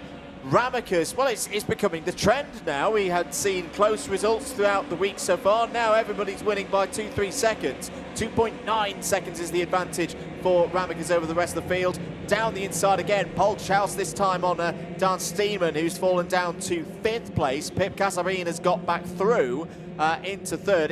It really does have that feel of final round time. I know on the schedule we've still got potentially some more rounds, but because of the ever-changing weather situation, this is the kind of racing that you would see in round 6, round 7. All of these drivers critically know that it's all now or never. Potentially it's all got a little bit wrong there for Paul Chouse as through comes Mikolev. This is a really good call on these tyres for Mikolev. He's absolutely flying. Has now got Paul Chouse ahead of him. This is for 5th place. This could be a great turnaround for Zanki Motorsports. Exactly, and it's only one half of another set here. He's only deployed 2 out of the 4 fresh tyres he was allowed to use, and he's saving the rest for later, and he's putting them to great work here now as he tries to go for this position here, and he's done that one just now. Mikolev 12 places into P5 and is holding off the rest of the pack now. He's gone it on the, I think, the left-hand side of his car, which means that when it helps him through turn 1, he can carry so much more speed around turn 1 as well. But the rest of it, it's a great, great call to put them in at this point of the weekend. It will help him out. Of course, qualifying didn't fully go his way, starting a lot further down in the order. But right now, getting these results that he needs. Back here, though, this is Steenman and Casabin, 3rd and 4th place. Smith has broken away. It's like you say, yeah, this second half when they're starting to think that this could be the last race now, they're starting to really just push on and not have to worry about defending. It's the saving grace as well is if there are more races to come, it's not a really tough weekend. You know, it's not the middle of the summer. It's, yes, there's still going to be a bit of wear on the tyres, mainly from sliding across the circuit as opposed to just using the core compound out there. So it's a worthy risk to go for. Ooh, now I just question for Mikolev. I had a look at the front fairing there. Oh, do you think? That didn't look great. That could have just been a trick of the eye in the fog here, but I just question whether Jacob Mikolev's front fairing is still attached. No problems though for Ramekers. Ramekers is in conservation mode now. This is a pleasure to see once again from one of the big talents of 2024. I've been thoroughly enjoying Thibaut Ramekers' racing. He's going to win this race. Joseph Smith P2, Dan Steenman and Pip Casabin P4. It's just a question now of whether Mikolev is going to hold on to that 5th place. Yeah, exactly. You know, Ramekers has done great things with the VDK team in his junior racing. He stuck with them when he stepped up to seniors. So many drivers, they do move, don't they? When they go from juniors to seniors, they want to switch team at the same time, but not Ramekers. He has stayed loyal to the Belgian team, and across the line he will come. Thibaut Ramekers will claim it. Another win on track. That's 3 now to his name. He keeps his points as low as possible. 8 to his name. He got those 8 points because of a nose cone penalty in the first race, but he won that race on track, lost it on paper. So far, he has been undefeated on the circuit itself. Smith, great, great result. Up to 2nd place, 6 places gained. Steenman again delivering a top 3 result in the qualifying heats. Casabin in P4. Mikolev, 12 places gained. He finishes inside that top 5. Paul Chouse, Bertram Sash, also big gainers. Austin Gale, also a gain of 3 into 8th place. Alphonse Miettinen, really impressed, finishing that one P9. Emanuele Leodikis rounding out the top 10. The only driver to really drop down a multitude of positions in that race. But the Belgian here in seniors, well, he's looking to be unstoppable right now. But the money still the favourite, Carinini, between the two of them. If those two get to that final, which at this moment in time they're looking to, that's going to be an almighty scrap between those two, I can imagine. Yeah, absolutely. And we shouldn't forget Freddie Lloyd and all of that. Lloyd as well, yeah. And Clement Dutron. So Ramekers breaks the streak of French winners. We had 4 in a row. We go a little bit north to Belgium for the next one there. That's a really important result for Joseph Smith, I feel, as well. Again, from our very unofficial commentary box calculations, I had Smith just inside the top 36 before the start of that race. That'll have helped him. Just gives him a little bit more breathing room for whatever the next race is, whether it's a next heat or a super heat, or even just a cut-off straight into the final. I do appreciate, ladies and gentlemen, it is a very fluid situation that we've got here. at Zweira. They certainly are. Well, the green light has gone out for the next group. They're immediately heading out onto the circuit. It's understandable. They are going as quickly as they can. That fog, once again, is just looming in the background here. But the drivers now getting themselves formed up and ready. Let's take you through that full starting lineup. Danny Carinini, currently second in the points, starts alongside Freddie Lloyd, first in the points. Ooh, that's going to be a good front row here. Marcus Luzio and Maxon Bouvert go from row number 2. They'll have Matthew Higgins and Kian Gauci on row number 3. Chiara Batik and Noah Wolf on row 4. They'll have Mark Granada and Luca Horton on row 5. Milan Marzak and Patrick Ogrodovchik go from row 6. Yanis Boulier and Robbie Buckley on row 7. They'll have Nicholas Hirsch and Eloy Gonzalez on row 8. Marcus Shilkunis and Charlie Glum round out row number 9. Macaulay Bishop and Thibaut Kempf go from row 10. Lars Vennick and Louis Coman go from row 11. Roberto Castellozzi and Hugo Brunn will look to move up from the 12th row of the grid. They're ahead of Florent Pagnet and Eric Gress on row 13. Marlon Bayer and Max Starikov go from row 14. Maxime Blanchemont's had a tough week so far, starts on row 15 alongside the German Yannick Gabrick. Victor Rad and Konstantinos Mporas start on row 16. Mariano Alatorre and Timian Hafstad go from row 17. Full complement of 36 drivers for this one. The maximum field allowed is completed by row 18, and on it we find Zeno Farker and Amanda Salonen. Well, busy our grid in this one. Showing up on our screen that Marcus Shilkunis not out on circuit. Not sure if that is just a transponder glitch on there, because he is showing up on my other screen here that he was on the grid and every kart has left the grid. So maybe some transponder gremlins there for the Lithuanian, who starts this a little further down in the order. Well, drivers getting themselves formed up here, heading in towards sector number 3 to start what has been a very dramatic week of racing. But this one, Andrew, Danny Carinini and Freddie Lloyd, first and second in the points, 2 points between them. This could be a decider of who is going to be the new points leader. I think it will be a decider of who will be the new points leader. For the likes of Carinini and Lloyd, the start is going to be key. We saw Danny Carinini not get the best of starts early on this morning, and Marcus Luzio get down the inside. Do not count out Marcus Luzio in this race, and Matthew Higgins and Chiara Batik. It's a very, very strong quartet of drivers on that inside column for this next one. It'll be 9 laps. Qualifying groups A and C and X30 Senior are to the line. Here we go then. Revs raised, we are green, we are racing. It's great stuff for the inside line. Lloyd's been swamped by the pack. He's gone down to about 10th, 12th, 13th, maybe even 15th. He's nowhere at the start of that one. He has fell completely into the field. Carinini has got the best start here. He has broken away. This will mean he leads by quite some way in the points. On the outside there, drama for one of the drivers. Looks like one of the Birolats. I think it was Eloy Gonzalez just getting squeezed out on the outside here. But for Danny Carinini, completely uncontested. And he's got Marcus Luzio in second place, trying to push through. There is the likes of Matthew Higgins. He's got up into third place. He leads the next train of karts. And those karts are all the way from third, all the way down to the back of the grid of 36.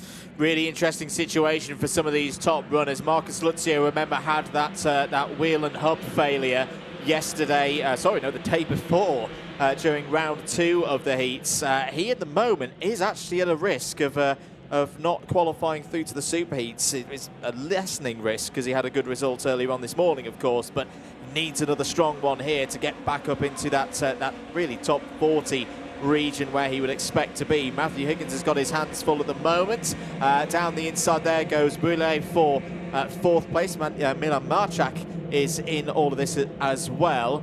Noah Wolf trying to close in with the Van Amersfoort Racing colours on the Birol Art chassis there. The bright yellow helmet takes us down to 17th place. Also think I saw on that first lap Mark Granada have a bit of a scary moment. We've already seen 2 retirements at least for Granada.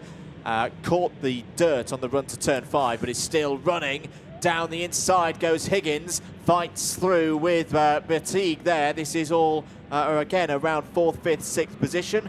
Meanwhile, back at the front, Carinini leads by around half a second. But does it look like Marcus Lucio is closing in, Anthony? It certainly does, just that little bit. And the timing screens don't lie as well. Granted, the two of them are dancing with purple sectors right now. They keep changing them. There, though, 219. Maxence Bouvert, the driver who started on the 2nd row of the grid, is going to see an in-race time penalty of 5 seconds be applied. And that is going to be a huge blow there as, God, there's some wheel-to-wheel action here going through. Great stuff in that midfield sector as right here, you are correct here. Marcus Lucio now with that fastest lap of the race. The gap is down to less than 0.4 of a second. That will be a fight on our hands. Here, though, it's all kicking off. Macaulay Bishop has pushed his way through. He's got past the likes of Patrick Ogrodovchik. He's up 9 places into P10 now and pushing his way through. Down the inside, is this Lloyd trying to fight back now? I think he had a terrible start. Yeah, he's down to 13th place at the moment. He is on the charge back through the field, so we'll keep an eye on that. But there's been some big changes throughout this. Horton there in 9th place is up 1 at the moment. Chiara Batig only down the 1 spot into P8, but Elo Gonzalez as well looking very strong. Buckley is going to see a warning flag as well. I just mentioned it got up 1 spot into 13th, but now he'll be dropping down post-race. Yeah, not good news at all there for Robbie Buckley. We're on lap number 4. Going through the picture now, this is the fight for 3rd place between Milan Marchak and Yannis Brulé. Been a bit of a quiet week for both of these drivers so far. Decent qualifyings. Both up 8 and 9 places respectively in this one. Eloy Gonzalez has gained a spot, has got past his teammate for this weekend, Noah Wolf. That's a gain up to 6th place. A few moves down the order just to report in on as well. I think there's been problems for Thibaut Kempf. Kempf has lost 9 places, is just hanging on in there in the top 30. Also in the middle of the pack, Macaulay Bishop is on the move again, up 8 places for a driver who's won many national title in X30 racing. Has gained 8 spots, as we say, up to P11. End of lap 4. Fairly static in terms of gap at the top 2, but it's changing for 3rd as down the inside goes Brulé into 3rd place. Higgins follows through past Marchak for P4. Marchak's going to have a go back here at Higgins, who finished on the podium at the World Championships back in September. This is a good scrap, Anthony. Certainly is, and I've got to say the pace in this race is quite a bit faster than what we saw earlier on. We're into the 103s here. The optimal best time is a 103.444, and that's very quick at this stage of the weekend. So just showing these drivers really digging deep at this stage of the weekend. Carinini still leads, Lucio 2nd. This, though, is the battle. Higgins to the inside. Now gets up into 3rd place. Bullier down to P4. Marchak still there, and Gonzalez is there. Wolf is there. No, Wolf has snuck through the field a little bit as well. He's at 1 spot in this one from P8, but he's tucking it behind Elo Gonzalez. There you can see him on the Van Amersfoort Racing Birolart just behind, but right now not able to get that slipstream or tow in effect, and Chiara Batig is just rounding out to that top sector now. Lloyd in 9th place with Bishop. They've swapped places, and they are trying to close in on that fight as well. The track is really quick at the moment. We've just got a new fastest lap of the race that's come in from Roberto Castellozzi. A 1:03.375. To put this into context, that's less than half a second off what we saw on single lap qualifying on Tuesday afternoon. Obviously, the cooler temperature will be helping the engines. As, Gonzalez down the inside there on Brulé. Not quite going to work. Wolf nearly takes advantage of all of that as well. This is for 5th place. Yeah, I think the drivers, they've been very patient the last few days. It's out of the race. Max Starikov. Yeah, for Talvar Racing will go no further in this one, and that's not a good result at all. They've been very patient, this group of X30 seniors in particular. They will be loving these conditions now. It's dry, it's grippy, there's still a good amount of tread from the tyres as well. And no, a Wolf catches one there. I think that was a moment with Eloy Gonzalez into turn 2. That was very close there. Just got a rear wheel on that grass into the braking zone, back stepped out. Incredible kart control to get it back onto the circuit. But again, I think because we've had quite a good period of racing back to back, as let's watch that again, just down the inside. Was there any contact? Well, maybe a little bit there with Eloy Gonzalez, but yeah, that was great kart control to keep that on the straight line. Yeah, as I was saying, we've had a long period of back-to-back racing now. I reckon the track temperature is trying to get up a little bit more, and that's what's seeing the pace come down a little bit more here, but it doesn't take away the fact that it is absolutely biting cold out there. It's one of those curious situations, but I think you'd still rather be driving at the moment. You know, just tuck your hands in to make sure that they don't get too cold. But for the spectators here, the hardy spectators watching the sport that we love, it is still pretty chilly out there. 2 more laps of this one. Here is your race leader going through turn number 4 now, Danny Caronini. Should mention, Caronini's kicked into gear here. It's been a classic run from the Italian, the reigning Miami Euro Series champion.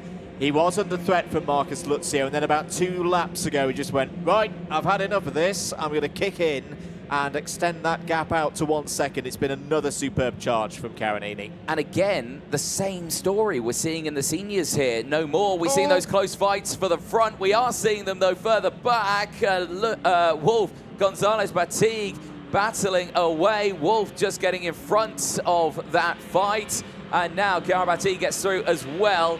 A little bit of redemption for that moment earlier on. Now, Roberto Castellozzi showing some new tyres on board, currently up to 12th place, 11th place gain in this race, showing that again it's working out with those new tyres. Final lap time, front 2 are clear and dry, but this is what we were saying, once again another really competitive but open race at the front this time. Open race at the front, still very tight in those points. Caronini is going to only have a 1-point lead over Utron going into whatever's next. There he is. That battle between Wolf, Batigue and Gonzalez is still raging on. Freddie Lloyd's been able to get back up to 9th place in this one. That holds him. He's going to lose the lead, of course, in the intermediate classification, but is still in that first page, that top 8, where you want to be. That gives you the decent grid slots for the superheats and finals yet to come. But Danny Caronini has been supreme again in this race.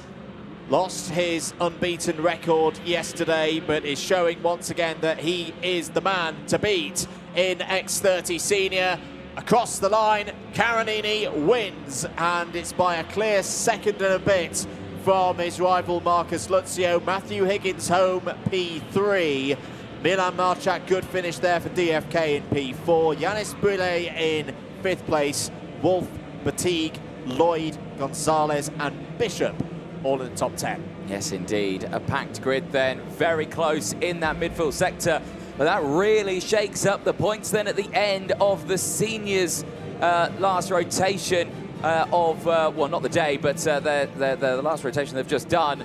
Danny Caronini now leads it from Clement Utron. Ramika's now up to 3rd. Kevin Lantinga now up to 4th. This is a very, very tense moment then going into it, because again, when it comes to who's going to be starting where for those superheats, that is the question. Indeed. Well, we'll find out across the course of the rest of the day. Danny Caronini will head back into the Zanchi Motorsport tent. They'll look through the data, they'll look through the debrief of how they can further improve, but it's looking good for the driver who has won this title before, of course. You go back to 2021 when on home soil in Adria, Danny Caronini last took this title. It was the last time I think that Italy took a title at IWF, and he's definitely amongst the favourites here. There's your provisional result. Good drives through the field. Mark Granada, after that scary moment on lap 1, Roberto Castellozzi used his half set of new tyres very nicely indeed there to gain 11 places up to 12. Difficult races for the likes of Maxime Bouvier and Kian Gauchi, both down 15 and 14 places respectively, but just holding there in the top 20. Zeno Falca, good effort there from the German, up 11 spots to 24th. Hugo Houghton, difficult race, P30 for the George Gibbons Motorsport driver, flying the flag for Bahrain. and Thibaut Kempf as well will not be happy with that P33, a loss of 13. Yes, indeed. Some big changes throughout that order again. Some drivers just losing out on a position, but only the one retirement in that one.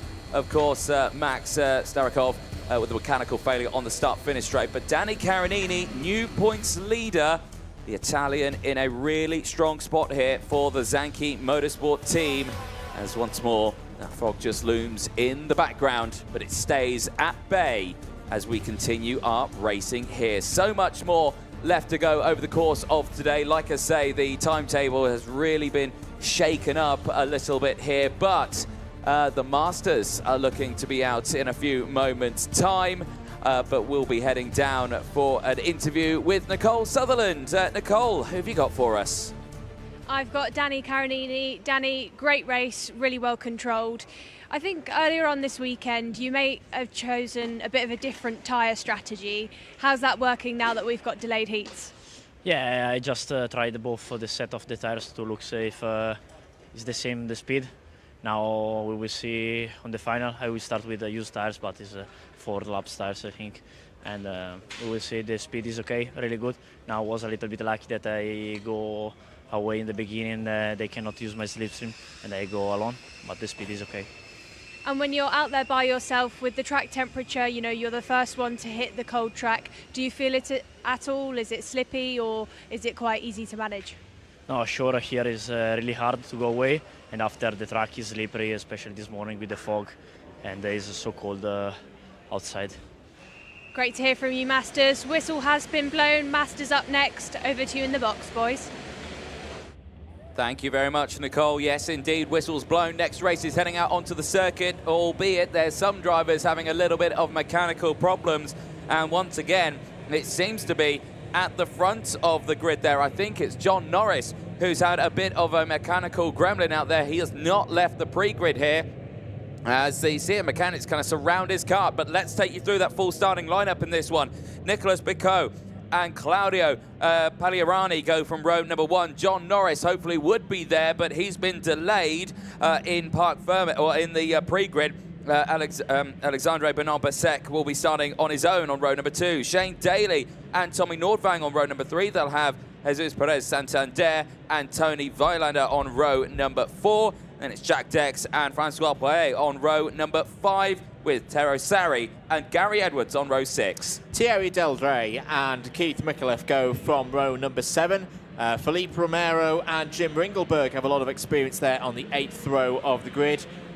Julian Soulier starts on row 9, is joined by Finland's Antti Kataja. Francois Ludovic is on row 10 and is joined by Maurizio Montemez. There is the latest scene in Shane Daly's situation in the 410. Well, he's got some motive power. It's whether he's got full motive power to get out onto the circuit. Continuing with the rest of the grid, row 11, Shane Crosby and Mark Daly on that one. Row 12, Nicolas Garrido had a big off earlier in the week. We'll start this one from row 12. And good to see that the Argentine driver is out on circuit. We'll be joined on the grid by Thomas Jurgensen. Mohamed Jasser completes the 25 runners in this one, and we do now have all 25 drivers out on circuit. Fingers crossed that Shane Daly can get back into the main pack and have a good race here. Situation with the points, very close. 3 drivers, all on 4. So we've got a 3-way tiebreaker that's broken apart by the timed qualifying from Tuesday afternoon. And it's Nicholas Pico who currently holds the advantage ahead of John Norris and Claudio Pagliarani of Italy. And all those 3 drivers are towards the front, of course, in this one. A little bit further down in terms of points on 9, you've got Alexandre Benoit Bessac for Karting Pro Competition and Tommy Nordvang. They'll be both hoping that this race is going to give them good fortune, maybe an opportunity to hop up at least one position, maybe more, through the qualifying heats. Certainly so. Well, they're going to get themselves all lined up, ready to go for this one.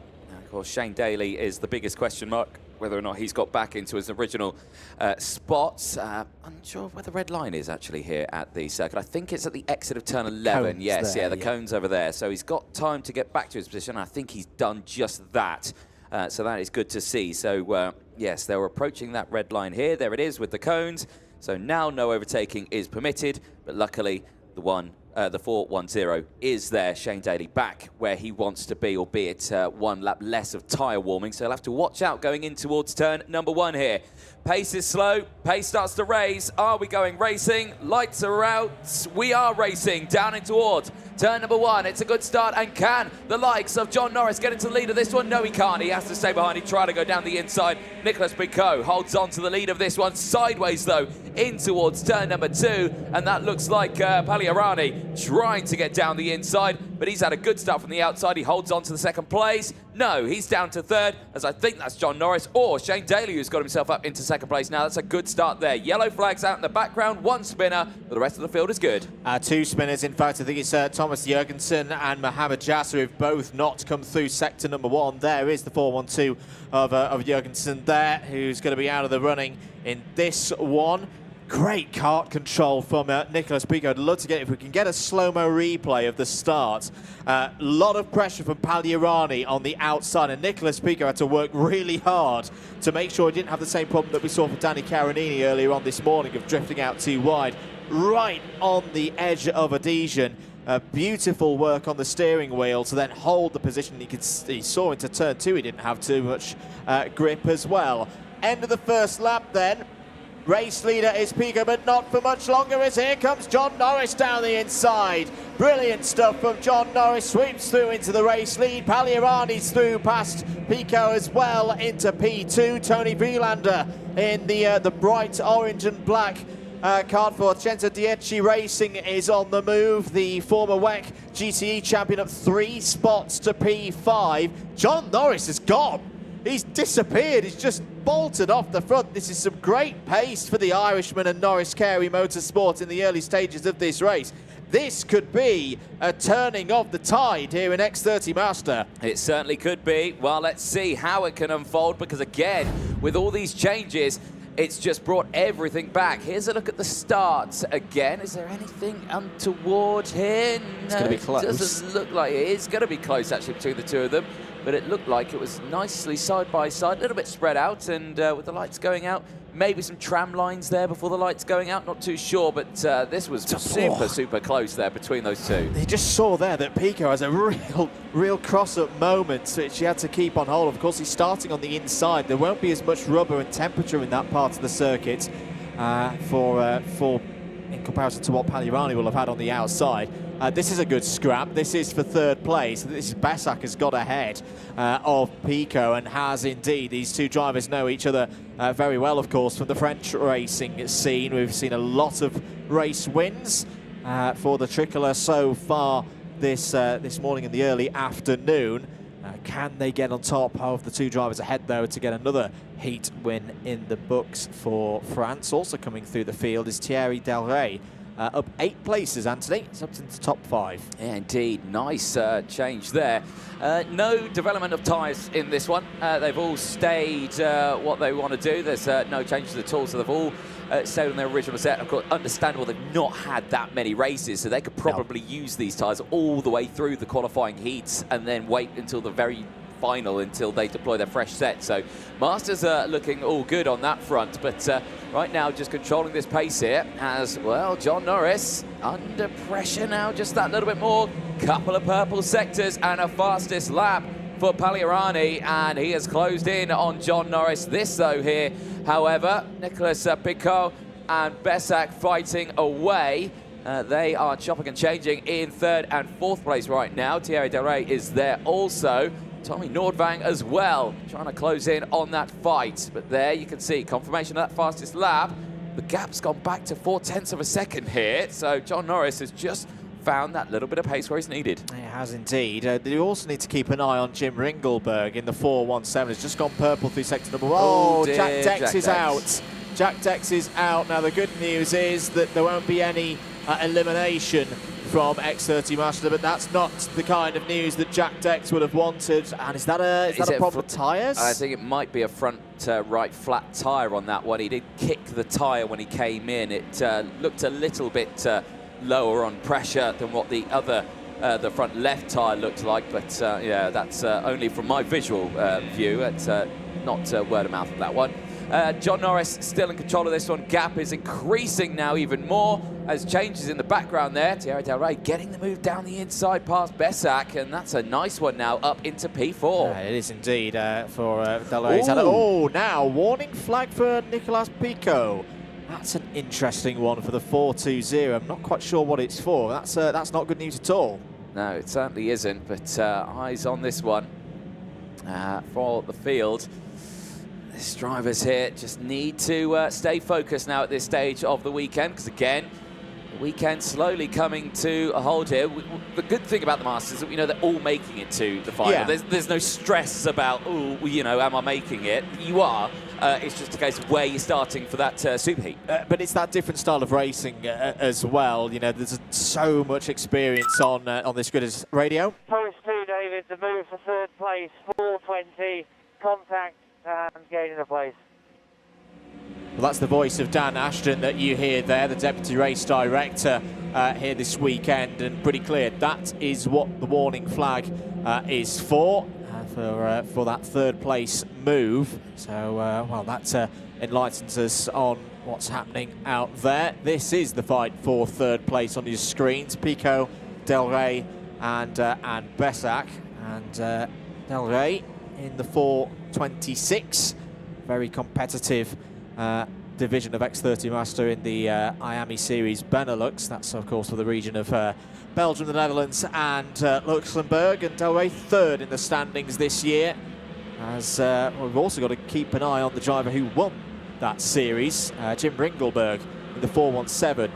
Had a difficult time in qualifying. Again, sometimes the qualifying can be a bit of a lottery here at Zweier if you don't get it right with the slipstream. And Ringelberg is up to 7th place now. That's a gain of 9. But as coming back to the style of racing thing, Anthony, as down the inside goes Del Rey on Pico, and Besak's going to try. Oh, kicks up the dirt there, does Pico. The two French drivers going wheel to wheel there. No quarters given. This is tense stuff once again in X30 Master. It certainly is. Again, remember their first race they had in the sunshine? You wouldn't think we had sunshine this weekend, but we did, trust me. But that first race was absolutely astonishing. It was a proper race between them, all the way fighting to the end.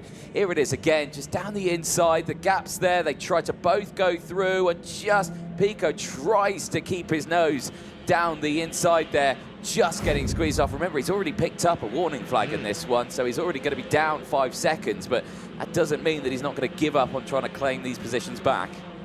Coming around to finish lap number 7 then. We haven't talked about the leaders too much. That's because it's been a pretty steady affair for John Norris and Claudio Pagliarani. Here goes Besak down the inside into turn 1. You'll see it in the background in the moment he's got it done. Pagliarani not able at the moment to close in on John Norris, but again, this could be another part of the event where drivers are thinking long game and you know, not necessarily or trying to just take the tyres a little bit further at this stage of things. Pico's looking down the inside of Del Rey once again for P4, but no way through that time around. No, he stays behind just for the time being. Still a pretty chipper day there. Conditions still cold, not improving at all. There's no break in the cloud. The sun cannot be seen. The mist still stays at bay though, and that is what we are hoping to achieve throughout the rest of the day. So glad we can go proper racing again. Oh, yeah. I mean, I'm sure everyone at home was like, oh, you know, another pause, another delay. Everyone at the track was probably thinking the same as well. All the officials thinking the same as well, but just there was nothing we could do about that. But now it's so nice to get some proper racing under our belts here. Final lap time. And great response from the team here at Zweier. They have been on standby throughout the course of the last 2 days. It's been very tricky for them, full credit to them. This is going to need some credit as well, this fight for third place, because Pico's got down the inside of Del Rey for 4th. Besak making things as wide as possible. Nordvang and Ringelberg are going to come into this as well, and Tony Wielander as well. This is going to be 6 karts, is it not, into turn 5, fighting over third place. Besak doing a brilliant job here to hold on to this position right now as the runner-up this year in IAMI Series France. As is now, this is interesting. You can see this happen sometimes. That defence from Besak has just compressed everything together for 4th, 5th, 6th and everybody else, and he's bolted off the front. He's got a bit of a gap here, but back comes Del Rey. Del Rey is within striking distance once they come round to take the final couple of corners, but for John Norris, what a race has this been. It certainly has been from the front here, and he gets it. John Norris claims a win, 1.3 seconds clear, now leads the points ahead of Pagliarani. Pico now 3rd in the points, Besek still 4th, from Nordvang 5th. Wielander holding on to 6th in the points, of course, but John Norris claiming the win. Pagliarani from Besek, Del Rey from Pico, Nordvang running at the top 6 from Jim Ringelberg. Wielander finishing in 8th place ahead of Daly. Then it's Perrier in 10th place. Edwards from Soleil in 12th place. Some big gains through that one, some big losses through that one as well. Jack Dex and Mauricio Montemayor, unfortunately for them, both retirements in that race. Not the result they would have wanted. No, not the result they would have wanted, but some good time now to prepare for their next race. How does that leave things in the intermediate classification? Well, we no longer have that 3-way lead for on 4 points. John Norris remains on 4 points, 2 points ahead of Claudio Pagliarani. Nicolas Pico, at least on the provisional points, stays on 9, but plus 5 seconds is going to increase his score. So the question will be whether it's by more than 3 points. If it is, it'll be Alexandre Benoit Besac who goes up to 3rd place. Besac at the moment holds 4th. Tommy Nordvang in 5th. Tony Wielander is now 6th. Perrier in 7th place with Shane Daly. There is your provisional result on your screens at home, all around the circuit, wherever you're watching from, of your top 15 drivers in the second half of the field. Decent run for Shane Crosby, up 5 spots to 16th. Difficult race for Keith Micallef, down 6. But held in the top 20. Good to see Nicolas Garrido after a really, really big off yesterday. Anthony, the Argentine driver, gaining 2 places in that one, finishing P21. Yeah, exactly that. Big changes there. Right, we'll move swiftly on because the yellow light is already flashing at the front of the pre-grid for the next race. They're not hanging around. They're trying to get as many races out as quickly as they can. It's a rolling timetable. But let's head down to Parc Ferme very quickly before they head out. Nicole, over to you. John, great lead there, over a second in the lead. Can you tell me about a little bit about it quickly? Yeah, it was good. It's good, nice to get a win under the belt. I think that was the last heat maybe, so I think we might be off pole for tomorrow. But yeah, it was good. Hopefully we keep it up for tomorrow. Great to hear from you, John. Back up to you then, boys. Thank you very much, Nicole. Yes, indeed. Next group is heading out onto the circuit now. Let's quickly take you through that full starting lineup. It's the juniors out on circuit. It's qualifying Heat D versus E. Stig de Rademacher and Kenzo Craigie on the front row of the grid. Elvis Krakowskis and Nilis Malik, I should say, on the second row of the grid. Jonathan Landstrom and Quintin van Leeuwen on row number 3. They'll have Felipe Rice and Gustavo da Silva on row 4, Tyke Butley and Lewis Islin on row 5. They'll have Max Yule and Carolina Redondo on row number 6. Tudor Jurken and Finley Lines on row 7. They'll have Mayan Patel and Jus Mulder on row number 8, with Zaif Farudian and Nicholas Karianis on row number 9. Ethan Woodward and Devon Grabko complete the top 20 there on row number 10. Connor Clancy and Jack McLaughlin start on row number 11. They're ahead of Andrea Galimberti and Mohamed El Bazaki on row number 12. Conrad Garro and Alfonso Lopez start on the 13th row of the grid. They're ahead of Uno Kalari and Adam Holmes on row 14. Some new tyres being applied here in this second half of the field as well. Gabi Teixeira is on row 15, is alongside Antonio Macedo. That's an all-Portuguese row 15. Noah Nulkin and Peter Sarkisian on row 16. Bernardo Pinto and Christian Phelan completes the 34 runners in the field. Plenty of tyres being used at the very back of the field. That is understandable with the situation at hand. This is the start of round 4, if I'm not mistaken, for the juniors. Could, in theory, be their last one, because it's just coming up to 1:30 now. We are going to have 3 races touch wood, here. But we should note as well, when we've had these problems with the fog, it's probably around 3:30 when the fog started to come back in yesterday. This was the good period 24 hours ago. This was the fallow period as the sun was breaking through a little bit. We hope that stays for the rest of this afternoon. We'll keep running up till about 5 o'clock, 5:30 if we can. But for the juniors, they know the situation. These are important races. These could be, in theory, the final ones. And this is, well, not even a formation lap at the moment. They've nearly come to a crawl. I think I could walk quicker.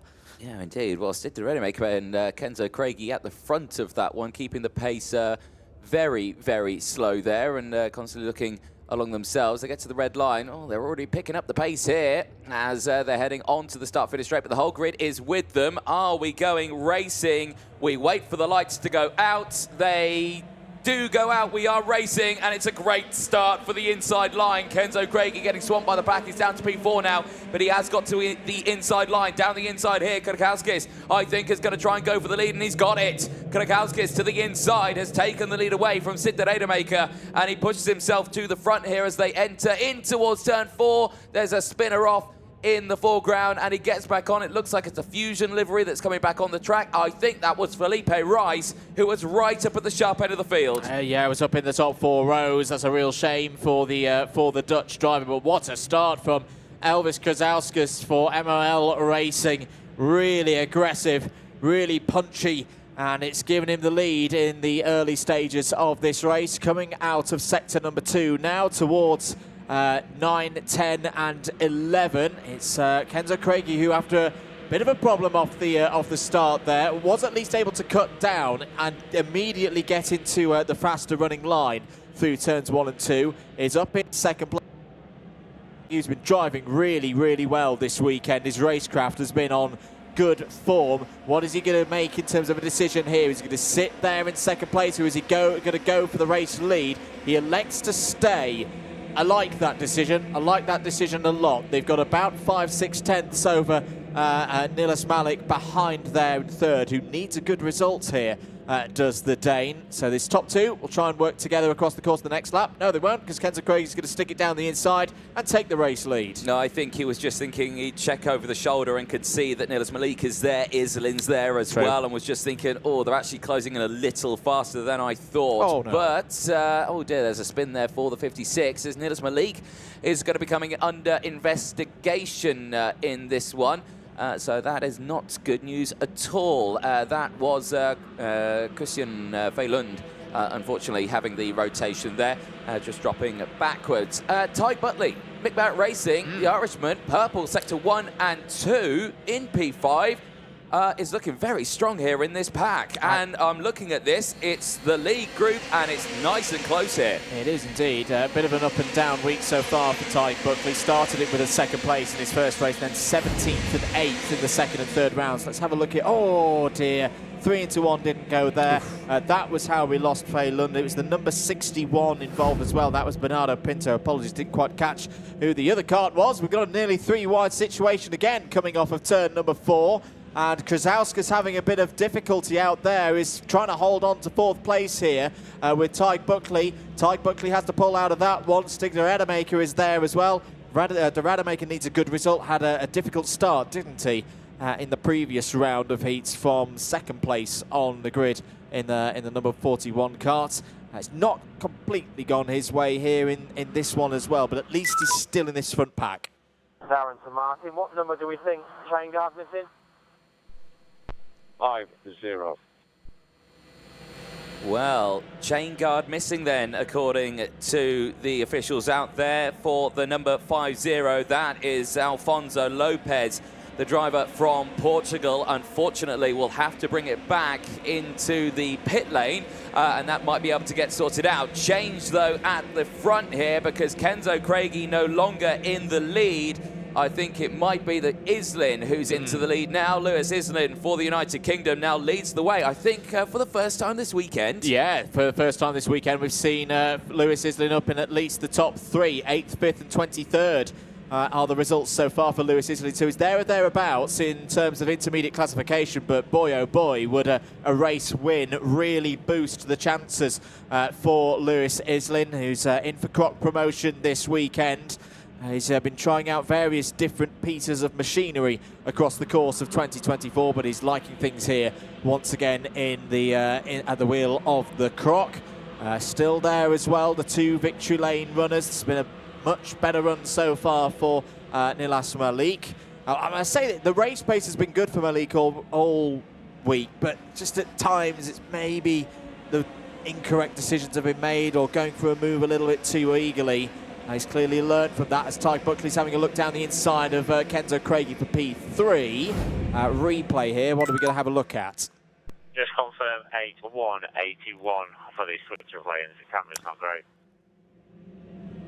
I'm afraid to say, I just said it, didn't I, about Nilas Malik's decision-making. I think he's made another one there that's possibly going to get him in a little bit of bother because you are not allowed to come out of those tram lines before the lights go out. Yeah, indeed, and that wasn't just, you know, just, 2 wheels are out of the lines. That was a complete switch of direction. This was Nilas Malik going for the lead as well. So he's under investigation and now in the lead. If he can try and break away a healthy gap on this one, it might help him out a little bit with that incoming bit of knowledge the stewards will have at the end of this race. Over the start-finish line they go. It is Malik who leads the way, but that slipstream under effect now. Islin Craigie will close in. Now this is a lonely Croc promotion kart flanked by 2 victory lane kart drivers here. Now this is going to be a very interesting one.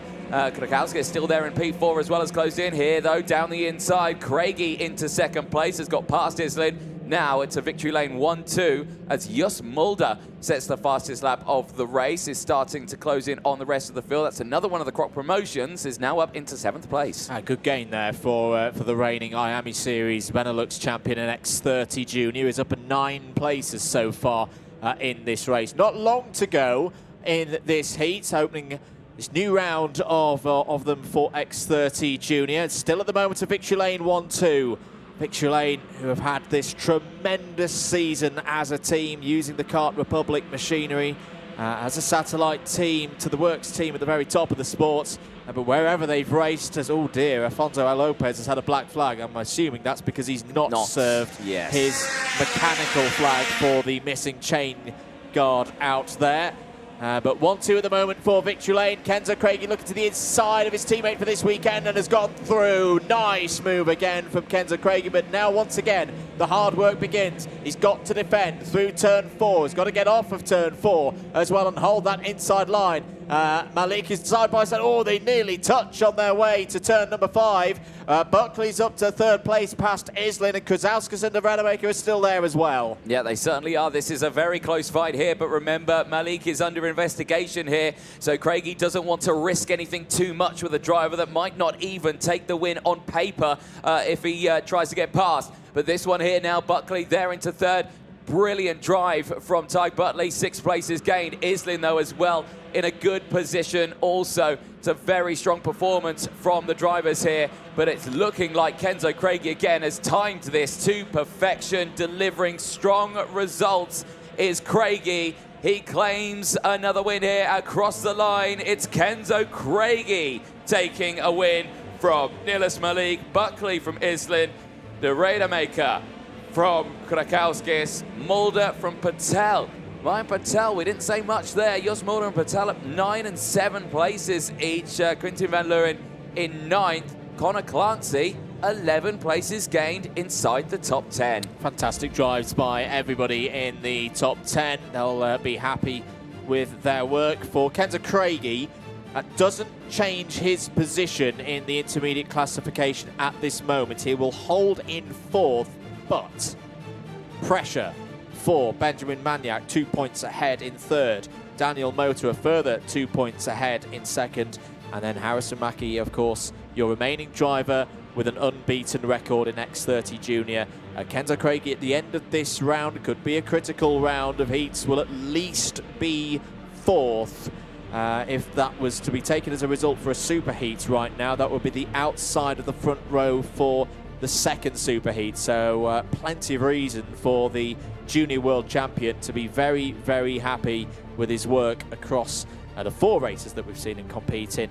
Still lots to be decided here in X30 Junior. Certainly so, because more junior racing will be coming up next. Make sure you stay tuned, but there's a look at the full results at the end of qualifying heat D versus E. Craigie Malik from Buckley, Islin, Deredemaker, Krakowskis from Mulder, Patel, Van Leeuwen, Clancy, Lyons, Yule, Yerkin from De Silva, and McLaughlin running in that top 15. Woodward, Galimberti from Kalianis, Elbazaki from Holmes, Faradin from Garrow, Redondo from Nolkin, Kalari from Macedo, Rice, Grabko, Texera, and Pinto. The top 30 out on circuit, and the rest of the field, Paylund and Lopez, unfortunately, out of the running in that one, with those black flags and technical flags going out at the end of that race. Well, like we're saying, next junior coming up very, very soon for this one. It will be qualifying heat A versus F heading out onto the track. There, though, Kenzo Craigie, I'm sure will be a pretty happy chap out there. It's not been a bad weekend at all. 6 points to his name, but he still sits 4th in the points. It's still Mackie, though, who leads the way in those point standings, though, but we'll turn our attention to those next juniors coming up later on. Again, smackering new tyres getting put on again. It's getting into that phase of the weekend now where it's really sorting out.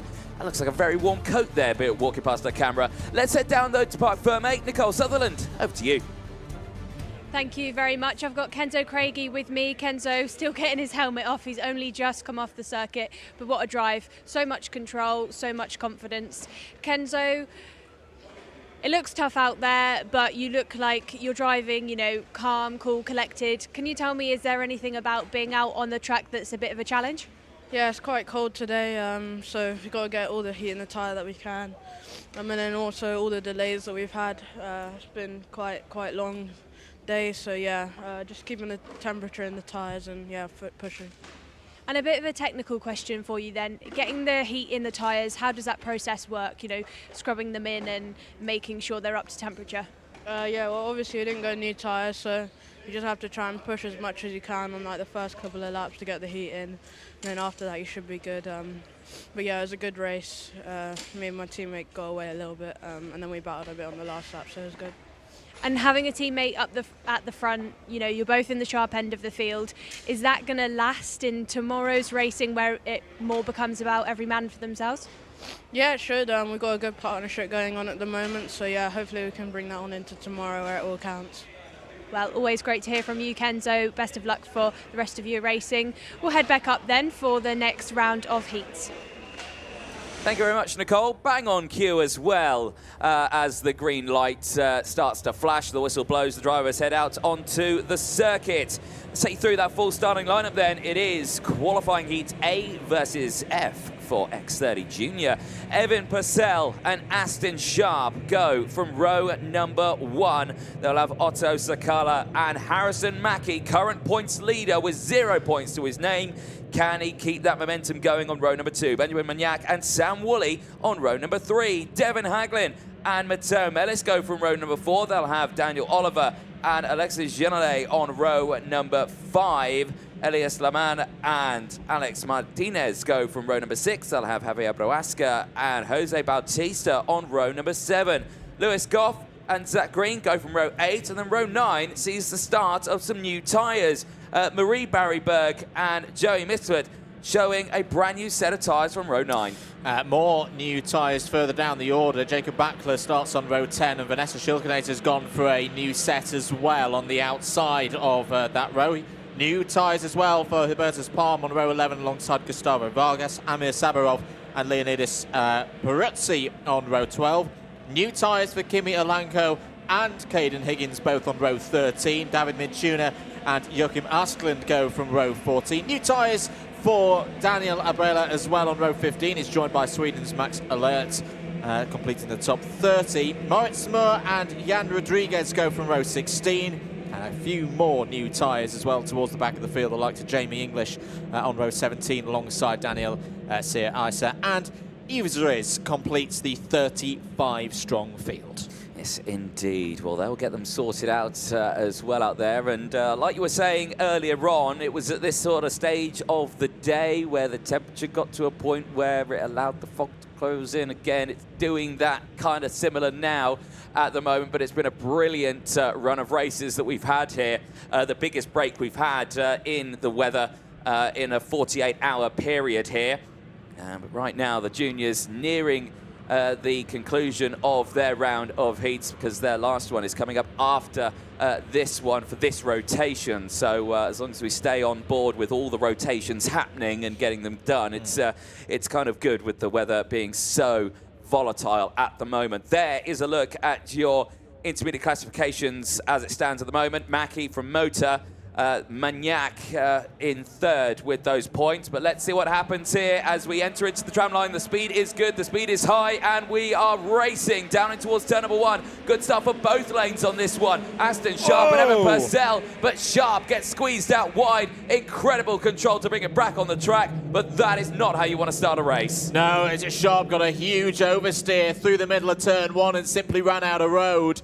Ran out of tarmac. There's one of the Club Cali cart right in the middle there. I think that's Jose Bautista having a bit of trouble through turn number 4, but it's a breakaway of 3 at the very front of the field. Hagelin is through to the front of the order. That is a tremendous start for Hagelin to get through everything that's happened there from the 4th row of the grid, and is ahead of the number 5 of Benjamin Magnac. Where is Mackie at the moment in all of this? 23.8. I think he has lost a bit of... Yeah, he's down in around 9th place at the moment. 3 wide directly ahead of him.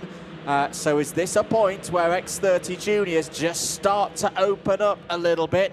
Hagelin is in a nice position at the front of the field, end of the first lap. Let's count them through as they go on to lap 2. Hagelin leads from the winner here back in March, the opening round of the IAMA Euro Series. Benjamin Magnac wasn't on a Fusion Motorsport kart at that point of the season, has switched equipment midway through the year, but it's serving him well once again, up to 2nd place. Other big moves on that first lap. Daniel Oliver for MDC, for TB karts is up to 5th place. Racing for MDC, Javier Baraska is up 8 to 5th. Alex Martinez and Lewis Goff have both improved on that first lap up into the top 10, but Harrison Mackey's got some work to do here. This is going to be a test for the IAMA Euro Series champion and British champion, going for that treble here this weekend of national, continental and global title. He's got to work his way up from 10th at the moment. Right now in the points in the IC, he's down to 4th. He certainly is, as Amir Sabarov sees an investigation flag at this stage of the race. That would be for a possible race start infringement. Eyes on this one. Yeah, so Motor and Craigie get up to 1st and 2nd.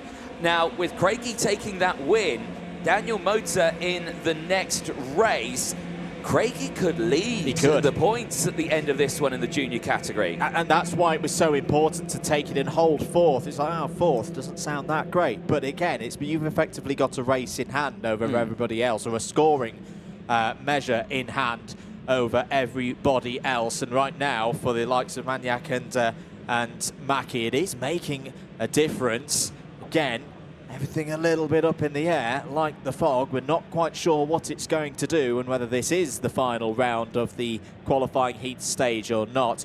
Good work at the moment between Hagelin and Magnac. They're working at a pace around a 1 minute 5.4 last time around. Evan Purcell is nicely piloting there in 3rd place, continuing his good form for VDK. Where is Mackie at the moment? Mackie's fallen down the order. I'm really concerned with what's happening with Harrison Mackie. This is very unlike the season that he's had. He's down in 14th place now. There he goes. Comes past. Everything looks okay there at full power as he goes past the commentary box window.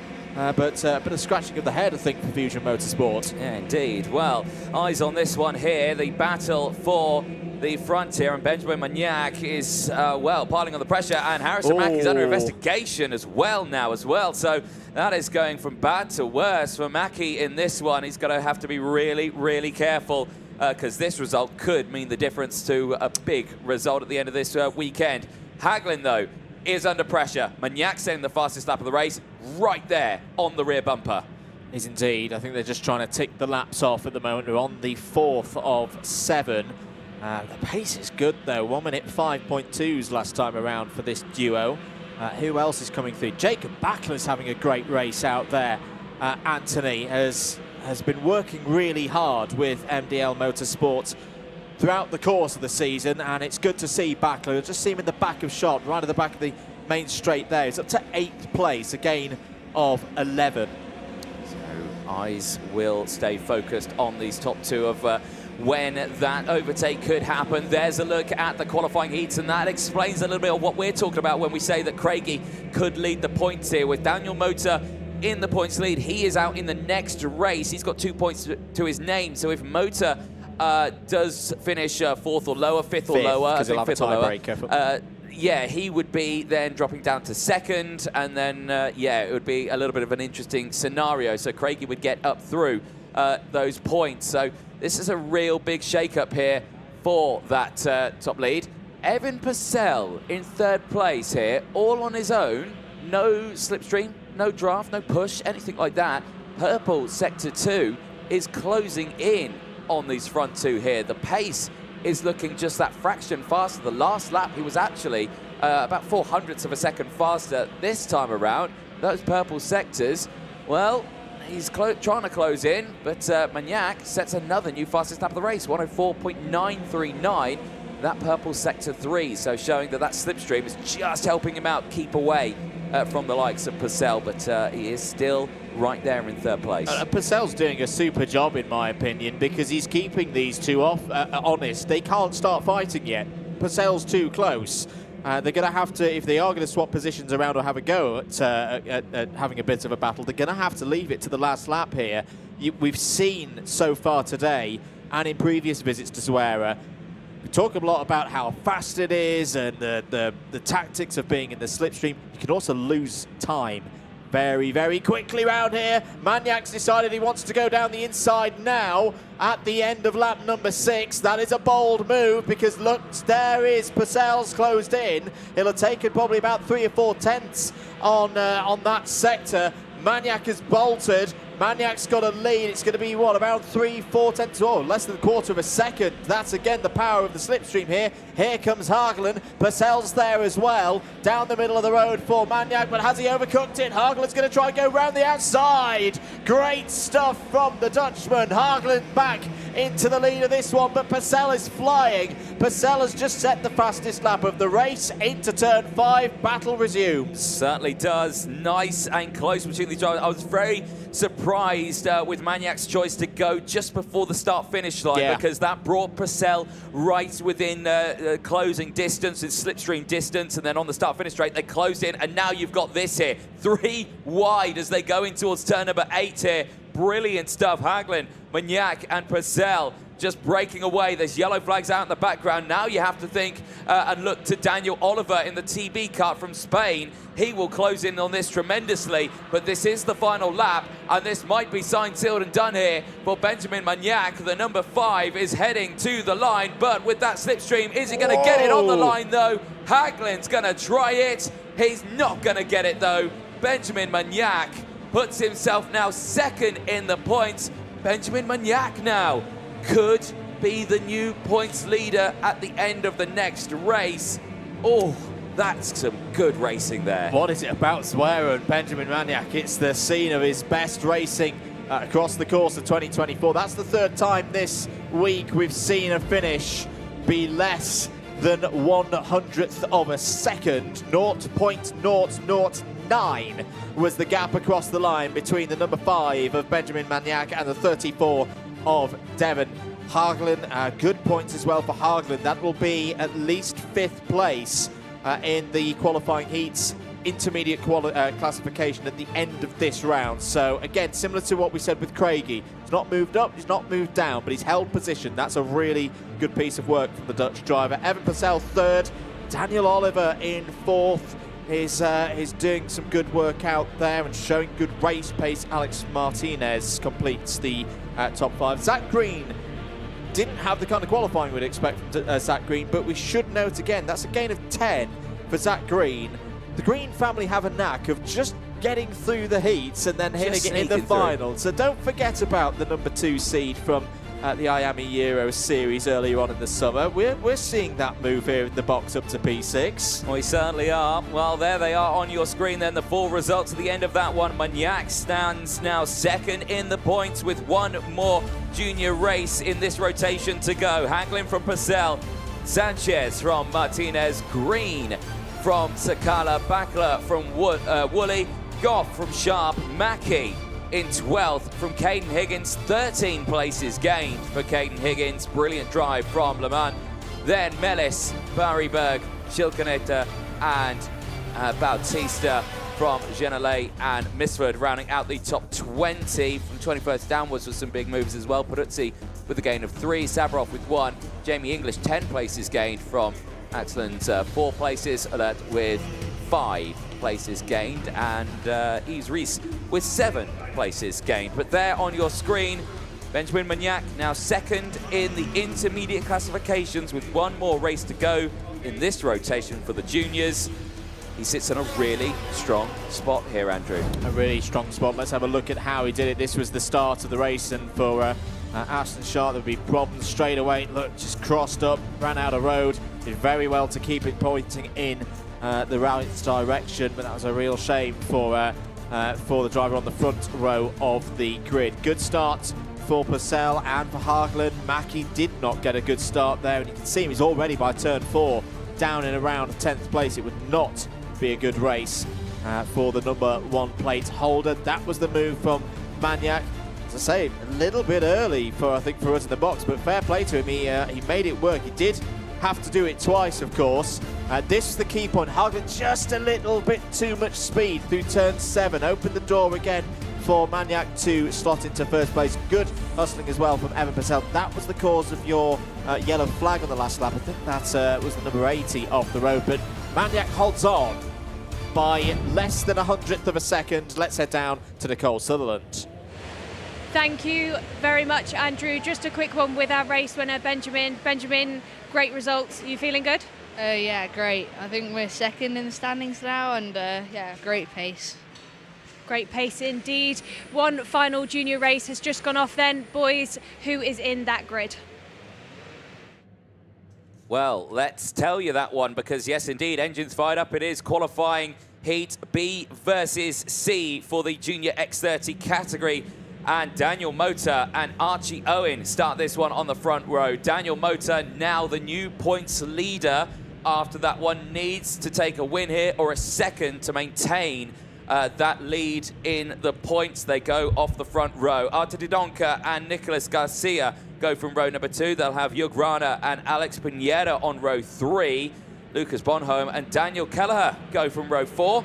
They'll have Rock Pineda and Senna Munier on row number 5. Dan Alleman and Jagarat Troja go from row number 6. Row number 7 sees Bink van Schijndel and George Edgar.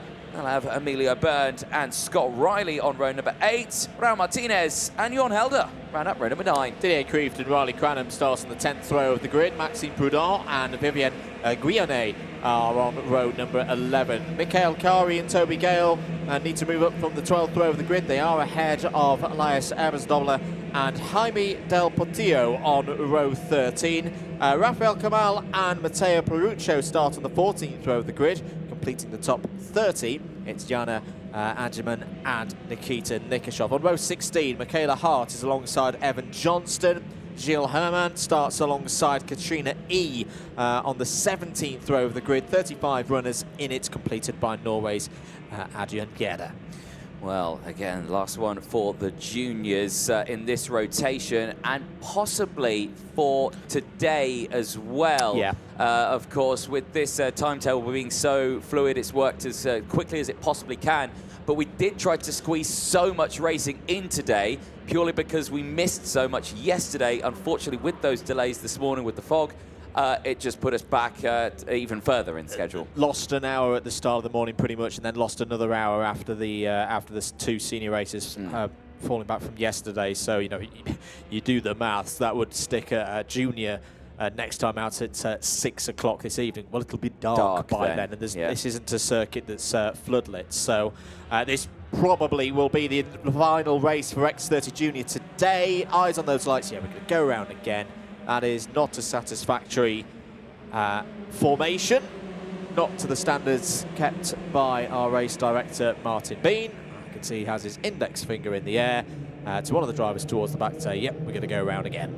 Yes, indeed. Another false start. Right, tyres talk. We were seeing them on the grid there as they came up on your screen. Fair few of them. You were saying there some of these drivers need to gain the positions. They are going for it now because a couple of them, especially high up as well, 10th and 12th row, you've got Didier Kreeft and Toby Gale. They have deployed brand new set of boots, full set as well. They're going to go for the full charge here as well, and there's a smattering of others just in the back of the field as well, who are all thinking this is our last attempt now to get through, because at the end of this one, yes, it will be the fact that, yeah, it's going to be superheats next, and drivers are going to be eliminated. By my numbers, I've got Didier Kreeft and Toby Gale both in the 50s in terms of intermediate classification, so they'd be okay for a superheat, but they'd be in that last third of the grid region where I always think it's a little bit like, well, thanks for coming.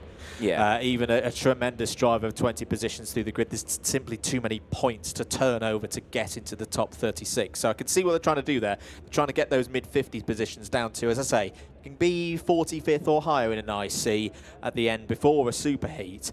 You stand a good chance with a good race in the superheat of getting ultimately into that top 36. No, exactly that. Here we go. This looks a little bit nicer this time around for qualifying heat B versus C. Lights go out. We are racing. Good stuff from the inside line. And the car probably chassis of the MDC Racing, Daniel Motor, holds on to the lead, but he's opened up that inside line and is going to try and get the move down the inside. Does Arthur Dodonka, but can't quite do it. He's gone down to third place now, and it looks like the BMR of Archie Owen has held on to second place now and is pushing up nicely with the rest of the field. Once again, you've got drivers running off wide. You've got one driver going backwards now the wrong way on the circuit. He's going to rejoin all the way on the other side of the barrier. I can't quite see the number on that one. I think it was Daniel Kelleher, actually, in the DMS, the Irishman, in the number 59, I think, completely missing one of the timing beams. Yeah, it says gone round the back of those and has not clocked through sector number 1. A bit of a wild ride for the Irish driver there. Back at the front of the order.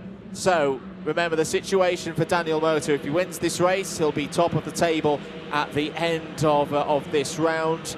I think if he finishes second as well, yeah, he'd be tied on points with Benjamin Maniac, but that's when we'd go back to Tuesday's timed qualifying results on that relatively sunny afternoon in comparison to the conditions that we've got here. Archie Owen's got something to say about that though, Anthony. He's there in second place. Quick check over the shoulder to assess where Arthur Dodonka is. Tell you, he's had a great start as well. 12 positions gained. Keep an eye on the black and white victory lane. Number 17, Scott Riley for the Republic of Ireland, has had a tremendous run through the field. Also, George Edgar, who seemed to come alive in the previous round yesterday, up 8 positions, is now 6th. Yep, certainly so. They are pushing themselves along nicely in this one, and you can see the victory lane driver just there on your screen, just coming into shot behind these top 3. So he is part of a lead train there. Jograna just behind, and George Edgar, like you were saying, Senamine also just there. Alex Pineda closing in as well. But these 3 are in a good position right now. If they don't squabble and stay like this, they can use that slipstream, the bump draft, push themselves away from the likes of Scott Riley, who's closed in. But like I say, Scott Riley's pace, very, very strong here. Indeed, 1 minute 5.6 that time around. He's not the fastest driver on the grid. Here goes Archie Owen down the inside. Lovely move. Arthur Dodonka follows through as well. So that changes things in the intermediate classification, because it would put Motor now on to 3 points for this race. 2 + 3 = 5. Benjamin Maniac is your new life points leader in X30 Junior, but there's still a good way to go in this heat between groups B and C. Into turn 7, Archie Owen starting to turn the pace up now. Now he's got some clear air ahead of him. Now he can stretch his legs. 5th, 18th and 7th are the results so far this week for the Briton, for Arthur Dodonka, who's had some really good race pace. Was second in the second round, 8th and 14th in the first and third rounds, but has always been there or thereabouts. He's had a bit of bad luck in the latter stages of these races. Let's see what Dodonka can do. Flying the flag for the United Arab Emirates. Look behind as well. Here comes George Edgar down the inside for Mick Barrett Racing. Good move there past Scott Riley for 4th place as new race leader. The Donker is through. Yep, indeed. And with that happening as well, this is going to allow those two behind to close in. I'm sure Edgar and Riley are just going to think, right, okay, let's push. Let's push now. They keep squabbling. We will close in. We'll make this a 5-kart fight at the front. And for Daniel Motor, that's a crucial position change. That puts him back on pole position for the Superheat 1 or Superheat A tomorrow. It will put Magnac on pole position for Superheat B tomorrow. But this one is going to be a very interesting situation. So can Motor hold on to that position? Archie Owen's going to make it super difficult for it. So is Artur Dodonka. Nikita Nikishov, though, in this race, well, he was a quick driver, is Nikita Nikishov, but unfortunately at this year's IWF, we've just not seen the best of him, have we? No, number 9 plate, number 9 seed from IES earlier in the year. Really all from qualifying, 87th in qualifying.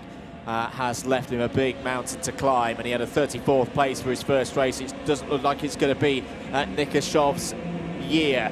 Top 3 remaining line astern. I think that's because they're aware of the pace that George Edgar's got at the moment. Motor's going to take the opportunity to go down the inside of the Dodonka and retake the race lead. It's almost like team cycling at the moment. It's like a rolling team time trial to keep up ahead of George Edgar. But the problem for them is George Edgar is flying. He just took at least 2 tenths out of each of these drivers in the first sector alone. He's only 6 tenths back. That's not a 6/10 gap if I've ever seen one on the screen. That is a narrowing gap for George Edgar, who this season is, again, one of those drivers who had to grow into the X30 Junior category. We often talk, don't we, mate, about how difficult the jump from the Mini to the Junior is. Arguably the hardest of them all. George Edgar has definitely got on top of Junior categories now, as here goes a move from Owen on Motor for the race lead into turn 1. That's a brave move from Archie Owen. Sweeps by. Owen's going to defend into turn 2, and this all is good news for George Edgar. There he is in the red and white with a little bit of silver. Mick Barrett Racing Machine is closed right in. It's looking good here in 4th place. He certainly is. He's right there now with the fight, and now you can see Scott Riley's going to have the company behind as well. Pineda and Dan Alleman, they are going to be right on this fight as well. But Owen's managed to open up a little bit of a gap here. But I'm really impressed with Edgar's pace. He's already up to 3rd place now, as a little late on the brakes there was Dodonka. And now he's going to have to try and squeeze this one back. Motor's down to P4 now. This loses him that pole position as through goes Edgar. Edgar's pace, I was just talking about it. He broke away from Scott Riley after overtaking on it. He didn't have to slipstream or anything like that. He caught up to this group all by himself, and the pace he's got right now in this, he is going to close in on Owen on this final lap. I reckon he could challenge for the lead, even though there is a gap between them, as here we go. He's going to immediately go for it. That's a huge gap he's closed in, and Edgar now leads the way in this one. But the question is, has he gone too early? Because now he's in the position where he'll have to defend through a number of overtaking opportunities for the rest of the field. And look, they're all coming in now. Pinera, Alleman, Cranham's in there. Also, Bonham and Manier. It's a top 10. All with a chance. George Edgar is going to have to defend down into turn 7, you'd think, because Archie Owen is within striking distance. Oh, he dares to open the door. Has he gone a little bit too deep? No, he's got that under control. He'll have to stay to driver's right through 8. This could be a big win for George Edgar, who started this race 14th on the grid. Into sector 3 now. Archie Owen is at the kind of distance where he could get the toe out of turn 14 and 15. This has got to be a good exit for George Edgar. Can he get the speed going? Archie Owen's right there. It's going to be another one of those classics where a runs to the line. It's side by side between the two Britons. Edgar holds on by 0.037 of a second. George Edgar wins. Archie Owen P2. Artur Dodonka finishes P3. Daniel Motor's 4th place means provisionally he will be on pole position for Superheat B tomorrow. And for Benjamin Magnac, that result puts him to the top of the intermediate classification. Good drives as well 11 places gained for Scott Riley for victory lane, and Riley Cranham, similar to what we said about Zach Green in the previous race, don't count out Riley Cranham. Gain of 14 places in that one to P6 for Fusion Motorsport. He's still very much in play. Certainly is, but there for George Edgar, what a drive that is. 13 places gained. A brilliant end to, I suspect, the day here. Of course, that's provisional, of course, but from what we can suss, I think that's going to be it for the juniors today. And for them, that's put them in a really strong spot. Benjamin Magnac will lead the points then going into tomorrow from Motor. Craigie from Mackie back to 4th in the points haggling. Purcell, Krakowskis and Green 8th. But they're the results. Edgar from Owen, Dodonka from Motor, Riley from Cranham. Then it's Pinera from Alaman, Bonhomme from Senna, Runner and Helder, Krieft, Garcia and Nikashov, the top 15. Gale from Gunaway and the rest of the field as well as they push themselves through as the seniors getting themselves ready to go here. Emilio Burnt, 18th place. But let's head down to Parc Ferme. Nicole Sutherland, over to you. Thank you very much, boys. I've just had an update from Gonzalo Planta, who is the sporting director, who has said that because of the track conditions and the fog holding off, we have been able to fit in 4 more senior races. As you can see behind me, George Edgar's cart has just wheeled in, the number 15. Great race to the line with George. George, really quickly, first time we spoke to you this weekend, you just had a fantastic race, right? Yeah, really good. We had a bit of an unfortunate qualifying, getting a bit of traffic, and then we've been struggling with pace all weekend. We had a 15th, a 17th, and then the last heat we had a 3rd, get better pace, and then we've made some adjustments to the cart, and it felt really good, and we won. So great to hear from you there, George. Like I just said, seniors have gone out. We get some more racing in there. Over to you, boys. Thank you very much, Nicole Sutherland, down there in Parc Ferme, where I'm sure it's absolutely freezing. Senior X30 qualifying heat A versus E is coming up next. And, well, talk of the town on this one, once again, is going to be those tyres, because they're coming up thick and fast. Danny Carinini and Pip Casabine on row number 1. Marcus Luzio and Thibaut Ramekers on row 2. Matthew Higgins and Roxanne Lantinga go from row 3. They will have Chiara Batig and Fernando Luque on row number 4. Row 5 sees some brand new sets. Mark Granada and Alphonse Miettinen, but Mark Granada going for that brand new set. Row 6 sees Milan Marzak and Austin Gale also going for a brand new set of tyres on that 6th row of the grid. Row number 7 sees Yannis Boulier and William Thompson. William Thompson going for only on the left-hand side for the Australian on row number 7. Row 8, Nicholas Hirsch and Diogo Castro doing the same as the Australian, only on the left-hand side. Row 9, Marcus Shilkunas and Jacob Mikolev. On the 10th row of the grid, we find Macaulay Bishop and Miguel Silva. Full set for Miguel Silva in this one. Lars Vennick and Keo Lee on row 11. Roberto Castellozzi, another half set for Castellozzi in this one on row 12, alongside Martin Wallström, who also has gone for a full set. Row number 13 takes us to Florent Panes and Jesse Saarinen. Full set for Saarinen, full set as well for Marlon Bayo alongside Carl Machea on row 14. Maxime Blanchemont and Caden McQueen complete the top 30 on row 15. Victor Rad and Nico Villa go from the 16th row ahead of Mariano Alatorre and Thomas Hansen. And the 35 runners are completed by cart number 238 from Germany. It's Zeno Falker. Indeed, a brand new set of tyres there as well for the 17th row of the grid.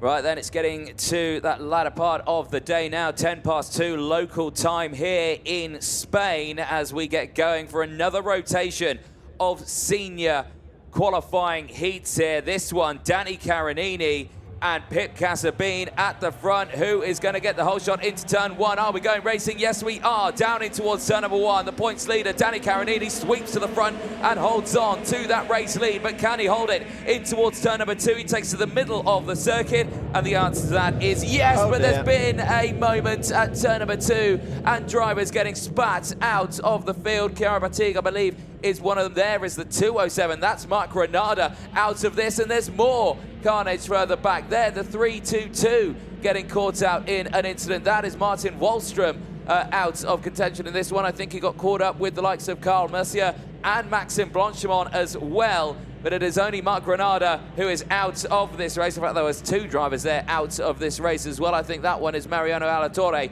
also out of the race. So that's a big shame, and not the cleanest start we've seen for quite some time here. That had the start of a feeling of a start of, yes, this is our final heat, yes, ladies and gentlemen. It can get a bit tense out there. Unfortunately, I think that might be the end of Marc Granada's IWF24. That, if I remember correctly, is his 3rd retirement. So here we go, Ramakas down the inside. This is what we've wanted to see.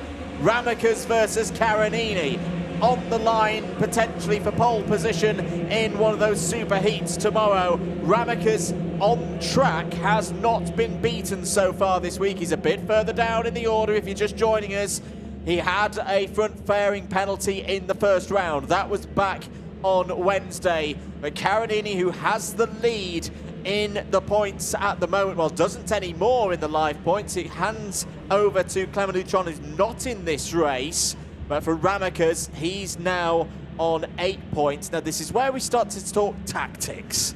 Would you rather start your pole position, as you know, for Ramakas? So Ramakas is tied on points at the moment with Carinini, but again, we go to tiebreakers. Carinini's always going to take it ahead of Ramakas. So what does Ramakas do here? Because right now he'd be starting on the outside of row 1 for the first of those super heats. Does he try and keep this a bit closer to maybe encourage others to get involved and push Carinini back into the pack? That's what he would need to do to push Carinini's score above his own and take, at the moment, Carinini's pole position in Super Heat B away from him. Yeah, exactly that. Matthew Higgins now at the fastest lap of the race. Oh, he's kind of snuck up there to 3rd place, hasn't he? He's right behind these two now, so he's going to become a new element in this lead fight. Ramakas, Carinini and Matthew Higgins. Luzio still there in P4 from Yanis Boulier in P5, who's up 8 places in this one. Milan Marzak, 5 places gained. Nicholas Hurst also up 8 places in 7th place right now. So some big movers there. Marlon Bayer up 13 places also on that first opening couple of laps. He's up into P14. Lap number 3 now. Ramakas, now, like you were saying, yeah, he's got 8 points to his name. He's matching now Carinini because he's out-qualified. Yes, that's put him in front. Utron is going to be out a little bit later on, so he's got another race. Utron will need to win that race if the result stays like this. If the likes of Danny Carinini can take the lead of this race, which he has just successfully done now, he would be the pole sitter of Superheat A. So this is a real shake-up here, and now Ramakas has got the company of Matthew Higgins, so this will really help Carinini out. It will indeed. So Higgins goes up to P2, has been in the top 3 consistently across the course of the week so far. Change of 10th place, by the way. Jacob Mikulev's through past Roxanne Lantinga for the final spot in the top 10. Unfortunately for Roxanne Lantinga, it's not been her day. It's been a very good start through Tuesday and Wednesday and a little bit of running that they had on Thursday, but Friday has not been kind to her at all here in Zuera. We're in the middle phase of this race then, on lap 4 of 9. Danny Carinini back to the front of the order. When and can Danny Carinini do that classic Carinini thing of just kicking or seemingly kicking to another gear in the middle of this race? He's going to need to do so, I think, because Matthew Higgins has closed in once again. Down into turn 2, no opportunity for the Welshman that time around.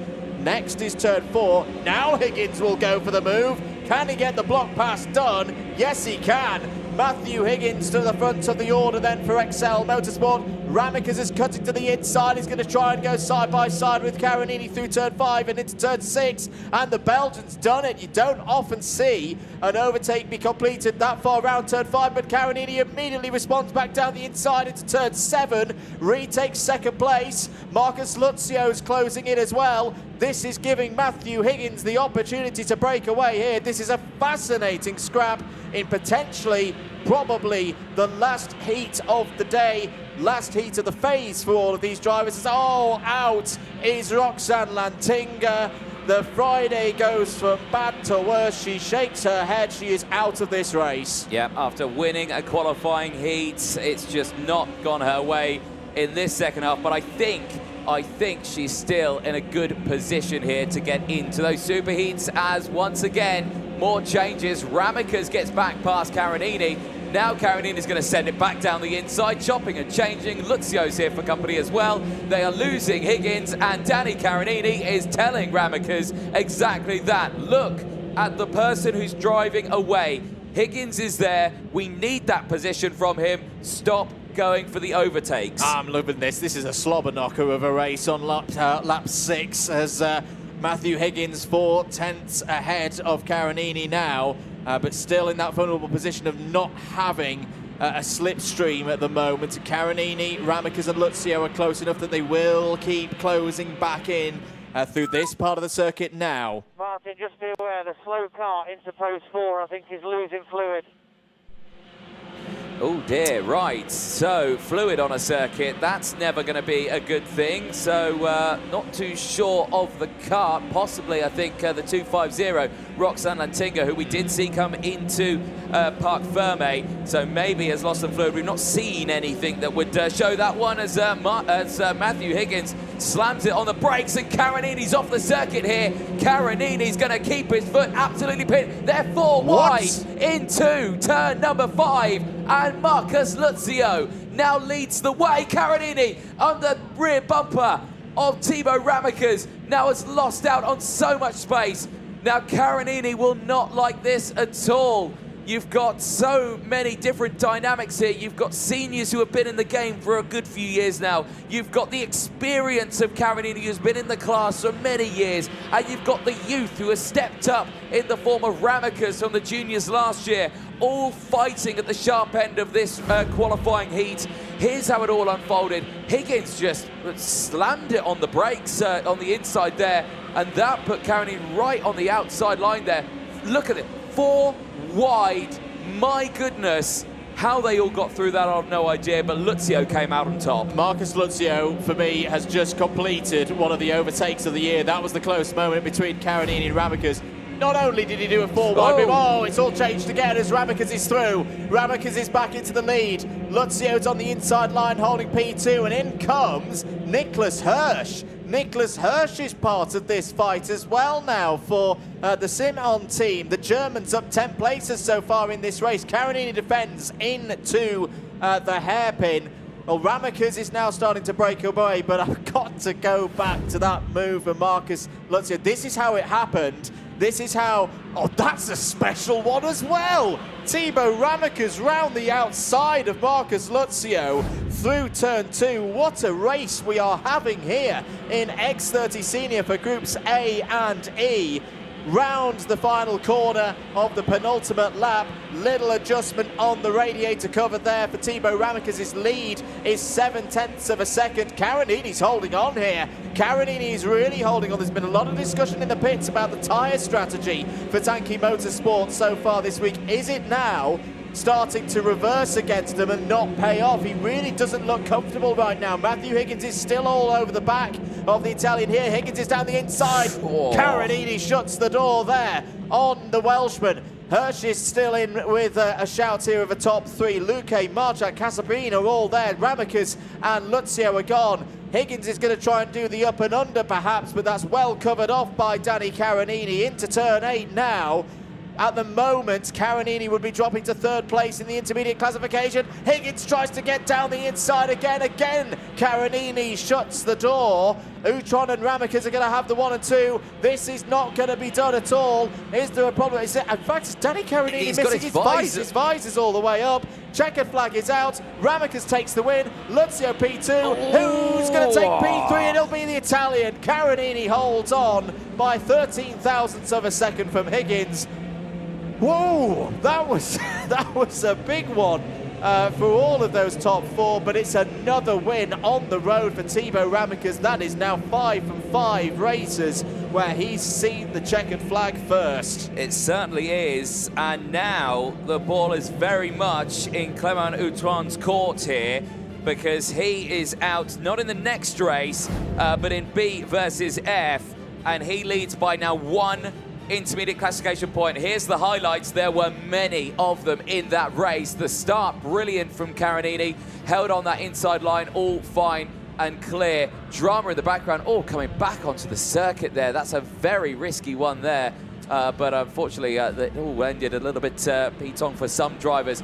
At the front, though, here was the first lead change, and the lead changes that we've seen in this race have been so on point, haven't they? Oh, absolutely. I think that's a contender for race of the weekend. This was the one on from Higgins on Carinini. This was on lap number 5. Brought Ramakas back into play. Good change of lane there from Ramakas. Ramakas and Carinini holding on. Through went Ramakas, then immediately at the next braking zone, Carinini went down the inside. But it just got better and better this race. Marcus Luzio still there as well. Carinini losing position once more to Ramakas. This was the key moment. Watch Luzio here go 4 wide on 3 of the strongest drivers in international karting in 2024 and get all 3 of them. Fair play to each driver in that situation. Lesser drivers would have had some form of incident, would have taken each other out, but they kept each other in the race. This was the moment with Ramakas and Carinini getting together, and still, Anthony, it wasn't done. No, not just yet, because this spectacular move around the outside of turn number 2, Ramakas back into the lead. He carried that pace all the way to the end. That shows how committed you've got to be around turn 2. It is such a tight corner there under braking, and again back down the inside, all just swapping and changing here. How close was this? Once again, Carinini and Higgins so close over the line, but it would be Ramakas, Luzio and Carinini. Let's head down to the Cole Sutherland. Over to you. Thank you very much, Anthony. Marcus, I think you've just become a contender for move of the weekend. You went from 4th to 1st in one corner. How did you pull it off? Yeah, the pace wasn't quite there in that one. I was hoping that they'd start scrapping towards the end, and they did. So yeah, I just thought, I'm not too high up in the points, so I may as well risk it, try and get as many points as I can, and yeah, it paid off. Yeah, it was good. And that move where you did Thibaut, Matthew and Danny in one corner, hanging it around the outside, is that thought process just to, go for it, or do you not even think when you try something like that? Well, I'm on the sim all the time with all my friends, so we do stuff like that all the time, so it's kind of just the instincts that kick in, yeah, so yeah, that's what was going through my mind. Well, great insight, Marcus. I think I might try it next time I'm back in a kart. To you then, boys, more senior action coming up. Asking a racing driver if they think during a race. Of course they don't think. Of course they don't think. They just put foot on pedal and go. That is the main thing. Right, a little bit of a clean-up operation underway at the end of that one. But racing coming up thick and fast. Senior X30 qualifying heat D versus G is coming up next. This is going to be an interesting one in terms of the points. You've got some drivers here who are quite far up in those points, battling away in this one. But again, this is just, one of those races where these drivers have just got to get to the end and see where they're going to be at the end of this one, because all the way to this one, there's so many drivers who are at that back end who, again, have put on those brand new set of tyres. And let's see what will happen in this one, because, well, like I say, it's just a tense time now with the weather closing in, temperatures dropping, and we're nearing the end of the day. And these drivers just waiting for that green light. They get the whistle, they get the green light, they head out onto the circuit. Let's take you through that full starting lineup, because, yes, indeed, there are some brand new tyres out there. Let's go over that. So you've got Alessandro Tedesca and Otto Pukkanen on row number 1. Mark LaPiccolo, brand new sets on the right-hand side of his card, and Morgan Moore on row number 2. Kevin Lantinga and Andy Rattel on row number 3. They'll have Lewis Bird and Santiago Valva in row number 4. Gus Lawrence and Jack Buckley on row 5. Marius Berryberg and Ava Doranson go from row number 6. Alberto Hurtado will be all on his own on row number 7. Vilma Swan not on the grid. CJ Bennett and Francois Venant on row number 8. It'll be Andre Dabija all on his own on row number 9, as Mehdi Lassoir also not there. Second half of the grid, Lauritz Sash goes alongside Hugo Besson for row number 10. Peter Stiller and William Lundberg start on row number 11. Harvey Ryby and Maximiano Radek de Silva starts on row 12. There's a problem there for the 290 That's Dylan Patel a little bit further down the order. Row 13, Alistair Cresswell goes alongside Jimmy Suamela. Row 14, Nud Nielsen and Mattis Barber. Row 15, Georges Nassar and Thomas Van Vliet. Row 16, hopefully we'll see Dylan Patel out on circuit there alongside Isaac Serre. And row 17, 34 cars in the field, it's Albert Ingo and Alessandro Bigi. Yes, indeed. Now, of course, action on that pre-grid. Mr. Patel's got to wait until the whole grid has gone past, which in theory it has now just all gone past. Joins right to the back here. And we'll have to luckily get back to position, which thankfully is 31st place, so it's only a couple of positions it's got to get back into position for. Mark LaPiccolo, there you can see some fresh boots on board going for the right-hand side of the kart. And I was saying that on the second row of the grid, that's our highest ranked driver on this grid with a brand new set of tyres on one side of it. So that's going to be an interesting one to see how Mark LaPiccolo gets on in this race. Of course, Tedesca's got that pole position start on the inside line.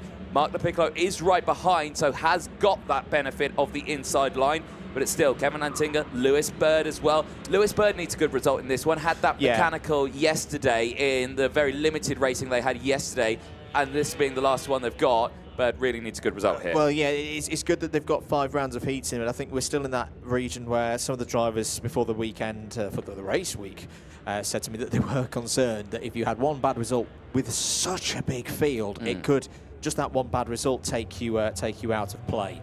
Here we go then into the tram lines. Are we going? Yes, we are. Great start for the inside row, and look at that immediately sweeping across. Tedesca and LaPiccolo had the clean run there to sweep right across the track. They took the optimal line there, and there you can see the crop promotions card of, I think, Kevin Lantinga up into 3rd place. So the top 3 on that odd side of the grid have managed to break away nicely from the rest of the field here as they head down into that infield section for the first time through the fast sweeping left-hander of turn number 5. This is where Mark LaPiccolo will have the benefit with that brand new set of tyres on the right-hand side of this kart. The same will be said for here at the hairpin of turn number 7. He'll get the drive out of the corner, but there you see in Tedesca, his pace is still looking pretty quick here. And Tedesca shouldn't be ignored in terms of being a contender here within X30 Senior. He's had some really good race pace across the course of the week. Has been unlucky at times. I know we said that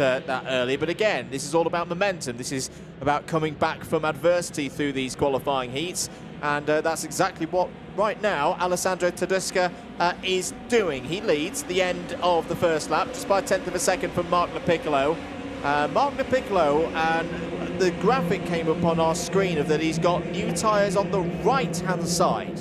If that is correct, as he's gone down the inside, that's an interesting call. Now, I just wonder, so we know that the right-hand side are new, but how used are the ones on the left? Are they a relatively old set, or, have only done one session kind of new tyre? So typically, you would put your newer tyres as down the inside goes Lantinga for a move on Tedesca. On the left-hand side, clockwise circuit, the left tyres take a little bit more punishment. But at the same time, we've been talking this week about turning and having that new tyre on the inside to give you that bite, to give you that grab through all these long right-handers. That might be another thing that Mark LaPiccolo has gone for there. But either way, it's serving him well, quite well at the moment. He will lead at the end of lap 2. Yep, certainly is. And again, is putting himself in a good position. Sits a little further down in the points. He's not within the top 8 is Mark LaPiccolo. But again, he's wanting to make sure that he definitely secures a good spot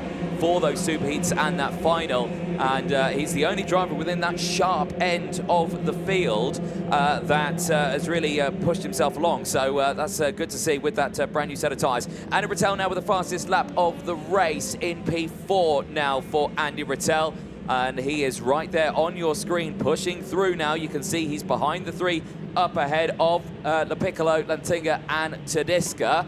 But it looks like Lantinga there in control of 2nd place now. Up 3 places in this race. It's getting dark and it's getting foggy again here, Andrew. It's getting tense now. Yeah, it's not improving, but I think for the drivers and more importantly with this situation, the officials, they've still got enough visibility to do the jobs and keep everybody safe and keep the races running fairly out there. End of lap number 3. Piccolo still leads. Kevin Lantinga, the overtaking machine, is going to come in here though, down the inside for the race lead. Through as well goes Tedesca. You cannot give Kevin Lantinga half an opportunity if you want to stay in the race lead. He really has been, for me, across the course of 2024, Anthony, one of the best in wheel-to-wheel competition. It's so good to see that he's had a good qualifying this weekend. That's been his flaw maybe across the course of the season. But he's up at the front. Yes, he had a bit of bad luck in the previous round, but he's a contender this weekend. He's your race leader now, and that's going to put him back into 4th place at the moment in the IC. Certainly will do. Nicely done for them. The IC not moving too much now. They've all got back into where they originally were now in this order. So good to see that their drivers are still fighting on that one right now. Still keeping an eye on this one. Lantinga, there he is, breaking away now. This is good to see. But, you know, my eyes are focused on Andy Rattel on this one. Really gained some good position on this one. 3 places gained. His pace was quick as well. He's still got the fastest lap of the race. And now he is going to try and get up into 2nd place. But Tedesca is going to be a hard driver to get past. Pukkinen as well as pushing up as well. But here we go. Randy Rattel down the inside, up to 2nd place. Good move there from Andy Rattel. I think, unfortunately, though, there's bad news for Alberto Hurtado. I saw that there was yellow flags out through the final corner of the circuit, which you don't often have, but I have noted that Hurtado has stopped circulating, and there he is, out of the race. P33 for the Spaniard for GM Fuel. That is not what you want, especially if it's going to be your last heat. No, exactly that, and that is a long and lonely walk back to a safety point there, and yeah, unfortunately, that is out of contention now for him.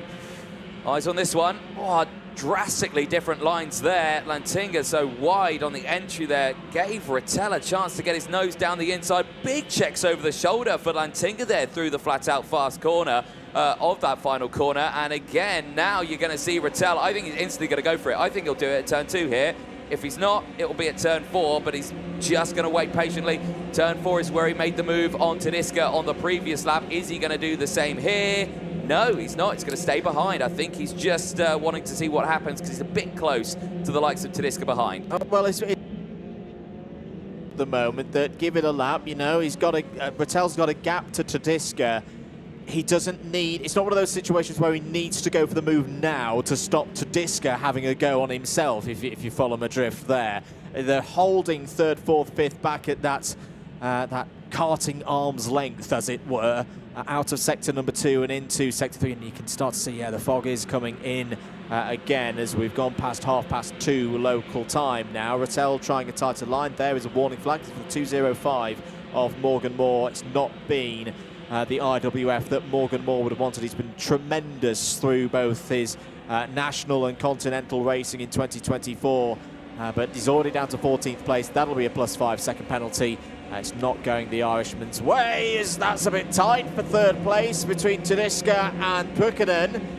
Piccolo watching on with all of this as well. That's going to give Lantinga and Rattel the opportunity to break away. Tedesca having to work hard here to keep the Finn behind. Yep, certainly is, and all the meanwhile, it'll allow Rattel to get that confidence he'll need to go for the move on Lantinga, as unfortunately, just rejoining in front of some traffic there. That is CJ Bennett tumbling down the order. He's had a big moment there at turn number 4, but yeah, rejoined right in front of some carts there. Yeah, that was a well avoided. I think that was Albert Ingo coming through in the 3:47. So Lantinga and Rattel pulling away now from Tedesca. The gap is up to around 9/10 of a second.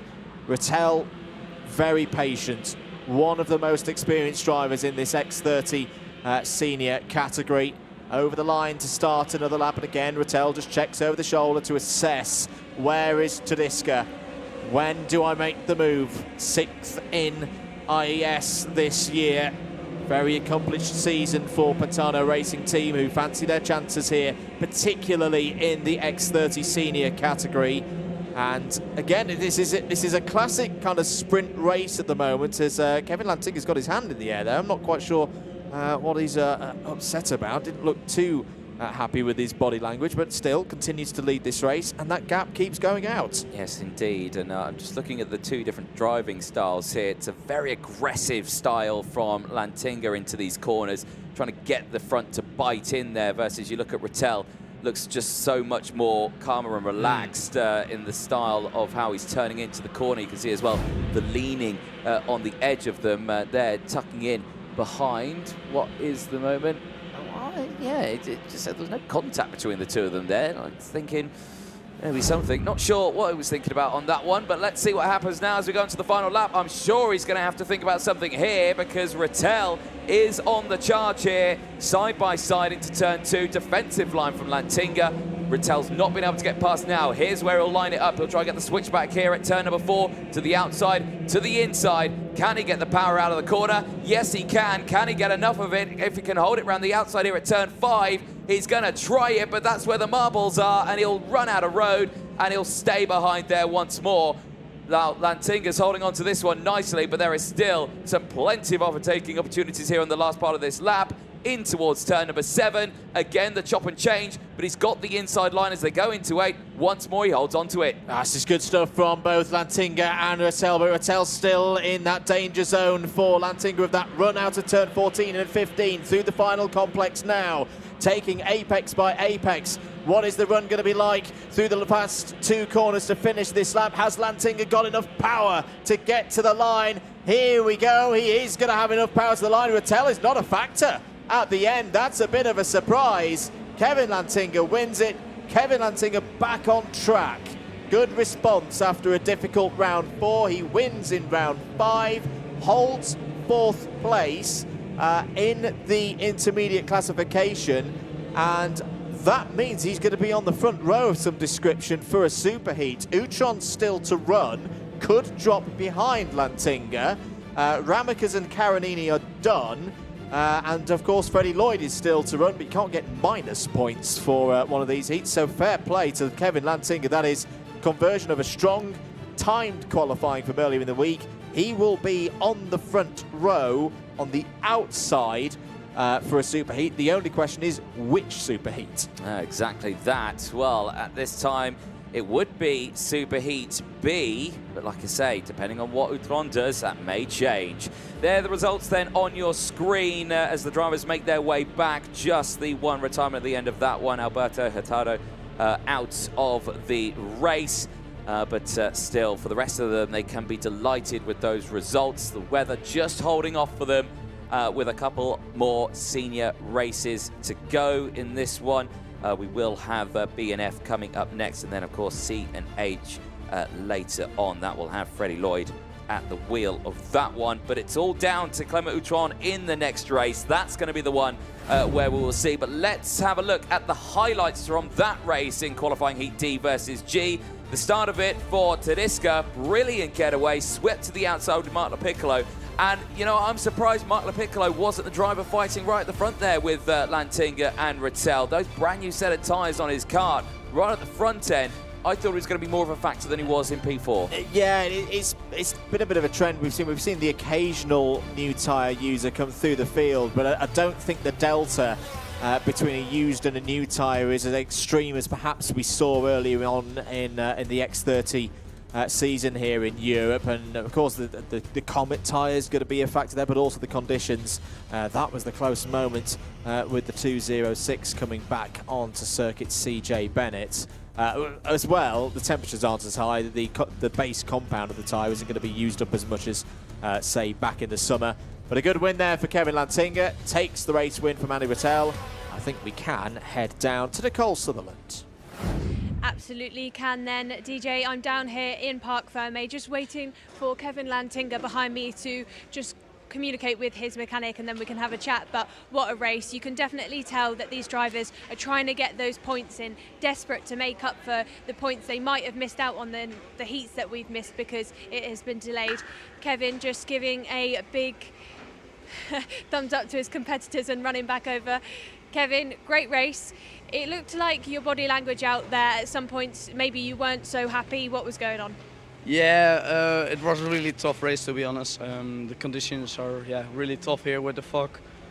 Yeah, on the end couldn't see a lot, to be honest, and that made it really difficult. And you definitely showed us in that last lap how to defend.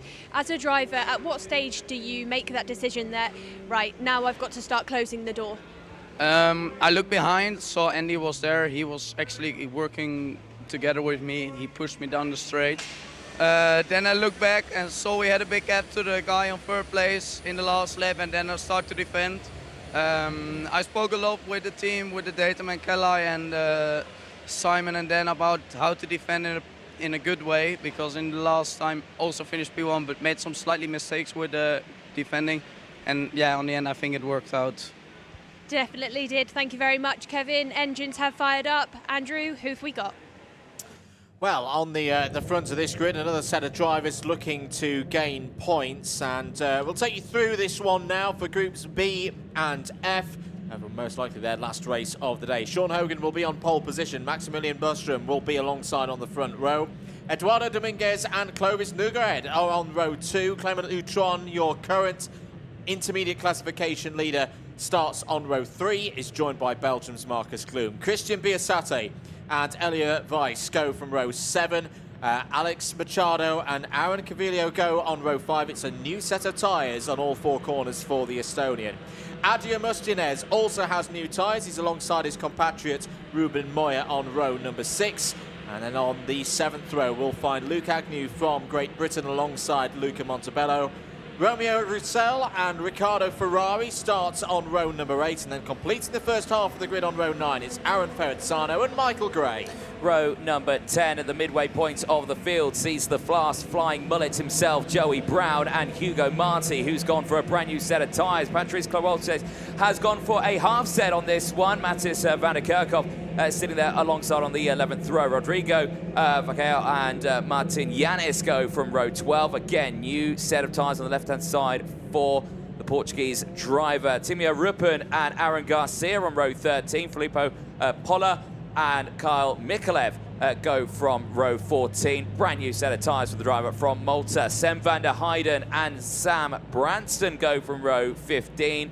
Branson needing a good result in this run. Row 16 sees Juan Felipe Martinez and Amorita Matis on row number 16. Alexei Pelantonomy go from row 17. We'll have Tian Jin from Greece alongside. Brand new set of tyres for the driver from Finland. Lewis Tort, brand new set as well. 35th on the grid. But I don't think Yanis Martin may be on the grid on this one. It's not clocking up on my screen here. How about you there, yeah, he's missed the last couple of races, so hopefully everything is okay for Yanis Martin and for Dream Racing. The light is starting to go as well. Disappeared, hasn't it, the light? Over sector number 3, but the visibility is still good. That's the key one right now. Drivers will be heading into the tram lines. Let's see if it's time for lights out. Let's find out then. Are we going racing? Yes, we are. Who's going to get the whole shot in towards turn number 1? Will it be Sean Hogan who holds onto the inside line? But there's a spin on the midfield there, and he comes back onto the track. But as they all go through, it is Polla of Italy for the Zanchi Motorsport team, and that's an incredible recovery spin there. Joey Brown. Yeah, what a spin that was. I blame the aerodynamic abilities of the mullet out the back of the helmet that's put him back in the straight line there. More comings off. This is, again, you can tell it's the last heat. You can tell it's the last heat, and I just wonder if there were a little bit of dew on the circuit. Ruben Moya was off there to driver's left coming out of turn number 7. Oh, Utron's thrown it in there, and he's made it work. He's got it stopped. Brilliant stuff from Clement Utron, who, remember, needs to win this race to take pole position for Superheat A tomorrow. If he doesn't finish in P1, he can still slot in ahead of Danny Caronini. But this is a key race now in the story of X30 Senior for the 2024 edition of the Miami Warrior Final. Over the line to complete lap number 1, your race leader is Eduardo Dominguez for the host nation Spain. Sean Hogan for the Republic of Ireland in there in second place, but for how much longer? Because Hogan's down the inside and has taken the race lead. Clement Utron's having a good fight there with Clovis Nougared for third place. Marcus Klum's in 5th. Don't take your eyes off this one, ladies and gentlemen. This is going to get a bit boisterous to feel out there into turn 5. Sean Hogan's trying to break away here for Brennan Tech. The rest of them must stay organised. I've got to keep an eye, though, on Clement Outron, the points leader going into this one. He needs to get back to the front on this one, and he's going to do his level best. Down at the inside at turn number 7, retakes second place, but he leaves the door open on the exit of turn 8. Now Dominguez gets back through. Glum gets back through as well. So that is not what he wants at all. And now he's going to have to really dig deep in this one because Hugen's breaking away here now. Sean Hugen really having to dig deep in the cross of this one. So Ramakas now, with the positions that we currently have, would be leading the points. It'd be Carinini, Lantinga, but now with Outron back into 3rd place, he would still be in P3 and Lantinga would still be 4th overall. But I's going to be focused on this one. They're going through. Elia Weiss, Triple 2, had a great race earlier on, gaining those positions. The Simon team is again still fighting right up at the sharp end of this one. I'm going to look further down the field. Drivers who have gained positions in this one. Aaron Garcia, 11 places gained, the same as Patrice Kowaleski, also 11 positions gained, is up into P10. Change for 2nd place. Clement Outron got down the inside of Dominguez. Oh dear, that nearly went all wrong for the TB cars. There was a little bit of a nudge from Biasate on the rear of Dominguez that pushed Dominguez out and nearly took out Clement Outron. The grip levels do seem to be going down. We're into the 105s, the 106s. We were, of course, in the 103s and the 104s earlier, so something has happened out there on track that's just dropped the grip level, not by a massive amount, not into the territory where drivers would need wet tyres. We're still a good 4 or 5 seconds over that, I would say, but it is tricky out there for everybody.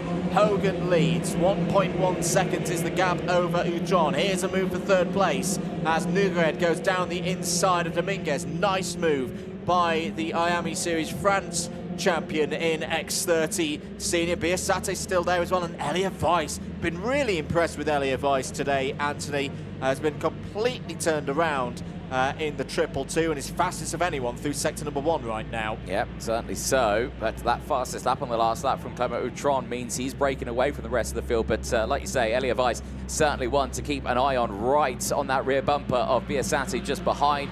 They've got a bit of real estate, though, between themselves and the drivers in front, though. Eduardo Dominguez holding on to that P4 right now. Let's see if they can push each other along and see if they can close that gap up as purple sector's coming in once more, but this time to Clovis Nougred in 3rd place as the 2 Frenchmen go to close in as down the inside, Elia Weiss at turn 1. Brilliant stuff, and now Clovis Nougred for 2nd place. Had that slipstream and is now pushing along in front. Now the question remains, does Outron stick with Nougred to try and close into Hugen up ahead? I think he'll give it at least half a lap here, because Clovis Nougred is the fastest driver on circuit right now.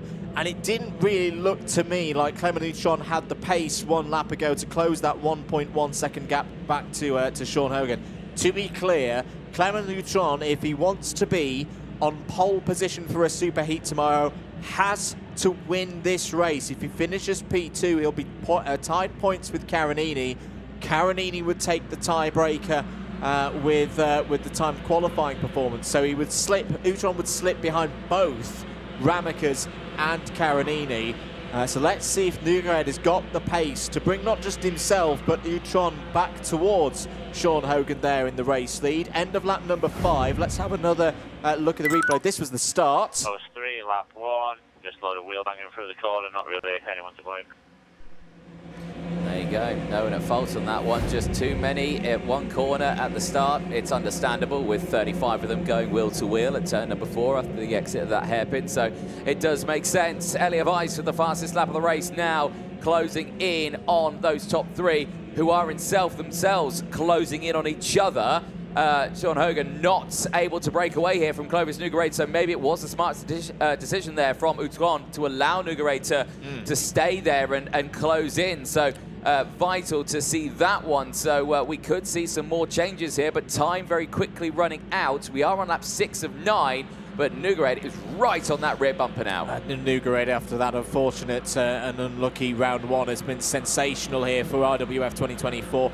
Lap times are back to what they really would want to be for the drivers. The fastest driver out there, IWF24, wow, saw a few moments ago, 1 minute 3.5, but here goes Nogueira down the inside, new race leader, and it's Team France back to the front once again. Utron's going to try and take advantage as well, go round the outside. That is lovely from Clement Utron, past Sean Hogan for P2. Hogan's going to be feeling a bit beaten up here because down the inside goes Vice for P3. Nothing too much that Sean Hogan did wrong there, just simply the pace of Nogueira and the bravery of Utron has put him out of rhythm a little bit here. He's now lost position to Dominguez for P4, but how about that move from Clement Utron? How much does he want one of those pole positions for a superheat tomorrow?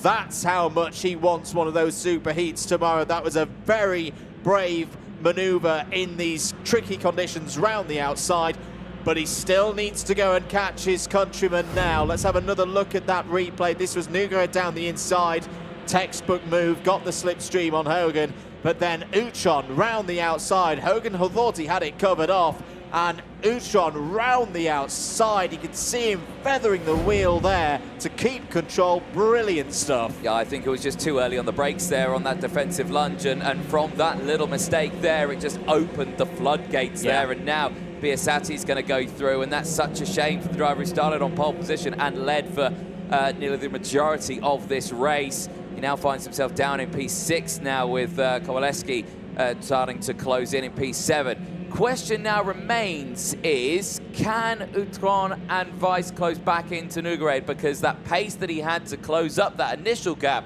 to get to the race lead, he's now utilised and is starting to break away. Sector 2 is going to be interesting here. They're very evenly matched. The other trouble for Utron now is if he tried the same tactic again of almost let Vice through to catch up to the race leader, I don't think there's enough time and laps and corners remaining in this race to catch ultimately back up to Nogueira. We are going on to the final lap of this one now. The gap is half a second between Nogueira and Utron, but same for Vice as well. Vice may go for it. Vice has done exactly the same as what Utron did to Hogan a couple of laps ago. Vice around the outside this time. They're all having a go at it. Utron's down the inside again into turn 4. There's a little bit of a touch there, an apologetic hand from the Frenchman as well to say sorry about that. As in comes Dominguez. Oh, it's all falling apart for Utron now in his hopes of being on pole position in one of those superheats tomorrow. He's down in P4 now. I think the chance has gone. Yeah, it certainly has, and I think Elia Vice saw the move that he'd done earlier on and thought, oh, that was really good. Maybe I'll have that. Maybe I'll have a try, and it certainly worked out well. Back down the inside as well, though, here, as that fog really starting to come in now in this second half of the day. Now Utron just trying to get back down the inside of Biasati. Not going to happen on this one. Dominguez is now just ahead as well, but onto the final lap here, and Clovis Nogueira is going to see that checkered flag.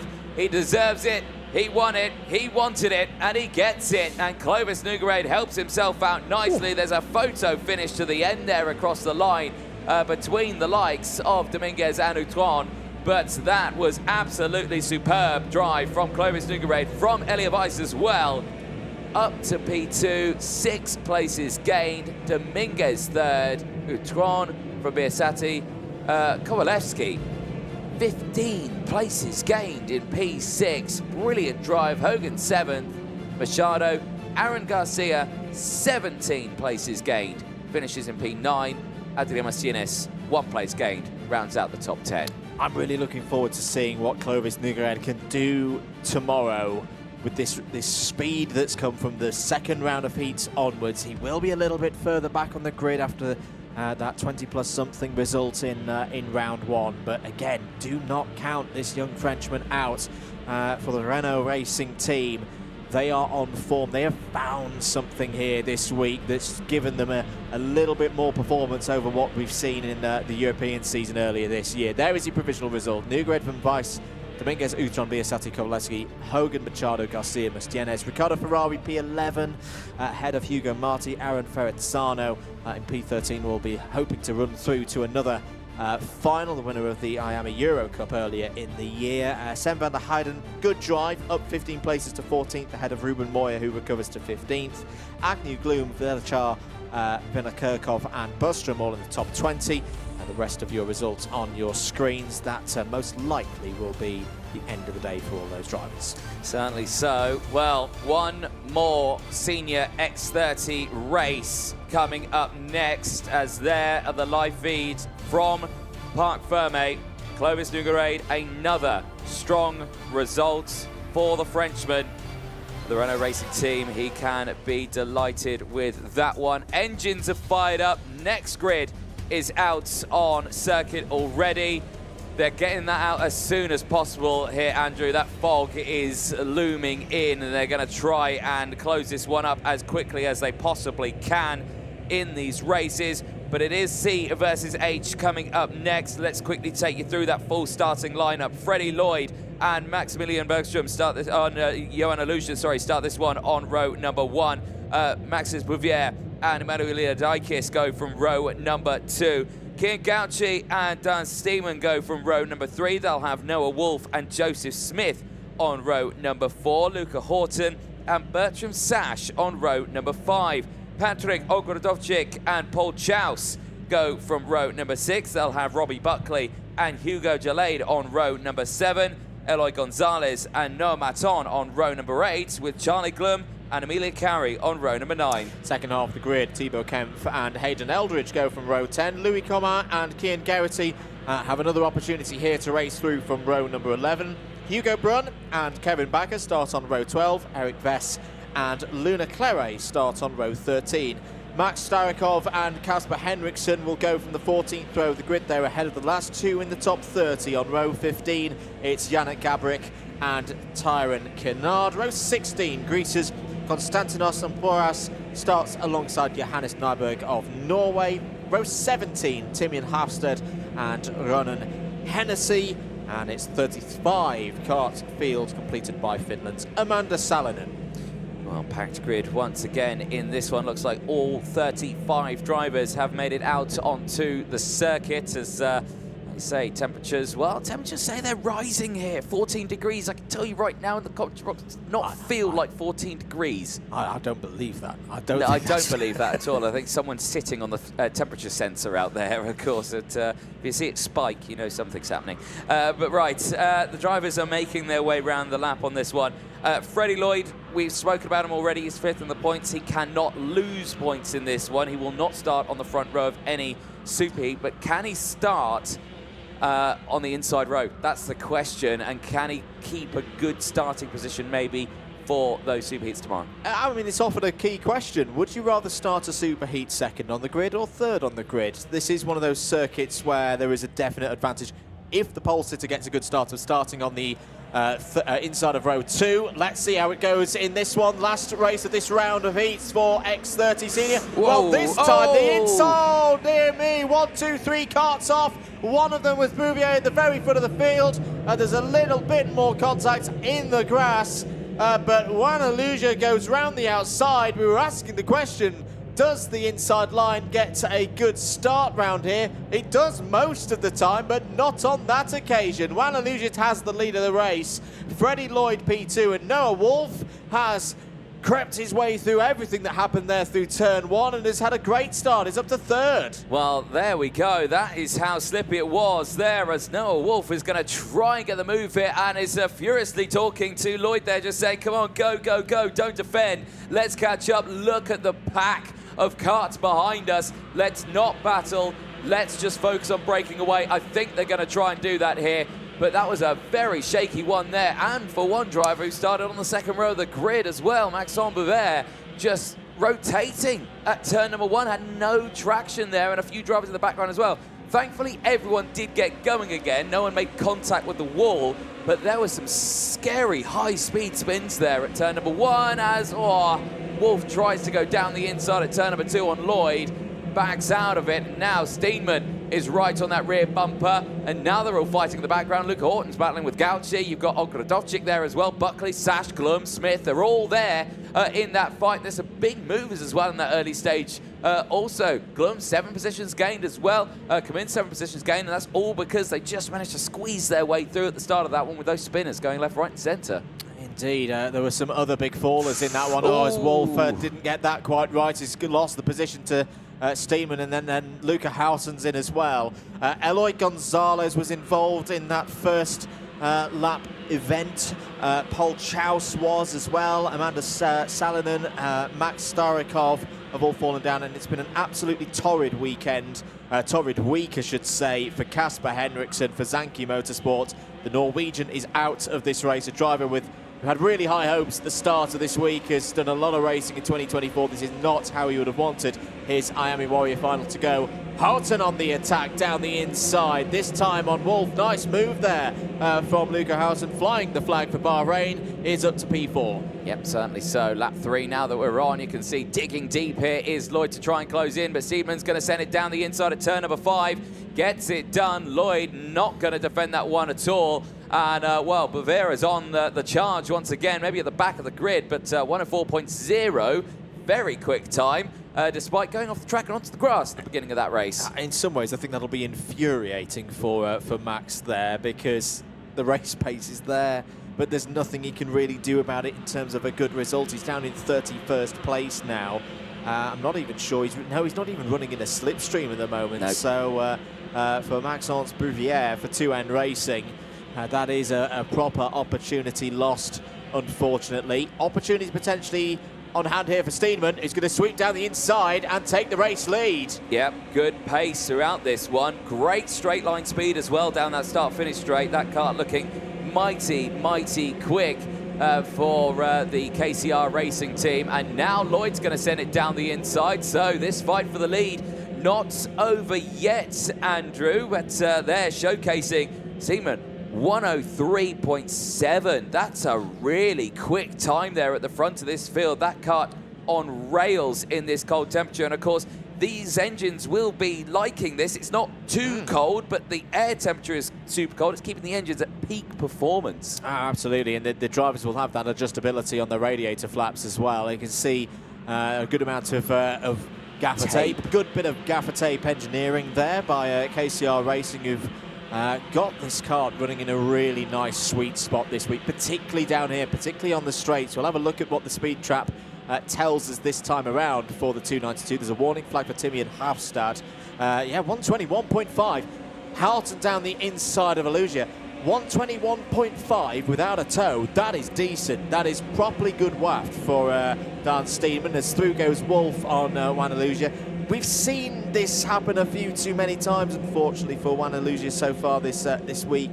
It seems to start really, really well, and then it just fades away through the middle part of the race. You know, second in the first round of heats, but then 12th in the second. It's something I think they've got to think about overnight.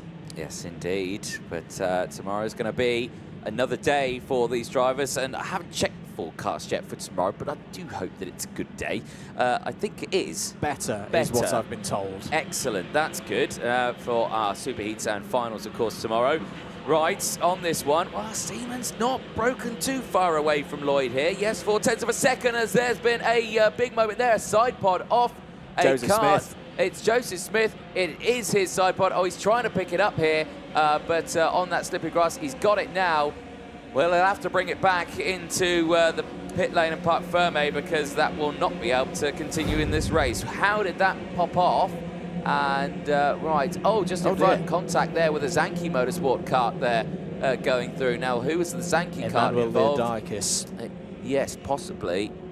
Or it could have been Kasper Henriksen, maybe, because he is out of this race also. But no, actually, it wasn't Kasper Henriksen.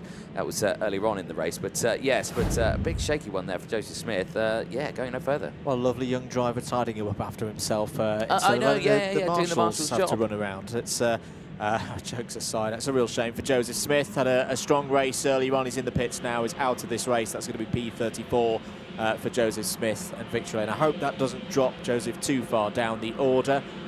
because it looks to see him have another go, but that's come clean off the poppers there on the side of the frame. Back at the front of the order, we're on to lap number 7, and Freddie Lloyd, after not a bad start, just needed a bit of time to get up to speed, and now he's down the inside and has taken the race lead. And could you put that on temperature of tyres? I mean, a lot of the drivers saying that, you know, these are actually quite easy tyres to get to temperature, depending on how used they are or how new they are. But yeah, you're just seeing there at the start of that race, it didn't look like he had that temperature in the tyres. Steeman being able to close in so rapidly and being able to just send it down the inside without any real drama. But now the tables have turned, and God, it looks like both of them going so deep into that corner there, doesn't it? But it's the racing line that they choose. It's the one that works out best for them, so they can get onto that left-hand side of the circuit, ready for the next right-hander at turn number 8. But all these drivers now, you're really starting to see the rubber going down on the circuit and everything like that. Right, technical flag has gone out, and it's going out to Bertram Sash, unfortunately. Bertram Sash, who is currently quite far up in the order, actually in P8 at the moment, so that's a disaster for Bertram Sash. Technical flag, and I'm not sure what it's for, actually, because, yeah, Bertram Sash right to the sharp end, and, oh, Joseph Smith's going to see a warning flag as well for, I suspect, that incident, so he's out of the race, and plus a 5 second. Yeah, it's not going to make too much difference, though, that 5 seconds, because he's laps ahead of the next kart in the order. Leader's going through turn 5 now, and Wolf's having another little attack here, trying to wrestle his way through past Kian Gauchi, and has done so. That's Wolf up to P3. Yes, it is indeed. Ties on this one. Steeman's not going to give up this lead fight at all, and he's going to send it back down the inside at turn number 8, but he runs wide now as the 2 leaders go wheel to wheel up at the top end of the circuit. Lloyd back in front. This fight is far from over here, and the last lap board is coming out this time to them. This is going to be the last senior race of the day, and who is going to take the win? Who is going to be starting where? They go wheel to wheel over the start-finish line, but Steeman round the outside through turn 1, absolutely superb, and now they're going to switch places once more. They are dancing through turn 2, side by side again. Here comes Lloyd round the outside at turn number 2 and 3, and he gets it back as they go through turn number 4. Nice recovery there from Freddie Lloyd, got Dan Steeman off the main racing line and knew he would have an opportunity coming off of turn number 4. Freddie Lloyd is going to probably have to defend into turn number 7, but again, it's that 3rd sector, it's that run to the line, and again, Freddie Lloyd, I think he's just trying to get Steeman off the racing line. He's trying to do this a little bit unconventionally, do something a bit different to throw Steeman off the rear bumper of his 305. Into this 3rd sector we go. What does Lloyd do? What does Steeman do? They've both had successes so far this weekend. Lloyd gets it out of turn 14 through turn 15, but here comes Steeman. He's going to have that slip to the line. Has Lloyd got enough of a gap? Here comes Steeman. Oh, Lloyd wins it by 0.032. Good tactics from both Lloyd and Steeman there, but Freddie Lloyd goes back up the order in this round of heats. He had a not so great round by his lofty standards last time out, but a win. He holds on to 5th place in the intermediate classification quite comfortably in the end by 4 points over Matthew Higgins. He will start on the inside of row 2 for the first of those 2 super heats tomorrow. Certainly will do. That is it then for seniors. It is down to the super heats and finals tomorrow for the seniors. It's just minis left to go.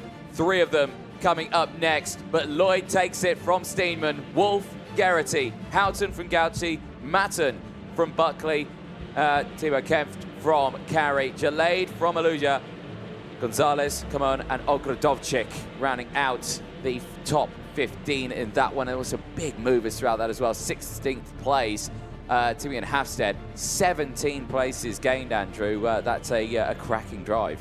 Yeah, a really good drive for Team Pro Karting there from the Norwegian. What's your biggest move across the course of that race? Unfortunate races for Maxence Bouvier with that spin on lap 1, down 16. Emmanuel Leodakis down 25 places due to that moment with Joseph Smith, and Paul Chouse as well was a big dropper in that one, down 19 places. Another one of the drivers who had got caught up in what happened there on lap 1. But there's your race winner. Freddie Lloyd takes the win, and again, he's looking very good here in Tawera. Certainly is. Here's the highlights from that one. Got to say, the start from Panaluja, brilliant round the outside. That start, though, however, for the other 5 karts there at turn number 1. Look at that. It was like there was water on the circuit. They just skated straight off for the rest of them, and it was a real shaky start for them.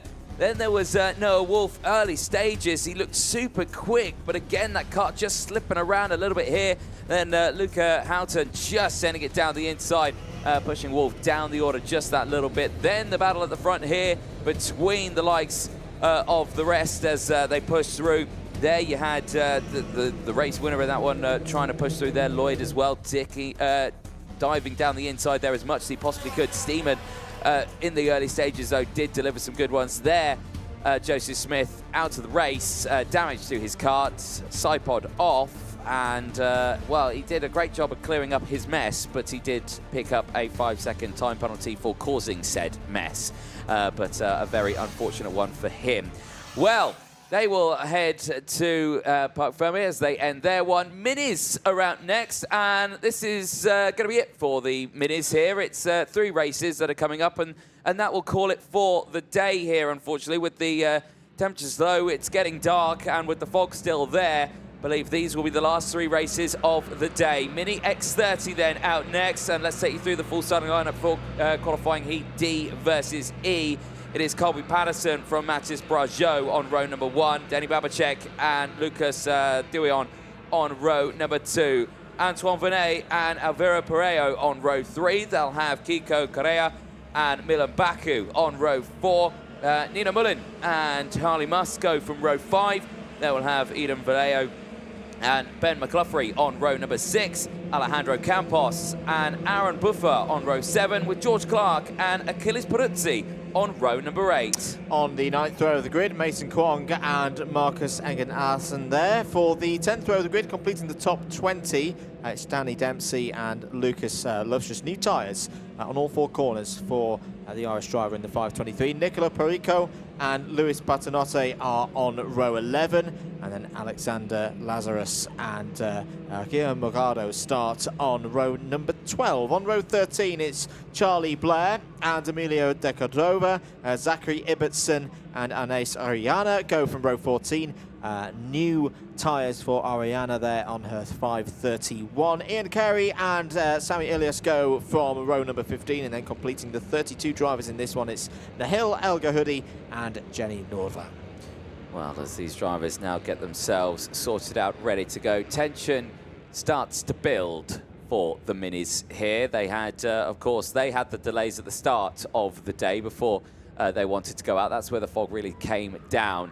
That put a delay to their first heats of the day. They've had a long wait, and they've hoped that the fog has stayed away, and it has done just that as they head into the tram lines. Are we going racing? Yes, we are. Down in towards turn number 1, Patterson with a great start to that race, holds on to the race lead. Remember, Patterson had the retirement earlier on in the start of the weekend where he got spat out at turn number 1 from the outside row. This time around with the inside row, he breaks away nicely at the front, but Denny Babacek sends it down the inside. He will have the close company of others as well, but it looks like Denny Babacek now leads the way heading down into turn 5. Yeah, confident stuff there from Babacek at the moment. He has the lead in the intermediate classification, 2 points to Harry Williams as 6, Gronquist on 8, Shelvis on 10, so it's still pretty close across the Minis at the start of this round, and Venance is up to 2nd place.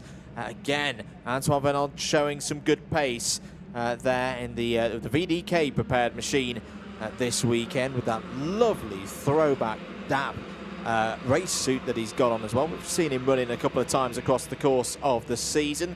Round the final couple of corners to complete this first lap then. Groups D and E going into battle. Babacek will be your race leader.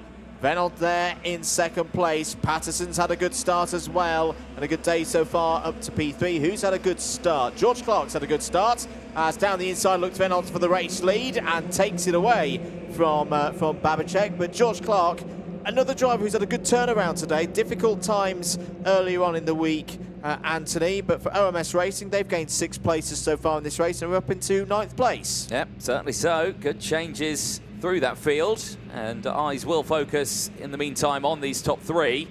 And of course, with them still scrapping for positions, Creria and Pareo just behind might have that opportunity to close in here, and also bringing the likes of Mullen as well. You know, Mullen in that sharp section, as unfortunately out of the race. Danny Dempsey going no further, and well, I'll shake the hands of his mechanic and just say, oh, that is it. And I think that is IWF over. And that's a real shame because Danny had new tyres on as well. Yeah. Said that something's happened there that's put him out of this race. Well, eyes on this top 3 once more as they enter onto the start-finish straight now. As they push themselves down in towards turn number 1. The slipstream is there, but again, I don't think we're going to see anything. Well, no, I'm going to eat my words there. Patterson looking to the inside. No, thinks against it at the last second. Sticks behind as the 2 behind as well. Carreria and Pareo are closing in. Now we're going to see something here, though, between them. Denny Babacek down the inside. Gets back into the lead. Antoine Vanard back down to 2nd place. It's still very close between these top 3 and Correa, Pareo, Moulin not too far behind as well. Other drivers coming through the field. Nicolo Perico for the Excel team. The Italian is up 9 spots to 12th, and Alexander Lazarus has lost a few of the positions he gained at the start, but is still up a net gain of 6 spots into 17th for Zanki Motorsports. Just looking at some of the timetables for tomorrow, we should stress that everything we're saying is provisional. We haven't got through all of the races today because of the further fog delays, but the weather forecast is better for tomorrow. The schedule that we had for tomorrow as well does actually have some more heats scheduled for Senior. Whether those run or not, or whether there's further changes in the timetable, we'll let you know in due course. But right now, for these minis, they're into the second half of their race, Anthony. And here comes another move. It's Venon back down the inside and into the race lead. This time, Patterson's through as well. Babacek, all of a sudden, down to P4. Yeah, indeed, and he's going to risk out losing on P4 as well, because he's got Mullin there as well, just behind, and Pareo. And Alvaro Pareo does set the fastest lap of the race as well, and is pushing along nicely here. Denny Babacek, though, is going to push it back down the inside. Patterson now takes the lead of this race, and Antoine Venard has gone down to P4. So quick as you like, the race leaders all the way back down to P4 as Babacek back down the inside, not going to allow the likes of Patterson to really try and break away here, but he has done that now in this situation. And now Pareo back down to P4 as well. Massive send from Antoine Venant. It was not for the first time today down the inside, this time into turn 7. Got it stopped and then finished the move off on the exit of the corner. Is back up to 3rd place. 2 laps to go for groups D and E here in X30 Mini. Over the line they go. Colby Patterson still leads this race by 1/10 of a second from Denny Babacek. Antoine Venant there in 3rd place. 4th for Alvaro Pareo. Still plenty of opportunities for that to all change. Into turn 4 they go, and here goes Venant down the inside. He's taking the lead. He has indeed. Once more back to the front here, but again, you've seen how quick this changes right now, and look at the rest of them all starting to flood into this lead battle here. Can you tell this is going to be their last race of the day? I certainly can. It's Venant leading the way from Babacek, from Patterson, Pareo. Here comes Denny Babacek, though, down the inside. He's going to claim it through turn 7, but watch his inside line. We've seen so many people overtake through the hairpin of turn 7. Then they sweep it to the outside. They open the door, and it just invites another driver down the inside. The top 5 separated by nothing. 6th, 7th, and 8th just behind them as well. Denny Babacek taking that tighter inside line. It's going to cover off the advances from Antoine Venard in 2nd place. But this is where it gets tricky. Who's going to go with who? Are they all going to stay the same, or are we going to see 2 different lines? No, they're all going to follow each other. They're all going to stay on that inside line. This is where it could be good news for the likes of Harry Williams and Ludwig Gronquist watching this from the sidelines, because whilst Denny Babacek leads this race at the moment, if he falls out of the train, if he gets taken by one of these drivers. You could think he could lose more. He has a 4-point lead in the IC right now, but there's definitely more than 4 drivers immediately behind him here or on the final lap into turn 5 once again. Babicek leads from Patterson. Patterson looking round the outside, but has to resign back into the slipstream on this occasion. Through turn 6, no real opportunity to overtake there, but there definitely will be into turn 7. Babicek's going to try and keep it low into the middle of the road. On the outside is Pereiro, who's lost a position there to Braggio. Still not done here. Now it starts to get tense for Denny Babicek to try and hold on to this race win, to hold on to the intermediate classification lead at the end of this round. Venant still there in third. It's going to be another one of those tense runs to the line. Venant's through into second place. Good move there. Now has Babicek got enough speed again? Here comes Venant with all that power. Here comes Patterson as well. He can defend against one. He can defend against all. Babicek wins it by a 1/10 of a second from Venant. Patterson third. Braggio fourth, and Pereiro completes the top 5. Absolutely superb defensive line there for Denny Babicek. Delivered what he needed to, maintains his lead, and that is pole position tomorrow for Superheat A. No other driver can beat him there. No one can go minus points on that one. And Denny Babicek starts exactly where he wants to be tomorrow, the inside of row number 1 for Superheat 1 tomorrow. Antoine Venant finishing in second place from Colby Patterson.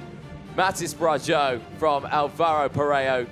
Kiko Correa finishing in 6th place ahead of Nilo Mullin in 7th place. George Clark from Eden Vallejo in 9th place. And Nicolo Perico has just constantly, throughout the day, snuck his way through that field. 11 places gained inside the top 10. Fantastic work from Nicolo there, up 11 positions, and hopefully will be a long way up the order for all the hard work that's been put in there by Excel Motorsport. And still, obviously, in terms of the wider team, a newer team, a lot of experienced mechanics coming into Excel this weekend, but there's always going to be that gelling phase for a team. They're doing a fantastic job up and down the classes. There's the rest of the order. Other drives that we should note through the field. Nahil El Gahudi again from the back of the field, gain of 12 places into the top 20. Sami Ilias as well for Jamie Green Racing, gaining 10 spots into that top 20. Good stuff there from the X30 Minis, but for this young man here, Denny Babicek, from a very, very fast family indeed. He is the new sensation here in X30 Minis. Of course, a race winner from earlier in the season in the Euro Series, but he will be on top of the intermediate classification, even still with 2 races of this round to go. Yes, indeed. Well, engines fire up. Next race is quickly out on track. Qualifying heat A versus F heads on to the circuit. This one, again, will affect who starts where tomorrow in the front rows of those superheats, because we've got Ludwig Granqvist starting this one on pole position. He's currently 3rd in the points. He will have Aurelio Longatano starting alongside Manny Nuvolini and Johnson Stewart on row number 2. From the rest of the field, Daniel Ferguson and Christian Kobe rounding out row number 3 as well. What can they do from there? None of them sporting fresh tyres at all, though, in those top 3 rows. Row number 4 sees Ivan Gonzalez and Tony Cachaferro, Novano Morales and Milo Cornell on row number 5. Jarlath Sayer and Blair Smith round out an all-British row 6, with Blair Smith with the BMR team going a brand new set of tyres. Edion Jimenez and George House on row 7. Bruno Greeling and Alfie Davidson go from row number 8. Alexandre Point and Max Cruz round out row number 9. No fresh tyres with the top 9 rows. Will be surely more fresh tyres in the further parts of the field. On row 10, it's Luca Pavel and Teo Pelfrein there. Giuseppe Montanari and Ava Lawrence go from row 11. Ruben Perez is on row 12 alongside fresh boots on the 554 for Mattis Knobs there from Switzerland. Simon Karasas from Sweden goes alongside Artur Konovalov on row number 13. It'll be Pablo Segura alongside Stanislav Ziarko. Both drivers there on row 14 taking new Comet tyres. Alex Riley and Neil Nakhmush go from row number 15. 31 drivers in total on the grid for this one, the last of them being the 556 of Ben Iton. Indeed. Well, they'll sort themselves out, get it all sorted as well as the... once again, fog's starting to loom in just that little bit more. It's teetering on the edge here, isn't it? It's toying with us because we can still see the entirety of the circuit from the commentary box, which means we're perfect for racing. But it's just eking in just that little bit more. Toying is a very good word because it's doing the fog hokey cokey. It comes in and it goes back out again. It comes in and goes back out again. As long as it keeps going back out, I think we can keep things running here for this round of mini races. Into the third sector they go under instruction of the flag marshals there. Big thanks once again to all of our marshals, track workers and officials here at the Circuito Internacional de Zuera for the job they've done, not just putting this race on, but stepping in to the space, of course, from the events in Valencia a few weeks ago. Are we ready for this race? Yes, we are. Lights are out and 6 laps are underway here in X30 Mini for groups A and F. Into the first turn. Very good start if you were on the inside row of the grid. Here goes Nuvolini having a look at Gronqvist down the inside. Daniel Ferguson has a bit of a moment but holds there in third place, and Gronqvist has got a great opportunity here to break away from the rest of the field. They're all making their way through turn number 4 now. Can they keep it on the road? Sort of. The 526 is off towards the back of the field, but back on the track now. Great start from Ludwig Blomqvist. He's got the early advantage. Yeah, indeed. And that was all down to his racing line through turn 2. You saw him there just swipe right across the nose of the driver standing behind, Manu Nuvolini, and he was just able to carry the speed through the corner, and it all paid off on the exit. But the downside to that is that, well, this is mini racing, and what do we say all the way throughout in mini racing? You need the tow, you need the slipstream. He will lose that lead, well, not lose the lead, but he will lose that advantage that he's got at this stage because the drivers behind will just be able to close in, and already we're seeing that he has got company right behind him in the form of the rest, and Manu Nuvolini will tuck in right into that slipstream. Jarlath Sayer up into third place. He is with Daniel Ferguson. They, I'm sure, will work together to try and close in on that top 2. Oh, well, they need to, because that gap could easily go out from 5 or 6 tenths if they start fighting. I think that was a move from Longitano a little bit further back. You can just about see the cross of Switzerland on the top of his helmet. So Longitano up to P5 past Novelo Morales and Ivan Gonzalez. Just a note as well, for those watching from home, obviously if you're at the circuit you'll already be able to see this.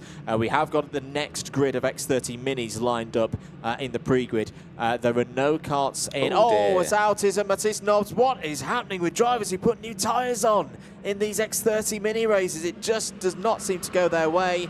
Damage to the national panel there, and there's a bit of tyre rubbish on the left-hand side pod there. That may, of course, have been from earlier in the race week, but either way, for Mattis Knobs is out of this race. Just to come back to the point about the holding area, where teams and drivers are allowed to work on their carts before they come onto the pre-grid, that is empty.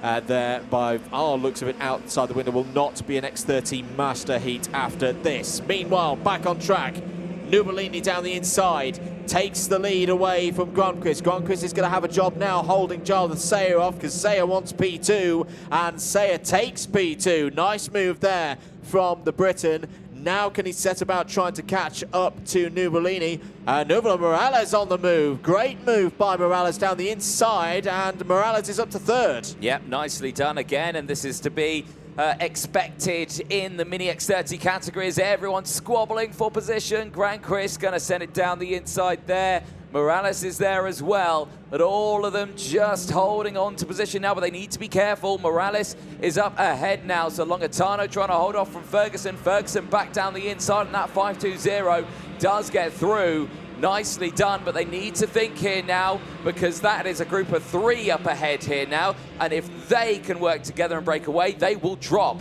that group of 3, 4, 5 behind. They need to work together here to close that gap between them. Yeah, we've seen across the course of this race week and in previous visits again that if you can get 3 together, that's a strong enough group. It's the effect of the slipstream. We often talk in karting about how 2 drivers, that's what you need at the front of the field, pull away. You need that extra engine here around this 1.7 kilometre circuit to keep away from the rest of the peloton, as it were, the main pack, the main field. So for Nuvolini, Sayer and Morales, they'll be looking to do that over the next lap or so. We're on lap 4 of 6. Here are your leaders. Mani Nuvolini from France for 2N Racing. It's been a great day for 2N Racing. A lot of strong results for them. They've really been one of the breakthroughs, it would seem, in X30 Mini today at the Miami Warrior Final for 2024. Morales continuing to work hard there in 3rd place. And don't count out Longitano as well. Aurelio Longitano's done a lot of racing in Italy this year. The Swiss driver in 4th place and has just gone fastest of anyone through sector number 2. Indeed, yep, that pace is strong in the background. It will help them out close into this battle here, but Sayers on that rear bumper of Nuvolini. And watch them here now push their way along the gap between the 2 groups. 7/10 of a second. Morales now joined by Longitano are going to need to try and go even faster here. And judging by that fastest lap of the race and the purple sectors and that overtake, I suspect they will be able to close in. Jarlath Sayer now in the lead of this one. Checks over the shoulder, big check over the shoulder, and goes defensive on this lap. Now, as we look now to the intermediate classifications, this might tell a story why there is like single points between all the mid-pack here. Shelvis has got himself up into 3rd, Manu Nuvolini is up into 4th, Sayers up into P5, and there's only a couple of points between those drivers. In fact, there's single points between those drivers. So this is going to really start to get interesting. And Andrew, I don't mean to panic anyone, but that fog has really come in pretty stiff in these last couple of races. Yeah, this is what we expected as we get towards 4 o'clock. It's just gone 3:30 here local time. There is an advantage for, as long as he can hold on to the lead, for Sayer trying to delay the progress of this duo here, because at the moment Sayer is tied on points with Nuvolini but wouldn't win a tiebreaker. That's back to the timed qualifying performance from earlier on in the week. So to gain that 4th place in the intermediate classification, which would be a front row start for one of the super finals, he needs a Longitano or a Morales to get ahead of the French driver and move Nuvolini off 12 points. He's doing a good job right now of doing that tactically. He's keeping hold of the lead, and there, Longitano goes down the inside. That's good news for Say, but now he's got to push. Now he's got to push on. No more defensive work. He's gained the position in the intermediate classification he needs. Down into turn 7. Oh. The door is open. I thought Longitano was going to go for it. Longitano goes a little bit long. 3 wide off of turn number 7. That's going to go the way. Is that Christian Kobe coming through in the mist in the 5:39 for Fusion? It may well be, and Ludwig Gronquist is also back on the scene. Yep, they certainly are, and this is really heating up for P2 here. However, Jarlath Sayer is clear by 0.2 of a second as they're going to go into the final corner. Watch them as they come through now. It's fine for 1, 2, 3. Sayer's going to take it. Longitano in 2nd, but who's going to get 4th place? That's the question. It's going to be Nuvolini, Granquist 3rd, and that means then that Shelvis moves up to P3 in the points. Granquist goes down to 4th. Sayer with that gets to P6. Freddie Wood 7th in the points. Jarlath Sayer, though, with that win, just helping himself out a little bit in that intermediate classification. For Sayer, it's a race win, and it may still be a front row start. All these results are provisional, of course, but in dropping Nuvolini, Longitano got back ahead and took a tiebreaker, and Gronquist, with those moves late on, jumps ahead of Sayer as well. But again, if it's not the outside of row number 1, it could be the inside of row number 2, which, as discussed before, is not a bad place to be. Babicek on 2. If you're just joining us, Babicek is done for heats today.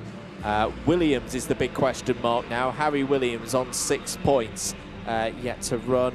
Shelvis as well, 3rd at the moment on 10. Gronquist done. That 3rd place leaves the Swede on 11 points. Good work there for the Swedish champion. Longitano, Sayer, Wood and Nuvolini completing the top 8. Other drives up and down the field that we should note: Alexander Points for Luxembourg and Euro karting up 8 spots to 9th. Ava Lawrence for the UAE and Jamie Green racing up 6 to 16th. And Alex Riley again, not the first time we've mentioned Alex Riley from the context of overtakes, and many of them. 10 places gained for the Irishman for BMR, finishes P19. It certainly does. Well, there on your screen, Carlos Sayer ends the day on top, helps himself out in that intermediate classification.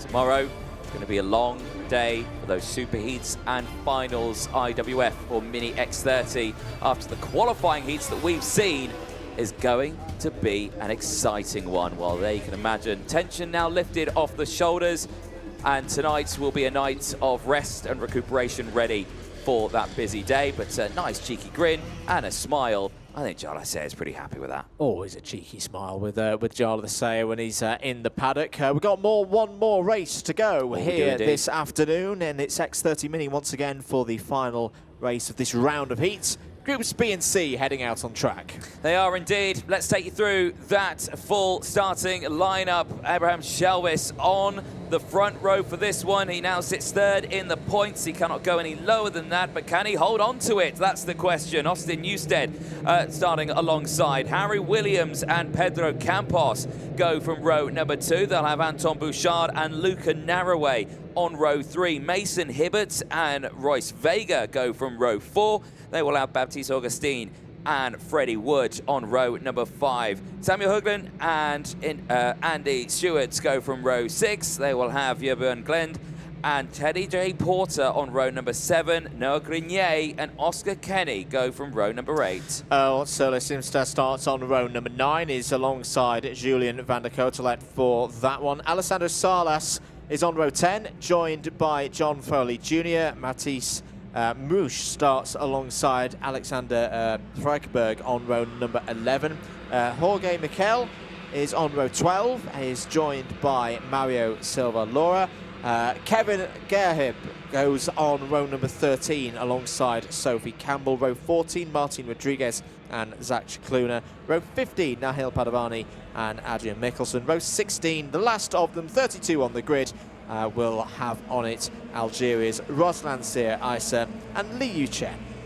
Well, we look forward to seeing what was going to happen in this last race of the day. It is a shame that we weren't able to get through that full list, unfortunately, but just that weather and the time of day as well, where it's going to start to get dark. It's just not worth going around for those full rotations once more, because we would just not be able to finish them.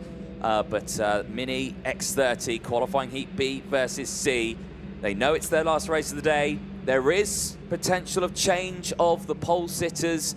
Not the pole sitters, but the front row starters in this one, because Denny Babacek and Harry Williams. It does affect that one, because Williams is in this race. Yep. So, yes, indeed. So this does affect the pole sitters for Superheat 2 tomorrow. This is still a very important one. You've got to keep an eye on Shelvis and Williams, and both of them, the front 2 rows, and both of them are on the inside. Strangely, they'll want to work together in the early stages to get themselves through anything that can occur in turn 1, and then have a good old fight for the win later on in the race. It'll be 6 laps again for our X30 Minis. Again, the fog's just gone back out again. It keeps teasing us a little bit here, but this will be the last race of the day. There's no other karts set in the pre-grid or in the assembly area. Right, well, there we go. Drivers getting themselves sorted out for this one. I will stress these are not their last heats for any of the categories. There's no super heats tomorrow. It's all heats tomorrow. Okay, continuation of heats. That's a continuation of heats. Right, drivers into the tram lines. Are we going? I don't think we are. No, false start. They're out of formation. So that gives us time to explain that one a little bit. So yes, I just had it in my ear that tomorrow it's going to be a full rotation of qualifying heats. We will have 3 Mini, we will have 3 Junior, we will have a Masters, and we will have 4 Senior heats tomorrow. And then after that, it's straight into finals. There is no super heats. I kind of like that. It means no one gets cut out of the competition because of the weather. Yes. Everybody gets to race on Saturday on finals day. Nobody has that opportunity taken away from them when, you know, it'd be awful to have someone 73rd in one of the ICs and looking like they could actually have the performance to go through, but they just needed another race to happen. So, so yeah, no, I understand that decision. There you go then. So that hopefully has got everyone on board who is watching at home and can listen over the speakers here at the circuit. Certainly put us on board as well, because we didn't know that until 30 seconds ago. Right, so there we go. That's how fluid this weekend's been. It's just been a chop and change all the way throughout. Great work from the team behind the scenes there, just to give everyone the best opportunity to get this one to the end. Right, field nice and slow in these early stages, backing them all up.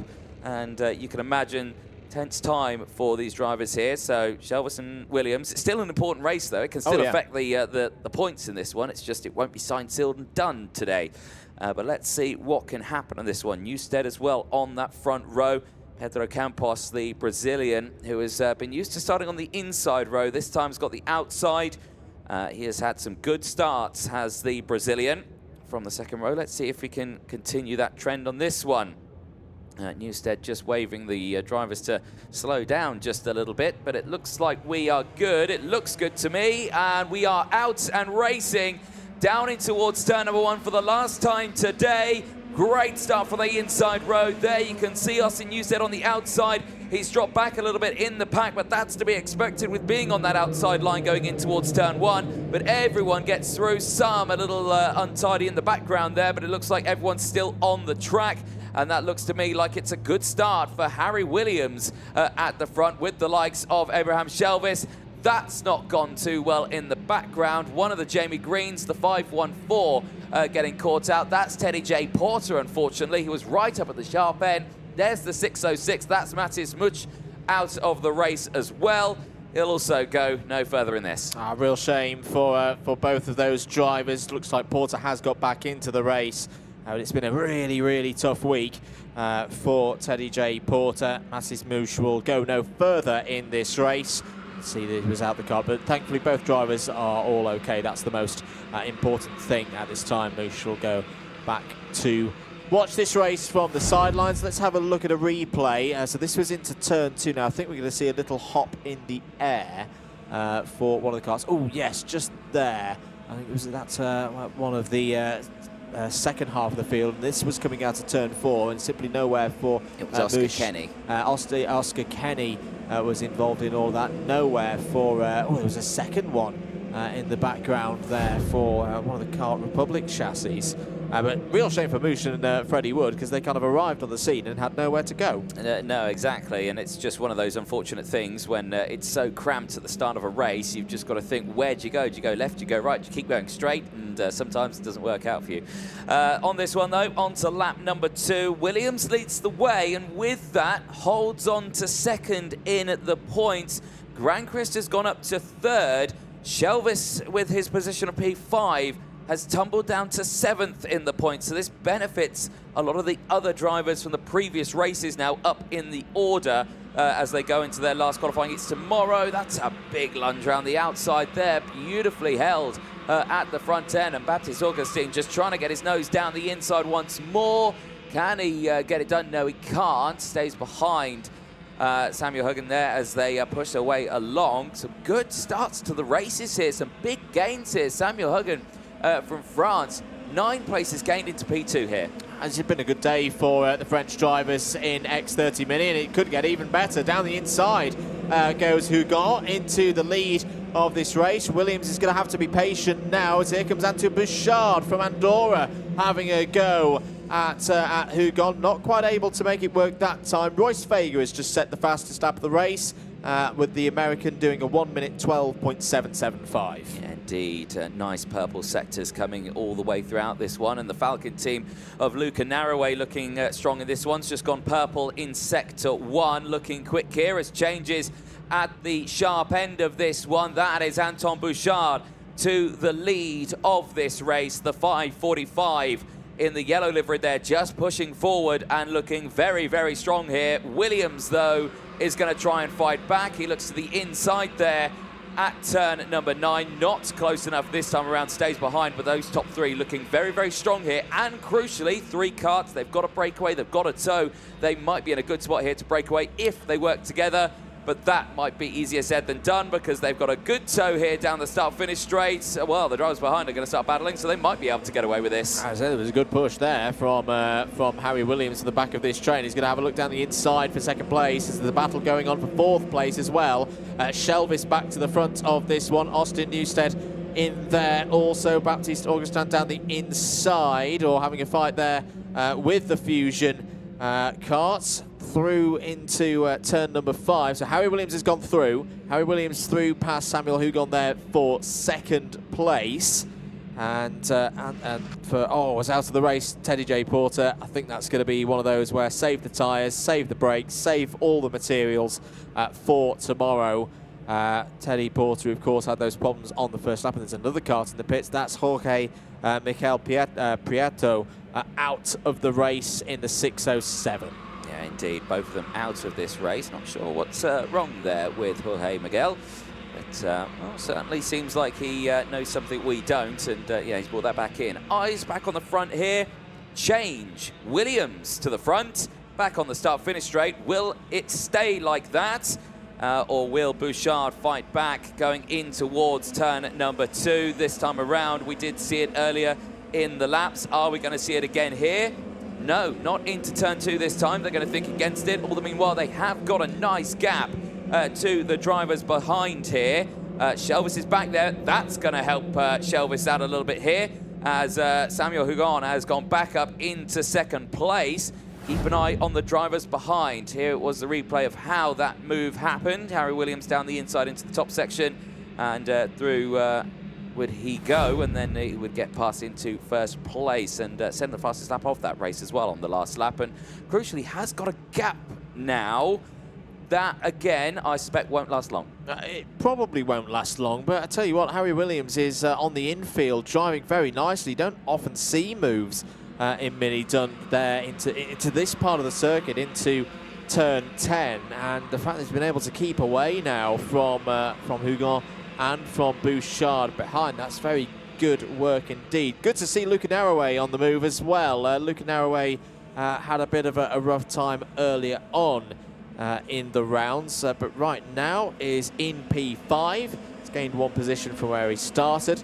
Battle raging on for 2nd place as Bouchard tries to cut left, cut right, cut left again, and in the end stays in 3rd place behind Samuel Hugon. Bouchard's going to try and cut down to the inside this time through turn 4. That's lovely manoeuvring, that's lovely driving, and the Andorran's up to P2. Yep, indeed, and just, it's so good to see these drivers race so close like this. It's when they get into that big group where you see the multiple little overtakes, when you get the 2 of them just being able to chop and change like this, you just see some excellent racecraft from them. And you know that there's constant thinking going on as well, thinking, you know, when do I do it at this part of the track, you know, because then I've got the slipstream here, I've got that there, I've got to deal with this then at that point. He's breaking away. There is so much to think about when you go for an overtake, but, you know, like that, we were speaking earlier on about how we're saying, oh, drivers don't really think while they're racing. I suspect they probably do in some instances. Unfortunately, X30 Junior there seeing a warning flag. But on this final lap of the race, it's going to look good for Harry Williams, who helped hold on to a front row start, and, well, very unhappy across the line is Samuel Hugon of France. He throws his hands up in protest. Understandably, he was off the track there on the start-finish line. I think the question there will be how far alongside was Bouchard, well, was that overlap between Bouchard and Hugon? Let's have a look at that again. So Bouchard looks right, looks left. Ooh, I think there's going to be a bit of an argument about that afterwards. Bouchard held on to the position. Shelvis got across the line as well there in 3rd, so Hugon actually ended up losing a position in all of that. That's why he's got his arms in the air. He feels a bit hard done by there. Yeah, it feels, probably does, definitely do so. So right then, there are the full classifications at the end of that one. Harry Williams, Anton Bouchard, Abraham Shelvis from Hugon, Naraway from Newstead, Wood, Austin, Vega, from the Algerian as well, Roslin. Great drive. Siriasa there, 21 places gained and finished inside the top 10. Yeah, one of the best drives through the field in X30 Mini we've seen so far this week. So Mega Karts DZ will be very happy with that, and that could make the difference between making it through to a next stage or not. So good stuff indeed. Good drive from Sophie Campbell as well. Sophie gained 12 places in that race. She's getting better and better all the time this week. In terms of where she finished, it was P14. And Nihil Padovani as well, we should give a mention to, up 9 spots to P20. Unfortunately, for the likes of Noah Grenier, dropped 12 places. Teddy Porter down 16. Those are big names falling down the order who we would expect to at least be in the top 15. Yeah, exactly that. Let's have a look at the highlights from that one. There weren't many in the early stages of that race as drivers try to sort themselves out. Shelvis initially, good start to that race. He would fall back though in the order. He would find himself dropping in the points to P6 because of that third place finish, but certainly would have to develop a little bit more in that one. There at the start, unfortunately, the retirements coming in the early stages. Teddy J. Porter out of the race with Matis Much as well, and Jorge Miguel. They would all retire on those first opening laps. Breakaways would happen. Anton Bouchard down the inside. He would take the lead in the early stages. Would hold on to it for a little bit, but then you had the charge of Harry Williams here. Great drive from him, wasn't it? The second half of the race from Williams was superb. This was how he made the move down the inside of Bouchard for the race lead, and once he was in clear air, streets away from Bouchard and Hugon behind. That was Hugon down the inside to get past Bouchard. Bouchard would return the favour on the final lap going into turn 4, and then there was a flashpoint right at the end with Bouchard and Hugon. Hugon finding himself on the grass. Let's head down though for one more time today to Nicole Sutherland. Thank you very much, Andrew. Down in Parc Fermé then with Harry Williams. Harry, you've had a great round of results from the racing that we've seen you do. You must be happy. Yeah, I'm very happy. Hopefully we'll get a good result for tomorrow's final, and we'll get a good position for the super heat to start the final. Well, I think actually there's been a slight change of plan and we're going into a few more heats tomorrow provisionally. What's the game plan going into that? Is it just a clear mind? Have you got any strategy? Yeah, just like don't get any like important things get to you, don't get stressed, just carry on, and on the last lap just drive normally so we don't overdrive and lose the position. And in a race like this where you've got so many drivers on the grid, something really important to consider is the nose cone. At the front of the track, when you're in those fights, in those battles, how do you make sure you keep your nose clean? I try to, like, if someone breaks down in front of me or they like get a bad exit off the corner, I try to dodge them so I don't whack them, and then I get nose cone. So I'm just trying to be a bit careful where my nose goes. Great to hear from you, Harry. Very well done and good luck for tomorrow. That's it then from me here down in Parc Fermé for today. Great day of racing from what we've managed to get in. Such hard work by everybody at the track to make sure that this race can keep going forward. We'll head back up then into the box to round out the day. I'll see you tomorrow. Thank you very much, Nicole Sutherland. Brilliant work down there in Parc Fermé, and bang on the money there. Great work from all of the staff here.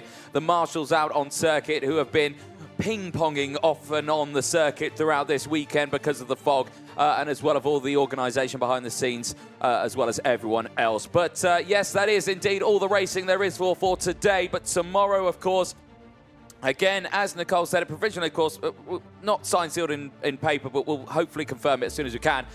Qualifying heats will be tomorrow, 1 per category, or 1 per group as well. 3 minis, 3 juniors, a master, and 4 senior qualifying heats tomorrow, and then it's straight into finals tomorrow. No super heats. But Andrew, today, I think we were very lucky there with that weather clearing up, weren't we? Yeah, really efficient work by everybody here. Everyone was bright and early, ready to go, hopefully to race at 8 o'clock. We didn't quite manage that. We got an hour in.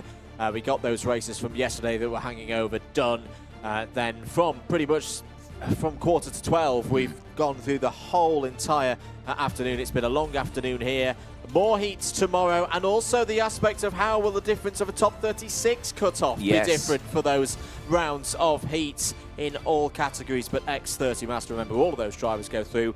Lots to look forward to here at Swearer. It's all going to happen here for IWF 2024. It certainly is. We'll see you bright and early for Saturday's racing finals day tomorrow.